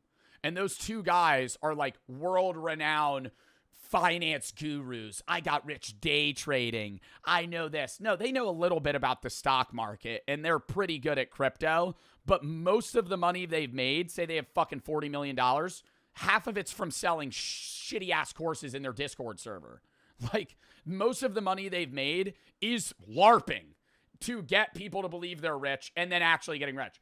In reality, they made 10K one-time day trading, and then they post that 15 times. That gives them credibility. Then they cash out on a crypto they made from from people buying their courses, which they made money on, so they could just post these clips of like, I made this, I made this, I made this, I made this. Buy my course, I'll teach you how to get rich. They're not going to teach you how to get fucking rich because they never actually built themselves. They LARPed to success and then got people to buy their course, which actually made them successful. You're buying a course on them teaching you how to sell a course. There's guys that actually do that. Buy my course, I'll teach you how to sell a course. It's like a Ponzi scheme. Or not even it's not a Ponzi scheme. It's like a pyramid scheme. Ponzi schemes when you give money and then other people take that money and give it to somebody else that also invested. LARPing. We have seen the future, and it is LARP. Short for live action roleplay. This is not a new term on the internet. We have videos from 10 years ago called LARPing Saved My Life, which no, it didn't. But before TikTok absolutely hijacked this word, it was used in reference to medieval roleplay. Yeah, it was like medieval times shit. You're going to a Renaissance fair, you're LARPing. And to explain the original meaning even more, it's just a bunch of, I would say, the coolest people on Earth, all committed to a medieval war storyline. All right, boys, tear the flesh off that bone! And then they're all... All right, I think this is corny because they're wearing paper skeleton masks. But, like, I fuck with medieval LARPing. I like a Renaissance fair. I like a good LARP, okay? Not the new term LARP, like a good LARP. You're wearing chainmail and you're like kind of fake fighting. Like, that's sick. That's badass. And then they all have names like Shadow Fang, the Omen of Death, and it'd be a 42-year-old accountant named Greg. And there's real business behind the OG lopping. People would spend 300 doubloons on a lopping sword, which might sound crazy, but people will be paying money to lop right now. Saving up for 6 months to go to Miami and take pictures for the gram is arguably worse than spending $300 on a lop sword. And the reason I call these people the coolest people on earth is because they don't lop for the validation of others. They just have pure love for the game. But the modern version of... Dude, I wish I could. I gotta hit up my friend and see if I could make a video about this guy. He does social media. He knows a guy that LARPs rich, and he showed me these reels, and it's literally him crying in front of a camera being like, I never thought I'd make this mill, but I'm finally here. I made it, and here's how I did it. And it's like, and he cuts to like the same image every time of him doing, it's like paint on his hands, and he's like, I was so poor. And I'm like, bro, you're never poor. You've lived in like a $50 million house. Lopping mostly consists your whole life of either renting or flexing other people's things. It's like straight bum shit, dude. It's like rich people that are bums. This guy in the comments said rental camera, clothes, hat, watch, and car. Now, I don't know if this guy's actually renting out his whole life, but I know there's people that be financing clothes purely for the lop. And I know there's people that also be posting images from Pinterest and other people's clips. Like, look at this guy all giddy that this video has no watermark. But is there not a sense of shame in posting somebody else's life and pretending it's yours? Like, maybe people will be impressed when they see it. You know, until they scroll and see a nigga with a 24-karat Lamborghini. But to the people that be going broke just to lop, how does it feel when it's just you and your $40,000 in credit card debt? You have $40K in credit card debt so you can wear chrome hearts or some shit, bro. Like, I never understand that. But back to our lopping lesson, which I would say... Or, bro, you see a motherfucker, yo, I can never get over people that be buying, like, sports cars with, like, 80K miles on it for, like, 40 grand. They're buying, like, a fucking BMW or a Hellcat with, like, 120,000 miles, and they're financing it for, like, 50K over the next 3 years. Oh. I mean, that is, like, by far, like, the only other fastest way you could burn money and light it on fire is if you bought a horse and shot it. That is the quickest way you lose money. That or gambling, you might win. The only other... It's financing a fucking a BMW or a Hellcat that has 100K miles on it from like 9 years ago. That's setting money on fire. Second fastest way to set money on fire, buy a living animal and kill. No American team ever would. Two-way players are a thing of the past. That's someone who's both a pitcher and a position player, like Babe Ruth. But since the 1940s, no one in the major leagues really pulled it off. And today, no one's really allowed to try. Being a pitcher and a batter is like playing two completely different sports. They require two completely different skill sets, two completely different approaches, and that wear and tear really, really adds up. A major league team, if they had gotten Ohtani at 18 years old, would have just forced him to become a pitcher. But the fighters were more willing to let him try both. So Ohtani made the wow, so if he got signed when he was younger, he never would have been able to bat? Decision to stay in Japan. If Ohtani had grown up in Arkansas, he doesn't become the player that he is. He was this massive power hitter. There's a video of him hitting a baseball into the roof of the Tokyo Dome. And the fact that he was also doing it while being one of the... Does that count as a fucking... Does that count as, like, out of play or something? If you hit the fucking ceiling in a stadium? So it's still in play. If falls down, they could catch it and it's out. Best pitchers in NPB was kind of blowing everyone's mind.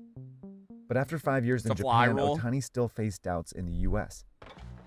So in 2017, when the fighters posted him, Ohtani turned down bids from big market teams and instead went to the LA Angels, where he again used his leverage to be a two-way player. In his first at-bat in LA, Ohtani did this. That's out toward right center field. Dude, first at bat, another team, nuke it. Bang! Just fucking rips it out. Stop. You know right there and then, too, the dude that was, like, responsible for getting him signed was just like, yes. Yes. Big fly! Just fucking so happy. In 2021, he hit 46 home runs and went 9-2 on the mound. becoming the first player to be an all-star as a hitter and a pitcher. Ohtani was fast. Oh my God, how much do you think that ball's worth? I feel like that's got to be on the market. Oh my God, Shohei Ohtani's first home run ball price. It's worth at least $100,000. Oh, Shohei Ohtani's first run ball as a Dodger is worth $100,000. It could be worth up to $3 million. First run ball price as Angel just says over 100K. Dude, I feel like there's somebody that would pay like $1 million for that. Becoming the most exciting player baseball had seen in decades. And by 2024, he didn't need leverage anymore. The LA Dodgers signed him for $700 million, nearly double the next highest contract, because he really was two players in one. Actually, he was the two best players in one. Wins above replacement measures a player's total value, and in the last 5 years, Ohtani has the highest in the majors. And just last week, Ohtani played probably the greatest game in baseball history. He struck out 10 batters and gave up only 2 hits over 6 innings. And I'm not a baseball expert, but in the beginning, somebody was like recency bias. And I will say, yeah, like recency bias is true of a lot of things. But like people will still be like, well, Babe Ruth. I'm like, well, Babe Ruth was like a 50-year-old fucking chronic cigarette smoker that played in like, what, the fucking 1920s or some shit.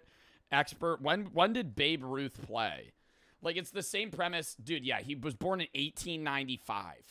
Like, it's the idea of, like, yeah, you're comparing apples to oranges of, like, dude, the game's entirely different now. Ohtani is undeniably the best player of all time. That's what I would even say in, like, basketball, people still argue about that. About, like, MJ. And I feel like that's an easier argument to have where you're, like, trying to compare, like, MJ to LeBron or something. But some people, where it's like, dude, there's so many, I don't want to say unks, but there's people that like hardcore defend like old like MVP players.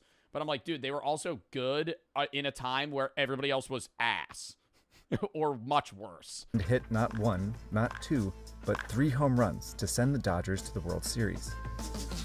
Ohtani's a new kind of baseball player, mixing Barry Bonds. Wasn't Barry Bonds also on a drastic amount of steroids? American style. Or am I wrong? I'm not a baseball expert. Wasn't Barry Bonds like fucking juiced to the gills? Like at that point you could be like, yeah, okay, Barry Bonds, let's put Shohei Ohtani on steroids and he would be fucking insane. Like he would be even more good, even crazier. Power and Japanese style consistency on both sides of the ball. But he only got the chance to do it because he started playing baseball in Japan. Shohei Ohtani is America's So do you think that Shohei Ohtani is going to change how the MLB recruits and places players, even not in Japan? Like, do you think the training regimen that like high school and college football team, or not football, baseball teams are going to do is like they're more open to two-way players? Packed, reimagined, and then repackaged back to itself. Yeah, they're going to want the next two-way player because that carries the teams. Now Ohtani's bringing the 2 best baseball leagues closer together than ever. Impossible. Imagine getting force walked 10 times the World Series because other teams know you'll beat them single-handedly. Yeah, no, didn't they just, they would just keep purposefully walking him. Like, I didn't watch any of the World Series, but I did hear that he was able to pitch, but they wanted to cut out his capability of play. So they would just walk him, give him a base, which is much better than them potentially giving up a home run. Theater. And in a 1-run game, the dream matchup. Now, why was this moment so important? It's because it was the first moment. I understand that's like a needed part of the game and it is a strategy, but isn't that a little lame, like that you're able to just walk players? I mean, in the same sense, it's like kneeling the ball in football. If like you're up and there's, you know, a minute left on the clock, you could just run the timer down. Like, I feel like every sport has some lame ass, you know, loophole where you could just fucking nerf people. That Japanese baseball and American baseball shared a superstar. You're giving them a base? Yeah, but you're giving them a base because you know that if you don't, they're going to fuck on you. like, if you don't give them the base, they're just going to maul you. In the US, it was the most watched WBC game ever. But in Japan, 42% of households tuned in. Even though 42%? Oh my God, dude. What is that's the equivalent of like the Super Bowl for the US. What percentage of households watch the Super Bowl? 41 to 43%. It's bigger. In Japan, this was larger than the Super Bowl or just about the same. It was 8 in the morning there. In 2025, MLB saw higher viewership across US TV and a 20% increase on Japanese TV, making it the most watched season ever there. Ohtani's also getting more Japanese fans to come to Major League games, which is making American companies more money, so they're going to fucking start signing people like crazy. When I asked June to come on this episode, he texted back from Dodger Stadium, where he saw scores of Ohtani fans, Ohtani jerseys in English and Japanese, Japanese beer, and a giant homage to Ohtani on a Japanese-themed hotel. This is just the beginning for MLB. I had a conversation. Oh my God, do you think Shohei Ohtani's on like everything in Japan? I would love to see that. Like the equivalent of how we have like Patrick Mahomes and other like quarterbacks just on so many adverts. Oh, he's got to be on like every product there. He's got to be the most known athlete in Japan. An executive over Major League Baseball, and they said that Shohei Ohtani was their entire international growth strategy. They view Shohei Ohtani as their Messi and Ronaldo figure, the type of person who almost becomes bigger than the sport to get people in the door, to care and invest emotionally in it. Ohtani may even give MLB an edge over its competitors. U.S. sports leagues are racing to become global leagues. The NFL is playing games in Europe and South America. The NBA is in Asia. I think the NFL has, just as from my biased perspective, I think the NFL has a lot of weird rules that make it harder to get into, but the premise, NFL is the toughest road, but I think it has the highest potential because people like watching other people tackle the fuck out of each other. Like, it's like, the NFL, dude, even if you don't know, if you know none of the sports, you just love watching. Like, watching football is fun. Sure. You got rugby, though? Yeah, but, like, rugby as a competitor. I feel like the NBA is the most global, if I had to guess, out of the three big sports. Hosting a league in Africa and talking about creating a league in Europe. They're competing to win over new fans in other countries. But nothing wins over fans in another country like a superstar from that country. The lesson from Ohtani is that sometimes... I think that's why the NBA is big, too. That's the problem with the NFL. If the NFL starts signing fucking random-ass European and fucking Asian and African players to the league, dude, oh my God, I feel like that'll start... Like, if you just had, like, some guy from fucking Germany as, like, an O-lineman... I feel like people would be like, I need to watch this. Like, if he's like the best, but they would have to be really good. That means letting a player do something different. Because Ohtani is an Ohtani if he's not a two-way player. And he's not a two-way player if he doesn't play first in Japan. And he doesn't play first in Japan if not for generations of players who perfected baseball. The Japanese way. America invented baseball, but it has been elevated by someone who is not from the United States. He breaks all of the unwritten rules of what people thought was possible for someone to accomplish as a baseball player. Wow.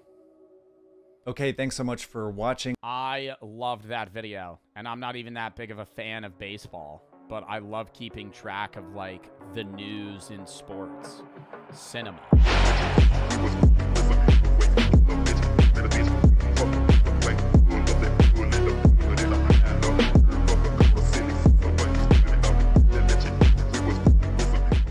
The horrors of World War I trench raiders. Of the First World War, when people talk about the horrors of the First World War, they usually mention the trenches, the artillery, and the machine guns. And those were indeed horrifying. But there was No, World War I was probably... I mean, you could argue Vietnam, but in my mind, when I think of, like, one of the... If I had to pick a war I would least likely want to be in modern history, it would be World War I. Having to sit in the trenches and deal with, like, constant bombardment of shells, and then the second you have any moment of peace, you immediately know that they're running at you over no man's land to come stab and shoot you, is horrible. The Vietnam War was also equally as bad, and you could argue that in different ways, and there was drug addiction, and people were fragging, which is where they were killing each other on their own team, or not own team, but own country, like you were killing your own men. But when you talk about World War I, you could talk about Agent Orange with, like, Vietnam and how that really negatively affected not only soldiers, but also obviously the people of Vietnam. But World War I, it was like, yeah, mustard gas. Like, there was gas issues. People, like, it was like earlier war development where like modern weapons started being used, and it was just a show, dude. Like, I've said this before, but they used to have runners that would run the same message between like areas, like controlled, like built concrete barriers and like bomb zones, and they would give 5 guys the same letter because they know fucking 3 to 4 of them would die on the way. So they would go, here, 5 of you here's a copy of the same message. Go.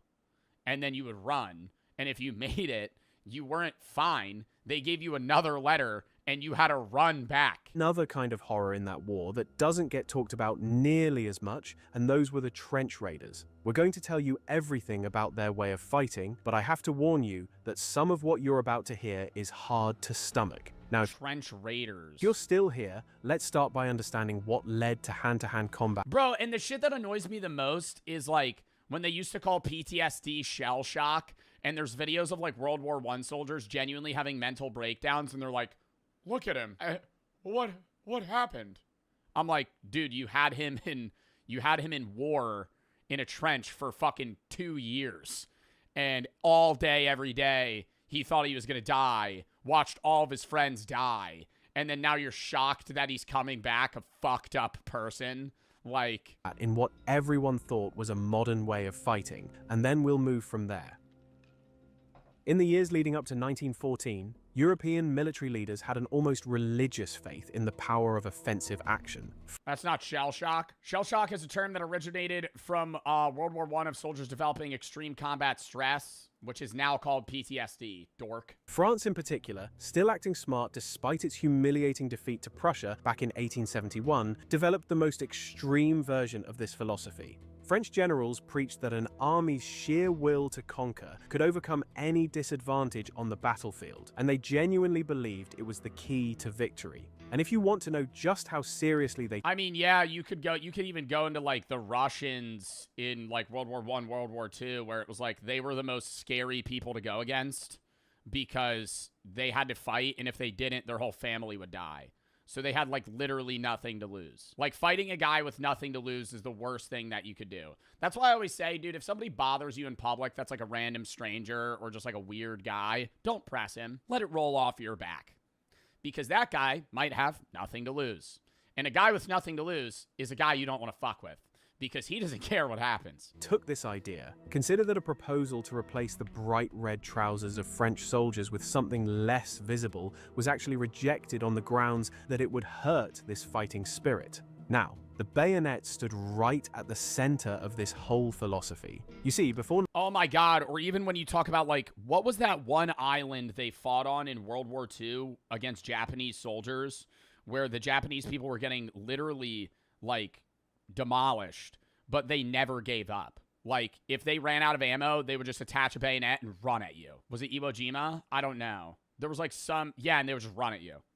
Like, fucking holy shit, how scary that is. 1914, rifle and bayonet combinations were designed specifically to maximize reach, which was basically the ability to stab an enemy soldier before he could stab you. And this led to a sort of race where nations competed to create the longest possible rifle. The French Liebel model, 1886 rifle, had a bayonet blade measuring about 20 inches long, with an X-shaped cross-section designed to punch through. Yeah, it's like weird. It's like a combined... World War I was like the last war where there was a true combined fighting of like sword play and gun fighting at the same time. Like, didn't they have cavalry in the beginning of World War I? Thick clothing. Like, there were still people on horseback that were fighting. When you combined that bayonet with the rifle itself, you ended up with a weapon about 6 feet long. The Germans respected its... Bro, like, these are actually, like, these are teenagers, bro. Like, that's crazy. Deadly effectiveness so much that they gave it a nickname, the French Needle. Well, Germany responded in kind with their own design. The bayonet for the Gewehr 98 rifle had a blade just under 20 inches long, which created a combined length of about 5 feet 9 inches. And this long bayonet was specifically designed to allow infantry soldiers to bring down cavalrymen from their horses, which tells you something about how military planners were still thinking in terms of the previous century's warfare. Training was based on thrust, parry, and lunge techniques, with targets identified as the throat, breast, and groin. French troops trained in formations they called elbow to elbow, specifically for maximum shock effect when they charged. By the way, there was one German bayonet that would become quite controversial once the war started: the saw-back bayonet. This was oh my god. Imagine getting fucking stabbed with that. Issued to pioneer and engineering units, and it had 29 double teeth along its spine for purely practical purposes, like cutting brushwood, wire, and wood for gun positions. But when Allies discovered them on the battlefield, they turned what was basically a tool into a symbol of Germanic barbarism, claiming that the intentionally serrated edge... The moment the camera turned on, and the longer it went on, the harder it became to tell where the... Dude, it wasn't... Okay, I'm not sitting here and acting like the work was hard. It just, like, the burnout was so quick. Like, I was posting so many videos, and I used to film, like, 5 a day, and it got to a point where I would just film once a week, but I'd sit down for, like, 5 hours with that fuck-ass beanie on and just film, like, 35 videos. Like, I would doom scroll TikTok, pick out like random shit that I could react to, and just genuinely film like 30 to 40 videos in like 5 hours. And then I would just post those over the next week, do the same thing. And it got to a point where like when I really decided, like, I mean, 6 months ago I was posting on TikTok, but I was posting like once every 2-3 weeks or some shit. But like it got to a point where I was like, why am I doing this anymore? Like I hated it. Like, I don't like making TikToks. Like, every once in a while, maybe there's a rant that I want to do, but I'm like, I could just do it on stream and, like, rant on stream or rant in a YouTube video or for a philosophy video, then, like, sit down and put on this stupid beanie and go, oh, this is what I hate about blank and blank. And where the real Joe began. That's the trap of overnight success.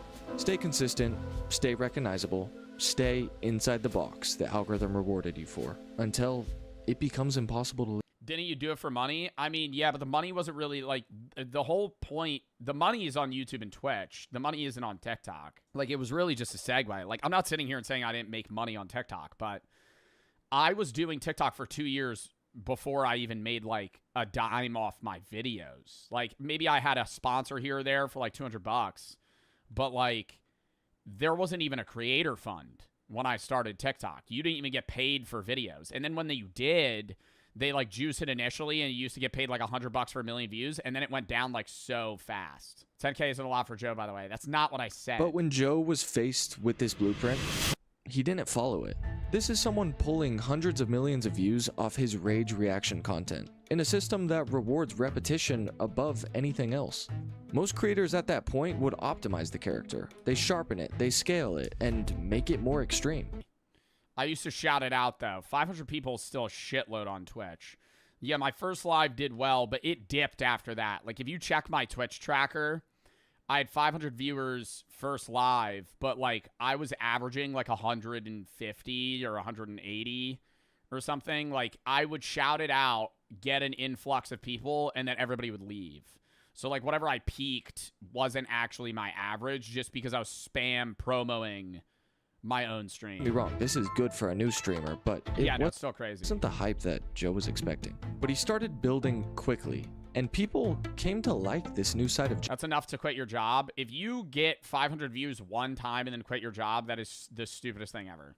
And once people... But the part of Joe's story that most people connect with the most is also what cost him the most. And then this is where you kind of hit a crossroads. The internet romanticizes authenticity, but authenticity is dangerous online. The second your content stops being a character and starts becoming your actual thoughts, your actual emotions, your actual life, the line between creator and person starts disappearing. And for Joe, this meant letting everyone into the saddest parts of his life. Bro, I have chatters that deal with this. Like, I've had chatters that have, like, died of cancer. And they're, like, fucking, like, 15, man. When you play a character, you can eventually turn it off. The stream ends, the costume comes off, and you go back to being yourself. But Joe stopped hiding behind a character years ago, which means the stream keeps following him. even when the cameras aren't rolling. Most creators that's gonna make me sad. would hide these personal moments. Vulnerability usually breaks the performance. It ruins the illusion that everything is under control. But Joe leaves these moments in on purpose. That's the difference. When he cries on stream, it doesn't feel like some calculated moment designed for sympathy. When he talks about Well, no, and it's like when if I crash out on stream, a lot of that's like more for a bit and like maybe some serious. A lot of the time it is serious if I'm fucking tweaking about tech issues or something. But like if I cry on stream, that's real, bro. Like I wouldn't fake being sad. Like I don't know. I just can't. Like I can't act sad. Like if I'm sad, I'm sad, you know? And it's like, I feel bad too, because like I get so many stories. I've said this before. I get so many sad messages from chatters. And like sometimes I'm not getting, or most of the time I don't really get emotional. I just like, oh, I'm sorry. Because it hits me in waves. And a lot of the time I'm like numb to it. So like I want y'all to know, like I really do feel for a lot of the shit you go through.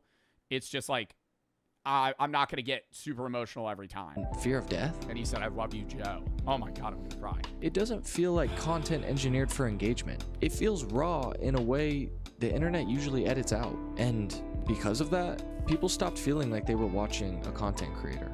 They started feeling like they actually knew him. And that's really the paradox of Joe Bartolozzi. Because on the surface, he looks like the exact type of creator the modern internet was designed for. Loud, chaotic, explosive, which he still is when he wants to be.